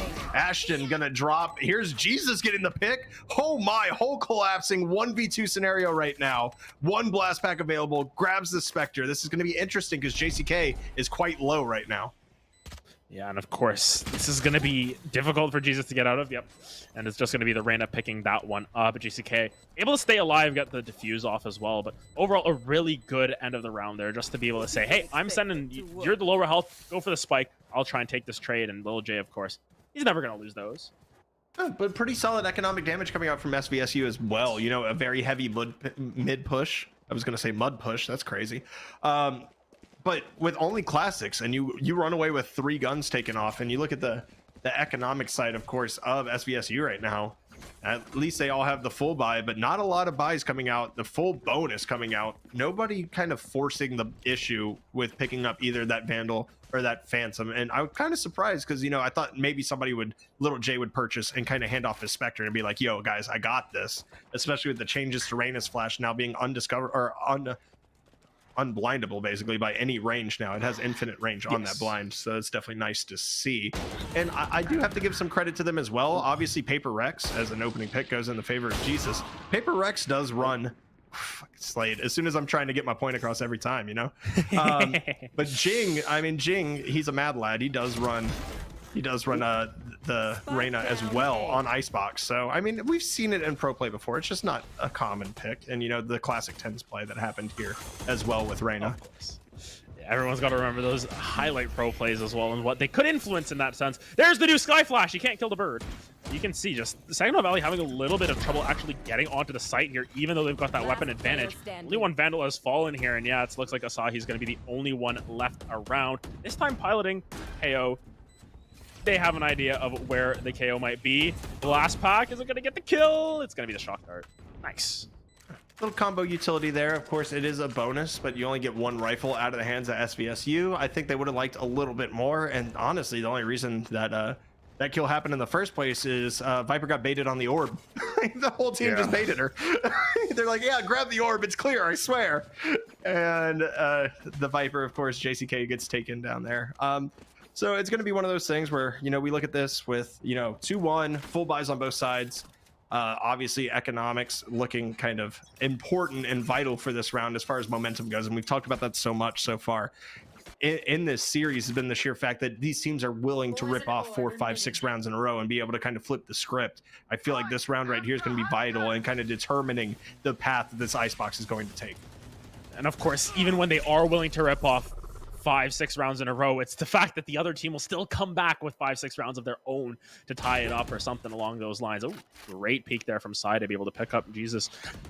This is sort of the issue with Icebox sometimes, though. While it is sort of the frozen map, haha, we can make all the cold jokes, it does sort of slow the game down a little bit from time to time with how many options there are, with how open the map can be. Lil J finding another kill there. It can sometimes give decision paralysis to these attacking teams. That's a phantom moment for Spec there as they're able to get under the box there. But nonetheless, this is just the SVSU sort of crumbling at the seams as SUNY slowly pick them off one by one. Oh, the timing here? There's a chance. Sitch, he was making noise, though, so he's definitely going to be... They don't know. No shot that timing happens. They're both just sitting there waiting, just caressing each other, essentially. What? And Viper's facing the other way. Oh, they're back to back. That's crazy. Oh, they're actually on the same team. There we go. That makes sense. Yeah. It's been a long night. This is map 3, guys. We're losing our own marbles as well. I could have sworn that it looked green, and I'm assuming it's because the Sova's mid. I saw the green flare, but yeah, that's definitely one of those things right there. They're gonna save out here, obviously. 4v2 scenario, not a lot of reason to push, especially when that econ is kind of in the gutter. So smart job saving out here. Nobody's going to be aggressive. Everybody really wants to hold on to these rifles on both sides. So we're going to see Lil J, of course, and Sai getting a couple early picks and kind of pushing the pace here. It's going to be 3-1 in favor of SUNY C. Yeah, and it seems like SUNY just feeling a little bit more comfortable. Maybe, you know, JCK coming through, just giving them a little bit of a boost as well. Could be one of the shot callers. You never know with these teams. You know, don't want to assume anything, but of course, it's still looking really good for them. Now you see the buys coming through from Saginaw Valley. You see Bulldog there for a brief moment. They're going to actually rotate around some rifles just to make sure that everyone can get as full of a buy as possible. But even then, these executes onto A site specifically haven't really been as clean, it feels, from SVSU. Of course, they got their full buy round win, but even then, it just seems a little bit messy. And then Lil J actually going to go down there. Spec is able to double peek there with the Viper Sai, though. Going to trade it back. Yeah, that's a bit of a heat check right there as well. And, oh, Sai. This position's beautiful because that wall is there as well. Even if it gets brought up, they're not going to be expecting him to just lurk here. As everybody sits in maze, the Viper ultimate does come out. The Viper's pit going to be committed here. They don't even have full sight control. They're going to go ahead and push this off. JCK is going to take one off the flank. This is going to be a very precarious situation here because nobody has sight control. You have to plant this down and hope nobody pushes you. And Sitch right here, just size waiting wings. This timing might be crazy. As Sitch mollies out the back side, but does not catch Sai. This is going to be deadly if somebody pushes out of this. Yeah, this Viper's Pit doesn't quite go under rafters as well, so it's not the best. I'm not a huge fan of it. We'll see if it works out, though. Yeah, Stitch is going to get spammed out there, and Sai just going to go for the defuse here. Ooh, they don't have the Sova ult anymore, so it's going to be up to Spec, who finds one. That's 2, but it doesn't matter. They lost the round anyways. Yeah, I mean, you get the defuse, you're up 4-1, you start building that econ anyway. They're not going to be hurting for this. As you can see, I mean, Little J definitely heat checked with that Reyna ult to the beginning of the round, though. He just ulted and sat there at the entrance like, I dare you to peek me. I actually have a question here, though. Do we know if obviously that wall that was made infamous by VCT, I'm assuming that that's on the bugged list and that one's not allowed to be used, correct? That's something we'll ask production at some point. Absolutely. I'm curious because that wall is that wall is completely broken. I'm not going to sit here and lie to you. It is disgusting. I've actually used it in ranked a couple times to get some cheeky kills and get some question marks, of course, in the all text coming down. But I like to see the fact that they're not using something that's that cheeky, of course, to start off the rip. So we're going into the round here. A little bit of mid pressure actually coming out from Faithion. Oh my, this might be dangerous here. Of course, one on top. Actually spotted out. Faithion gonna go ahead and use a shock dart on that. Little J's gonna get a pick on the top side, and JCK actually comes from mid and takes the one off the top of tube. This is gonna be extremely dangerous. Faithion pulls one off as well. Gets traded for his life. Is the run and gun from Little J not gonna work out as well? We're ending up in a 3v2 scenario, and something that was looking strongly in SUNY C's favor is now kind of swinging SBSU's way.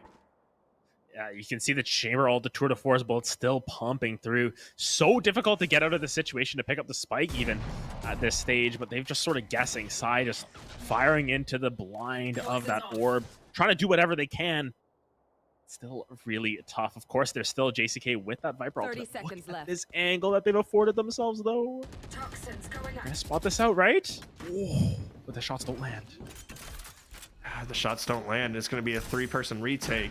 Here comes the wall, going to block off everything possible. The heal coming out as well. So, you know, 2 people, you know, 1 half health, 1 at 100. No shields afforded to them, but we're going to see how this retake's going to progress. Of course, walking through that wall, I don't think they really care too much about that. The left click, double left kicks down. Sitch is going to pick off one who just rushed onto site, and it might be a little bit of miscommunication. JCK going to find one here. It's going to be up to Sitch solo at 100 health to try to pull this off. The wall's going to drop here. The timing is there.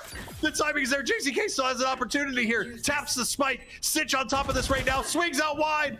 Going to just delay time. And there it is. Sitch going to get the headshot. The 4K. The clutch. Sitch doing work, getting the second round for SBSU. That's huge for Saginaw Valley there. Oh my goodness. Nerves of steel for Stitch there. It was looking so dicey for themselves, and what was sort of a half save round after they saved the round before with the Sova and the Viper. They're able to capitalize on that. They're able to continue to push forward their advantages, and you know, SUNY C not able to get a grip on this game. Look at their economies once again, despite them being up 2 rounds here, despite them having what seems to be a good sort of stranglehold on this game from the first 4 or 5 rounds. SVSU's flipped that around right away, and now the team that's in the lead that's suddenly on a save round, really sort of out of nowhere. Yeah, 2 hero rifles with light armor is all they're able to bring to the table this round, so it's definitely looking like potentially 3 gonna drop for SVSU. But I mean, honestly, we've seen so many thrifty and thrifty-esque rounds that I wouldn't be surprised if SUNY C was able to pull one out here. We're gonna see the wall committed right now. The obvious B hit gonna be taking place, and Little J gets spotted in the backside. The showstopper gonna be committed as well, trying to chase somebody down. Actually up top, gonna go through here. Do they find it? No! The Rosa ult unfortunately gonna happen there. Get it lofted onto is the paint shells. They're not gonna find any with that as well. So some util being dropped, not being able to find anything, and that third unfortunately going down right there. This is going to be Asahi in the back. Actually gets a nice bounce on that. Unfortunately not able to find anybody, but pushing them just off the angle a slight bit. Skybird gonna get that full flash as well as this is here. This is going to be an insanely difficult retake, but we are talking about a 5v5, and Jesus is going to find one. Oh my, SVSU coming out with the heat, with the rifles. That is a flawless, and I gotta say the execution there, flawless as well, with the chamber lurking mid, able to find a couple. That was beautiful to see. Really putting down the hammer on that round as well. You know, we talked about how it was sort of a little bit of a thrifty coming through from SUNY C, but no, SVSU making sure that, hey, we're not going to lose anyone. We're going to keep our economies in check. We're going to keep that lead, and despite them being down that round still, it's looking really good for the side of SVSU. You look at their money once again, they've got a decent amount built up for them. Another round win, as we mentioned in the previous map, that should be able to fuel them for the rest of this half, and that is really, really important, especially after a little bit of a slower start, especially with JCK coming in and sort of switching things up with this Viper. Now SVSU are sort of getting themselves back into it, and of course we expected them to tie it back up. But what are we? Are we not going to take what we've seen for the last 2 maps? Oh, of course. It's going to be even all the way through again. There's no doubt about that. Of course, bringing in the Viper main to kind of come assist you out is the null command being thrown out here. Going to deny a plant a little bit. A nice jump peek right there from Jesus. Trying to just find something, as this is going to get the dog off as well, of course. We're going to see what can happen here. Little J just sitting on the headshot spot, just waiting so patiently for Jesus to take a pick out. And here's one. Spec actually spots it. He's going to have to get off this angle. No, he re-peeks. Little J, you mad lad. He's still living. And he finds it. Are you kidding me, Little J? He peeked it like 8 different times, and it finally works out. SVSU now in a little bit of a pickle here. You can see SUNY just controlled this map to the last minute, and once again, you're getting down to the desperation times. JCK with this angle, 1, 2, they fall like flies. They'll be pulling out this Viper right there. Ashton actually able to find one in return. It's a 1v3, but everyone's over this A site. They don't really have time to mess around, though. Ashton's got to find everything. Faithion coming through from mid as well. Ashton, you got to find this plant as soon as possible. 10 seconds. Dart's not going to be able to find them either. Knife will. They were going to plant down, but even then, it's looking real dicey. They're not even going to get the plant down. They're just going to look for even more kills, and little J falls as well. But unfortunately for Ashton, they won't be able to clear that round for their team. I mean, Ashton did everything in their power, though, of course. I mean, it's unfortunate, of course, that JCK kind of ran out of ammo there and just had to throw the molly down, like the kind of panic molly. I know, I know I've done that myself, and then Ashton finds 2. You got to find that op shot, though. That's the one thing that I think is really the missed opportunity of the round is Psy losing that operator. Of course, the Tour de Force not in session yet either. He's only at 2 of 8. And we see the economy for, obviously, for SVSU still not terrible, to be quite honest with you. They'll have, after this round, the ability to buy 2, especially if those 2 stay alive. So it's going to be in that kind of scenario where it's going to be more and more difficult for SVSU to kind of make it out of these scenarios, especially when you have SUNY Psy here sitting with a Bucky. Do we finally get our Bucky kill? And of course not. It's not going to do enough damage. Just Bucky things. Unfortunate, but it was a good effort. Yeah, I'm going to need a little bit more gas behind that Bucky there. Yeah, and Psy just falls right after. Jesus is able to find the kill there. Now they're finally executing onto the site. Something I want to point out, though, on the SUNY, JCK not popping that Viper ultimate. This is the second one we've actually seen on the side of SVSU, so not using that too defensively. Slade's able to find another one on the heavy flank coming through. Little J, a couple of shots on the Slade. It's looking a little bit dicey here. Faithion going to try and find their way in here as well. Finds one. We have the shock dart lineups here, finding it. That's going to be a second kill picked up by Slade. This might be the way back in here, but still, it's a 3v3 into a Viper spit. Going to be so difficult for the side of SUNY to be able to push through this. Spray down getting a little bit of damage as Jesus kind of just sitting inside this one, throwing a blast back out, seeing if they can get anything. Actually pushes little J through. Jesus going to find one. The ping from 2. Now they have to find the Viper. Sitch is going to find the final kill. And there it is, SVSU picking up another round. It's going to be 4-5, and back and forth we go once again, Adam. This has been a wild, wild ride, and it doesn't look like it's stopping anytime soon.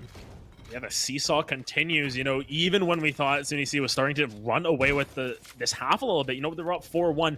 Saginaw Valley continues to fight back. They refuse to relent. The gumption on these folks are just absolutely insane. And you know, round 10 here, you're trying to really get your lead to stick. For SUNY, you want to just get your 6. You want to just be able to say you've got your half at that point and try and push any advantages from there. Oh my goodness, Psy though.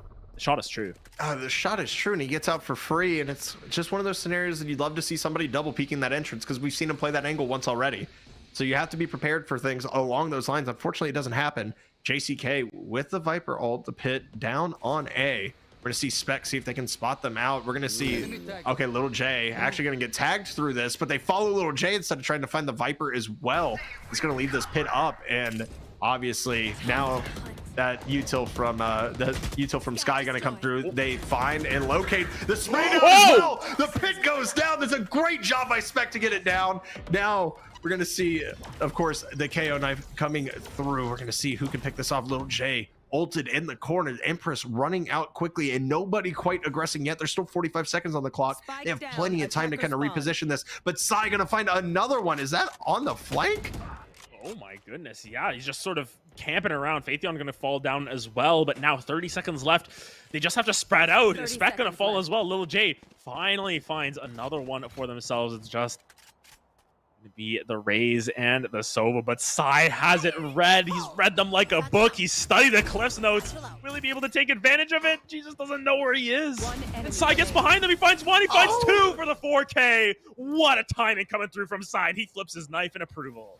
I'd be flipping my knife too. I mean, it's RGX Pro Blade, always beautiful to see. It's kind of been left in the dust by the RGX Butterfly. I'm glad to see the OG back out, but Little J just kind of camping that corner, just staying place, and Psy was a menace that round, right? You get the first blood on the pick on pipes of A on obviously the offender side of pipes. Then you rotate all the way out. You go through, set a TP mid, get the pick mid, drop the spike, and then rotate to B and make the perfect read. I just, especially after the Vipers pitch drawn, the faith that man had that they were going to go B at the end of the day was insanity. Got the faith. They've got the Faithion. They've got everything going for them at this point. But yes, SUNY AC 6-4. Definitely want to sort of secure a winning half here. This is really going to be important for them. You want to get as many advantages as you can. But look at this Sova ultimate. Faithion finds Spec, finds some damage onto some other members. Nope, seems to have missed that last shot. But you get your one there. That's a big member down. Your Sky, your Blinds, your Dog is going to be taken away from SVSU. And they seem reluctant to push once again, despite them not really giving any information. Yeah, it just really comes down to one of those things to where, you know, you lost your Sky, so some of that intel is gone. You're going to go ahead and, you know, some drone on drone action. They're just spotting each other as they know Faithion is up there. They just aren't able to spot him out. Going to shoot this backside. It's a great nade by the Rays as well to get some chip damage away. Faithion going through right now. And again, that KO, that Molly coming through, that nade, able to at least delay the plant for now and get some damage off as well. Slade, though, is lurked in the middle of nowhere, finds two, matches this back up to a 2v2. Slade, you rat, you devil, finding the great location. Is he going to get another one? Slade is popping, and Sai is literally in spawn thinking they're going to rotate, thinking his team can hold this down. That is not the case. Slade finding the trigger discipline as well, just holding for as long as possible. But look at this. Sai! Oh my goodness, Ashton finds the headshot and closes it out. Saginaw Valley, they get their fifth. They're gonna keep this half as close as possible. I mean, if we had a Vegas betting line on this, what's the over-under on it being 6-6? Like, if we had a prop bet, like a live prop bet going on right now. Like, to be fair, neither of these halves, like none of the four halves that we've had thus far have been 6-6. They've all been, you know, one off. So, you know, it's more so whether we're going to get overtime. And I mean, I kind of want to get overtime just because I want to see more of these teams. And my goodness, these teams have definitely been performing. But God, these teams they're so evenly matched. And what a game to get on stream. That's all I'm going to say, because we've heard the other two streams, they were stomps. Yeah, I mean, you know what? Sometimes you win some, you lose some. So we're going to see a little mid-aggression here off of the ultimate being popped, of course, by Sai over on the SUNY C side. It's going to be one of those things where we're going to see a wall committed pretty deep as well, but only one currently on B side. So if they hit this quick, they might run into some issues, but it seems like it's being read out, especially with the bird being put out. That's probably heard, of course, by the sub, the super sub, as we can say right now, because he's doing a pretty good job. VCK, of course. What is this? Look at where Faithion is in regards to the Viper on the opposite side. Slade finds JCK to open us up and already planting a Spec. Stitch finds it onto Sai. Somehow didn't find Faithion that entire time. Goes all the way back down tube to try and find it. Faithion's on the run. Stitch, oh my! Check him, PC. Check it. That was inhuman. Back bam. Back bam. Easy. Back. Just back bam as we see Ashton and Slade pulled out the last two. That was a, you know, I'm going to age myself a little bit here because I am 30 years old, but I believe that is what the Fortniters say. That is cranking a 90 because that was a nasty 90-degree flick right now. Holy. Just instant, no doubt about it. Just, you know what? Let's go for half a hospital flick. No big deal. Jesus. Yeah, you might need to cast for that wrist after this one, but my goodness. You know what? We should have put the house on it there. 6-6 at the half, as even as you can get. 1-1 your map score. There is so little separating these teams. They are neck and neck. My goodness. Saginaw Valley now on this defense, though. Going to be curious. You mentioned you prefer this raise on the defense. We'll have to find out how that pans out. We certainly will, and I mean, it really just comes down to if Jesus is going to play aggressive or if Jesus is going to lurk back a little bit and kind of sit back and just see what he can get. Slade is pushing up aggressively, though. He gets suppressed, but he is able to at least get out with his life. No chip damage done, just a bunch of night terrors, to be completely honest with you. There's no damage is done on the trades there, and this is going to be another quick B hit. And it's been interesting, Adam, just for the sheer fact that we have seen a ton of B hits out of both these teams, and nobody brought a Sage along. It's so curious, but oh my goodness, Saginaw finding a couple of kills all ready to open us up. You can see Lil J needs to try and find a frag here to get that heal back up if possible, but And no Sages, no problems, I guess. But it seems like they've had a couple of problems. These retakes have been looking really good. The Viper Wall does sort of provide a secondary effect from that, but look at where Stitch is. They've snuck up so close. They're not spotted. The right click finds the kill. Viper on Viper action. Now the spike is down. You've got it in your sight. 5 members strong for Saginaw Valley going to be trying to hold this one down. And it's looking like they have a really good opportunity here. Of course, we're going to see that dart come out. Little J, I mean, you're Reyna on pistol. You can break rounds if you find one here.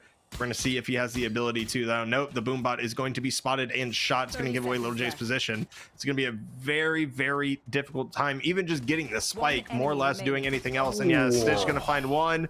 G's going to find the other. Phaethon drops. It's going to be the pistol round, of course, in favor of Saginaw Valley State. And I mean, it's the start of that. It's the start of that process, right? Because we haven't seen a team lose an anti-eco yet at all. Every single team has been solid on the anti-eco for all 3 maps. So it's going to be very curious to see how this ends up pulling out, because we're going to start to see Saginaw Valley, of course, have that economic lead just a slight bit with the guns coming in for SUNY C in the round after this one. I think what SUNY C need, they need a spike dance again. You know, they got to just conjure up something, because the last 3 rounds, the last couple of rounds, this is where the momentum starts to kick in. It's really been challenging to see where they're getting this value out of Little J. You know, they've been getting caught out. Asahi hasn't had as good of a performance as we've seen from him in the past. Oh my goodness, Ashton with some great timing, but not able to land the shots. And look at this, they're just going so ham down mid. Absolutely, and taking a page out of Jay-Z and Kanye's book right there. That's a great jumping right click from JCK. Unfortunately, not going to be able to find enough damage. And what? Phaethon! Okay, you got one. Hey, Phaethon is looking at his team right now, going like, guys, what happened? I got mine. What happened? This is also, of note, the 3rd time we've had POV on Phaethon with 1 health. Like, and pull it out. Yeah. It's 1 health is so rare in this game as well, because everything, you know, 40 damage from a Vandal body shot, you know, 39 from the Phantom. Nothing really adds up to 149 over time, or 124 in that, right? Kind of, I don't know. Phaethon's got something different. He had his breakfast this morning or something. I'd say it's a good omen. No pun intended. There's no omen here, apparently. Yep, absolutely. Oh, man, as we go on, we're going to see, of course, SVSU get a little aggressive here. Slade's going to get an opening pick on Little J. I think that's massive. Also, the Sky Flash, that was huge. Able to just curtail the push a little bit. Combo util is great here. SVSU understanding that, hey, we're on an eco right now. We're on our bonus round. We have to get some info out so we can know what's going on. And look at the rotations already coming through as well. Sky leading the charge, of course, for SVSU in a 5v4. Yes, they're at a gun disadvantage, but right now, if they keep hitting their shots, it's not going to look like it. As are they faking this? Could be using the Viper Wall that they've used every single round. These attackers love using that on B site.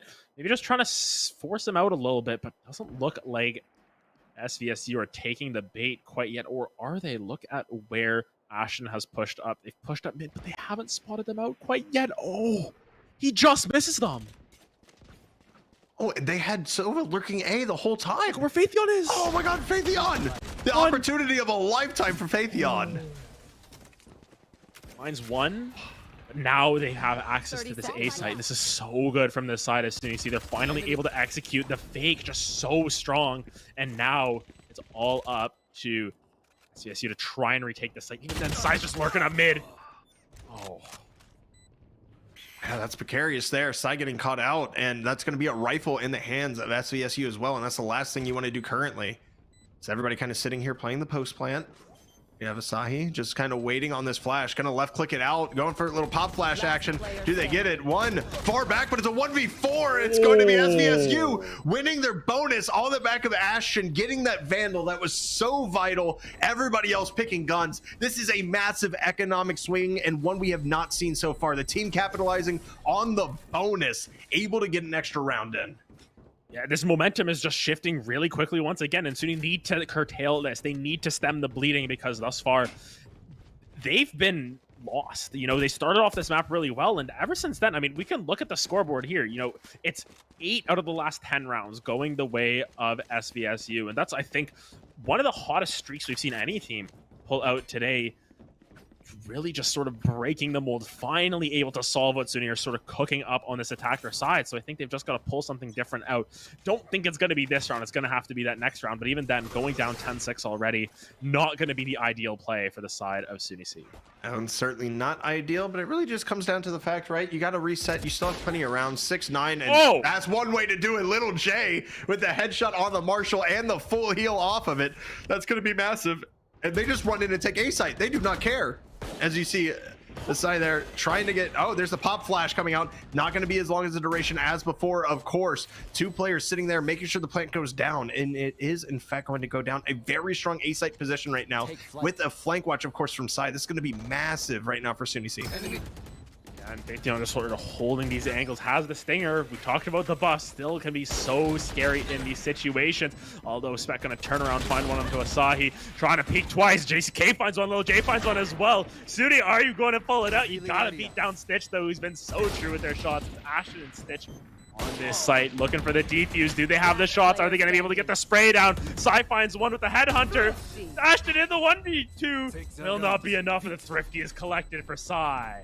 Of course it is. At this point, why wouldn't it? At this point, why wouldn't it? The Thrifty comes out. We get our second official Thrifty of the match, but there have been some very light buys that have just been overshadowed by, just straight heavy armor buys on the other round that should qualify as Thrifties but aren't. And I'm just looking at this right now, and the econ gets flipped on its head, because if SVSU loses this round, they're broke except for Sitch. It's gone. Your econ is disappeared from you, especially with the operator being brought in this round. We're going to see who can bring it out and who can bring it home. Little J has been so pivotal right here on this. Does he know that they have the op watching him, though, is the question. It's just been back and forth every single time. Oh no, not like this, Slade. That's a heartbreaker right there when you miss that shot. But Little J has snuck up so far already. Look how much space this Rand has afforded themselves. They do get hit with the shock dart, but I don't know if they're aware of where Little J still is. I don't think they are, and we're looking at this right now, and it's been kind of a slow push so far. Of course, Jesus is going to use that boombot, try to get some more intel as they try to shock dart him out of that corner. Slade is going to get the op on Little J. Push just a little bit too far. He's going to get punished for it. And here is the silent rotate out once again. But this entire time, look at where Sky's positioned. This is going to be deadly. Spec has the dirtiest lurk in the world right now. And Viper backs off and what? Sixth sense coming through for JCK. Oh my goodness. Sitting here just waiting for the timing. And maybe now is the time they strike. Stitch going to be able to find one. Oh my goodness. Great turn away from that flash as well. But look at where Spec is. Spec is in their spawn. And maybe this is the time they find it. Sai. Oh no. You just got done dirty because Spec finds you on the flank. I mean, I understand you're at a disadvantage, and honestly, Viper's Pit might drop here. They're going for the round. They are going for the round. Sunny C is saying, hey, this is vital, this is pivotal, we need this, but this is not an ideal scenario to be in, except they're kind of split up right now. You're gonna see Jesus just wrapping in as soon as possible, trying to support his teammate in the Viper Pit. They actually bail on it. This is gonna be massive. This is gonna be a huge opportunity right now if they're able to close this out. They're just gold playing ring around Rosie. JCK finds one, finds two. Oh my goodness, are they going to be able to do it? They find three. No way. You bring in the sub off the bench, and JCK in his Viper's ult, will he be able to find the round? The spike is half. He pops down another volley. He's jacked up. The Viper finds the 4K. Just a galaxy-sized brain on this man. What? The super sub JCK clutches out a 1v4 in the Viper's Pit by leaving it. That man goes, no, I'm gonna ditch. We're good. I'm gonna wrap around the other side. My whole team is dead. If this play doesn't go wrong, are you gonna blame me for it? No, I'm gonna clutch this up. That is wild. Absolute insanity from JCK to bring them back from what looked like a for sure lost round, Adam. There is just absolute ridiculousness. And this match just continues to deliver. I love Valorant. I love this game so much. Holy crap. But I mean, we talked about what that round meant for SVSU as well, because their econ's not in the greatest of shapes. Yes, you've got a Vandal here, but even then, that round loss, man. it's so difficult because you had that advantage. You had, 8 of your last 10, and SUNY just refuse to give up. This game keeps delivering every single time that we think it's over. Now, just the shot through the wall. My goodness. I mean, it's a beautiful shot, but that tour de force is going to be taken away with this null command, so that's going to be very important. Of course, Slade going to try to wait this out. Might get spotted beforehand. There is the shots from Slade, of course, with that classic. It's a 3v4 in that retake scenario, and we know that the buy right now for SVSU isn't the best, so it's going to be full rifles against what they can scavenge together. Of course, Jesus still rocking that light armor plus Vandal combo. We're going to see what comes through. Little combo utility. Little J's going to get spotted and removed by Jesus. Here's another opportunity right here. Asahi trying to get one. They're on the plant, but two still standing right now. They're going to find one. Here's the opportunity of the lifetime. It's going to be an easy defuse, and SVSU going to bring it back with a lighter buy as well versus this Sunny C roster that just had the biggest clutch of their lives, probably. Yeah, they just had to rest that one back, get a little bit more control over their game. Once again, though, the Sunny C Econs, they're actually not in as good of a shape as I expected. Granted, Sai can pick up the tour de force as well for themselves, but Asahi is not really having the game for themselves. They're just going to be fine saying, you know what, I'll eat it. I'll just do what I can for this round. But then again, you can see it's so difficult to find any advantages. Now Spec going to be donated over a rifle as well. It's just every single time we look at these two teams, it's just so close. There's so little separating them, and it's delivered into one of the most exciting series that I think we could have asked for. It's a Tuesday, man. There's still a whole week ahead of us, and this is what we're getting? Yeah, I mean, it's insane to think about, of course. Little J just doing Little J things, pushing up quite quickly. We're going to see them use both their flashes. There is the tour de force, in fact, pop. We're going to see what happens, of course, with Sitch just sitting here. They know that they're there. The combo utility getting dropped. The spear coming through as well. Phaethion's going to drop. Stitch is going to get one, and the heal as well. I think they might actually be out of the heal here. And Lil J just going to get removed from play from Jesus with a nade combo. Oh, and the showstopper coming out. They are trying to solidify this round and solidify their lead. There's two. Sai gets one. Everybody back there. Jesus finds two. Sai gets one, but can't find the next. It's going to be SVSU once again, and ults invested everywhere across that round. But I think it's very vital to point out that SVSU getting that lead, getting that economic advantage, that is going to be massive. This could push towards 12 at the very least. You can see the buys coming through from SUNY Canton here. They don't look too confident in what they're getting at right now. It's going to be a hero rifle on Sai. If you're going to put the hero rifle on anyone, it's got to be Sai, or either that or Phaethion at this point. But regardless, it's just everything backs up against the wall. You've got to try and find any sort of way back into this if you're SUNY Canton, because you push to 12 could just easily be a 13 for the side of SVSU, who have just bounced back in a crazy way after a really poor start to this map. Yeah, it's impressive to see, but like I said, I liked the raise on defense. I'm being proved right here, so love to see that. Just the ability to deny plants is so big, and Lil J just taking such aggressive space to start out with. I just don't want to see him get caught out again, because there's the one thing of where sitting down and understanding the fact that you're on a Marshall. This is not a good position for you to be in, because you have to cover 14 different angles. So everybody else pushes in. Of course, Asahi pushing in, spots out one, going to bail off with the Stinger in hand, as we've been mentioning so much recently. Buff, that's a nice shot as well from the top. Going to bring a little damage as well as, oh my gosh, you see three up here on the stairs, just kind of over sitting rafters, of course, on site, and that shock dart going to do well. It's all a bait. Look at where JCK is. Look at where the chamber from Sai is. It's all been a ruse this entire time. Can they find the timing, though, to prevent Slade from getting out of dodge? This has been miraculous. Slade getting shot at now. Needs to try and find them. Oh, let's see. So scary. I know. 30 seconds left. Sai gets the pick. That's absolutely massive. Are they going to commit the wall here? Oh, the wall's on A. They full sold the fake here. Oh. And they are just going for it. And look at Phaethion's positioning right now. All the way up. On the flank, able to get one up and tube. It's a 3v3. It's a retake scenario. This is going to be massive if another Thrifty rolls out. Yeah, actually, oh my goodness, gets the timing on to Phaethion, but Asahi finally getting on the board with another kill of their own. It's a 2v2. Asahi has no health. This KO is going to be so low. Stitch going for the defuse. They've got the lineup going through. Are they just going to stick it through? They're trying their best. It's a 1v2. JCK has to make some magic happen once again. Colin Disney, it won't be enough. It will just be Stitch clutching that one out, and that pushes them to 12. It's a little too close for comfort there with Stitch on 2 HP, but they are able to pull it out and get to 12, and we might see our first match with neither team in double digits. That is something crazy to think about with how close this has been the entire time. Even that match right there, I mean, just 1v1 scenario, 2 HP, or that 2v1, excuse me, and able to get it out. And whew, I'm just going to take a deep breath right here, and I don't want to call a player out right now, but Asahi really needs to make their impact felt in this round if you're going to bring it back, if you're SUNY C. And I think you just got to hold the line at this. You know, we've seen what SVSU are able to put out on this defensive half. And SUNY C, they haven't had answers. They haven't had a lot of consistent answers. Yes, you got a crazy 1v4 clutch from JCK. But other than that, it's been very slim pickings for what you can get.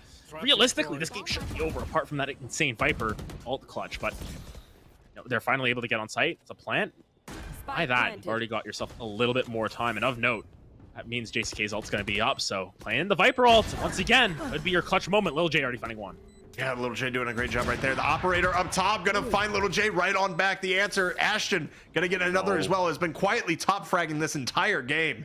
His side is just sitting here kind of waiting. Might have been able to spot the health bar out and is able to turn the Sky Flash. There's the swing. Going to play for his life somehow as that's going to work out. And we have the Sova ult coming out all the way from back of sight. He's going to find one. Does he find more? Finds a damage pick on another. JCK doing a good job right now. The volley. Oh, they finished the defuse.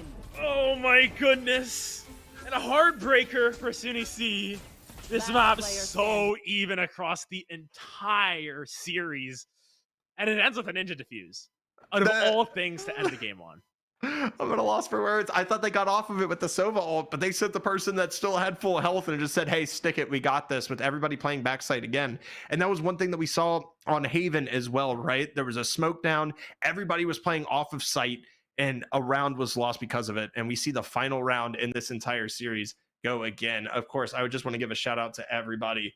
Phaetheon on top, of course, for SUNY Canton, unfortunately not able to pull it out. Jesus, getting the top frags to be able to pull out the top frag position there. But I mean, Ashton was a monster on Sova that entire map. Felt super confident on it. And I think that it's so important, especially early on into the season, to get these wins like this. You know, you show what you have on both sides of the map. You show that you can push through even in a long series such as this. And even though we had the super sub JCK come in, it just wasn't enough. And unfortunately for SUNY Canton, you take the L here, but even then you can hold that high, your head high at that, because my goodness, Saginaw Valley, they push through everything. Yeah, I still can't put it into words. I this can't. was what a great way to get reintroduced, basically, for me back to the ECAC. I worked with them last year. It was phenomenal, but this is the first match we get. Like, how are we going to top this? That's my question, because this has been absolute insanity the entire time. So, I mean, look, guys, we've been casting for 3 hours now at this point. It's been a riot. It's been a ton of fun. No pun intended. Once again, I'm sorry. I'm just showing my boomerness right now. So we're going to catch our breath real quick. And of course, after that, we're going to be getting an interview with Stitches to get his thoughts on this, because I just want to pick his brain with how intense this was, Adam. We definitely need to hear from somebody about what they thought about that back and forth and how just desperate it seemed on every round, how important it was to win.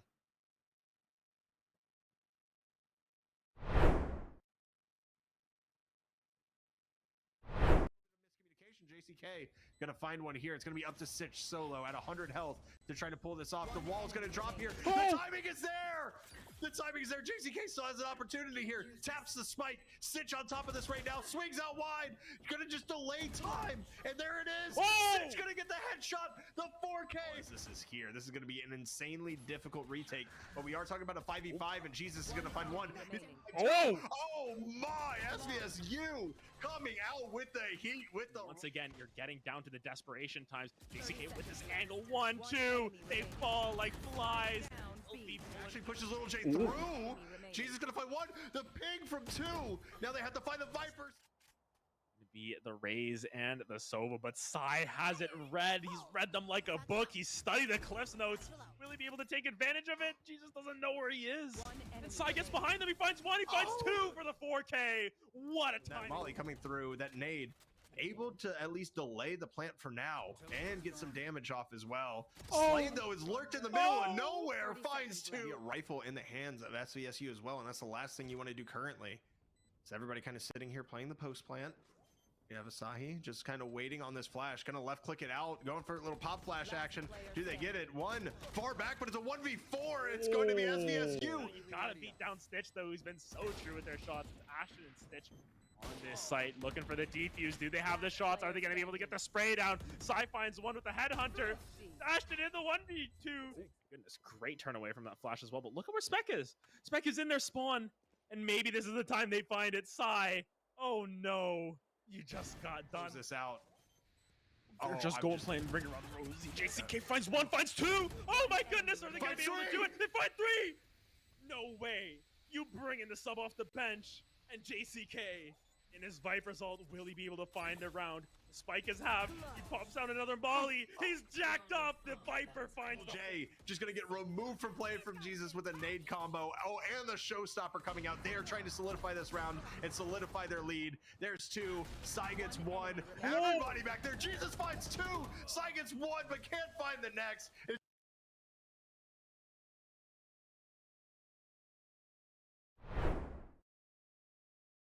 Well, my name is Darian Wheeler. I'm a junior at Cornell College, and I play for the Overwatch and Smash Ultimate team there. I also play football, and I enjoy playing Ultimate Frisbee as well.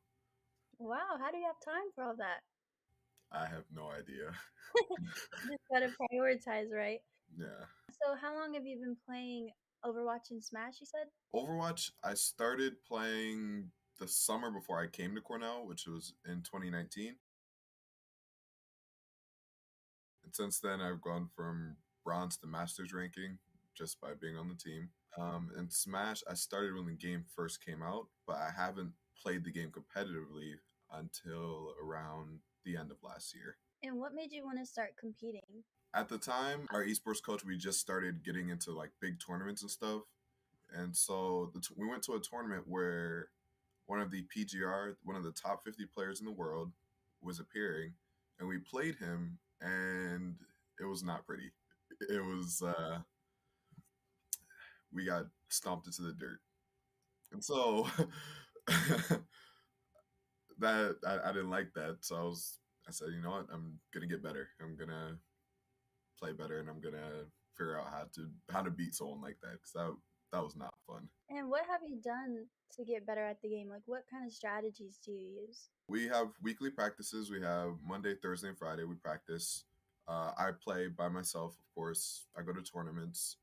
And from these tournaments against good players, I take the film that I get and I VOD review it, learn what I could have done better, and figure out things like positioning, usage of abilities, that type of thing. So what do you think about your team? How does it feel to be a part of an esports team? And do you guys all get along? Are you guys friends? Oh yeah, it's fantastic. If we're all in the room together, we're just joking around. Which sometimes makes it hard to practice because it's very hard. It's hard to.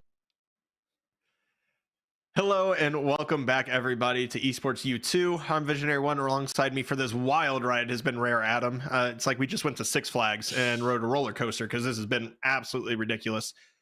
Result, of course, 2-1 in favor of Saginaw Valley, and this was by far one of the most hyped Valorant matches that I've ever casted. I just want to get your thoughts. Of course, we have Stitches here with us as well, but before we get him in here, I just want to get your final thoughts about this craziness that we saw happen.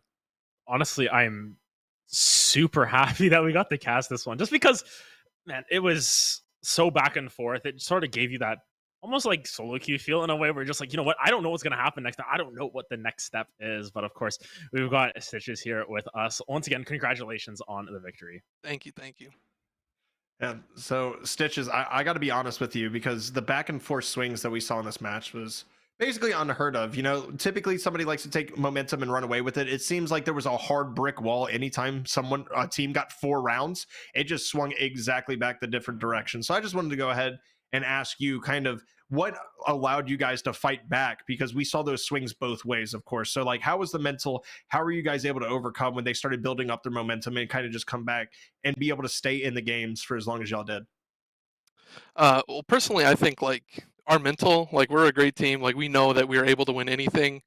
We're all, looking at like ranks is something that a lot of I'm sure these teams do, just like kind of size up each other.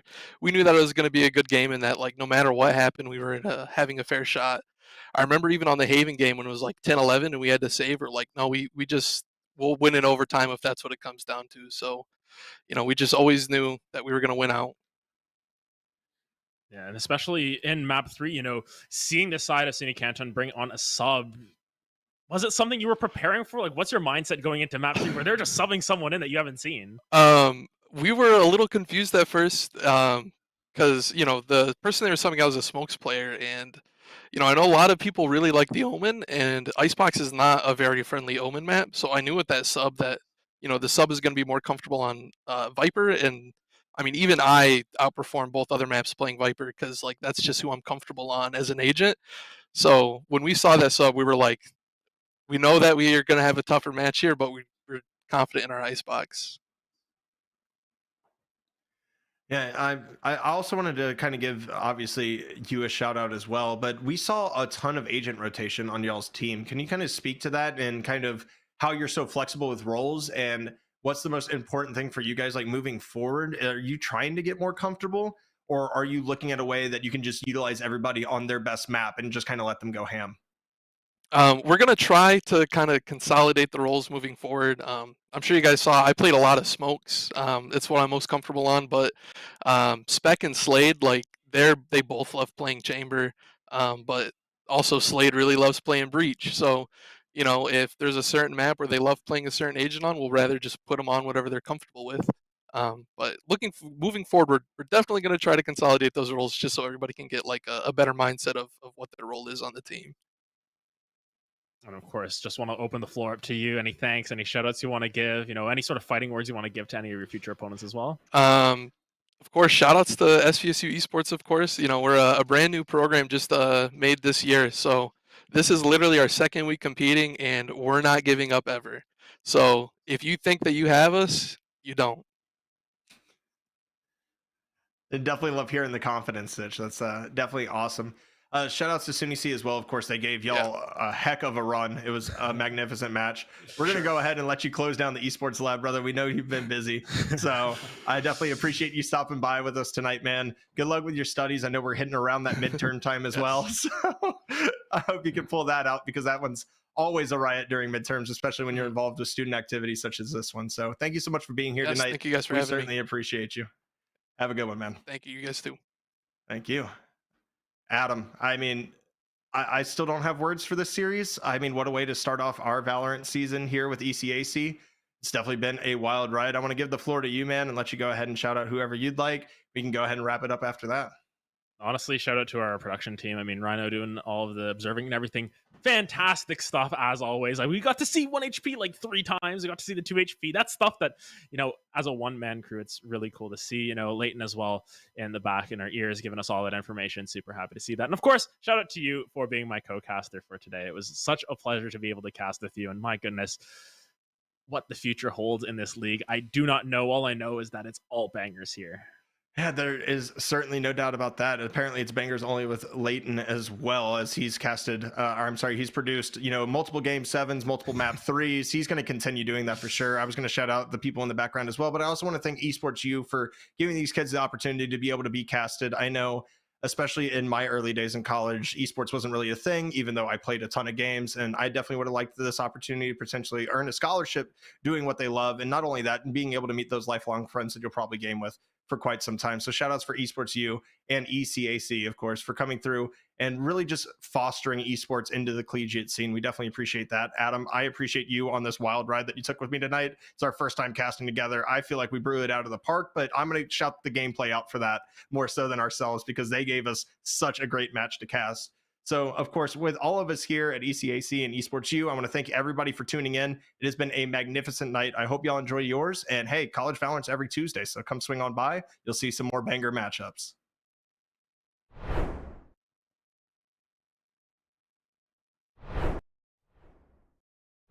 My name's Jacob. I'm 21 and it's my first year in this school. I already been to community college for the last 2 years, but I transferred here. It's a whole new program. What made you transfer? I wanted to do something different. I already have an associate's degree in business administration, and I wanted to come to this school and do audio production, just like music engineering stuff.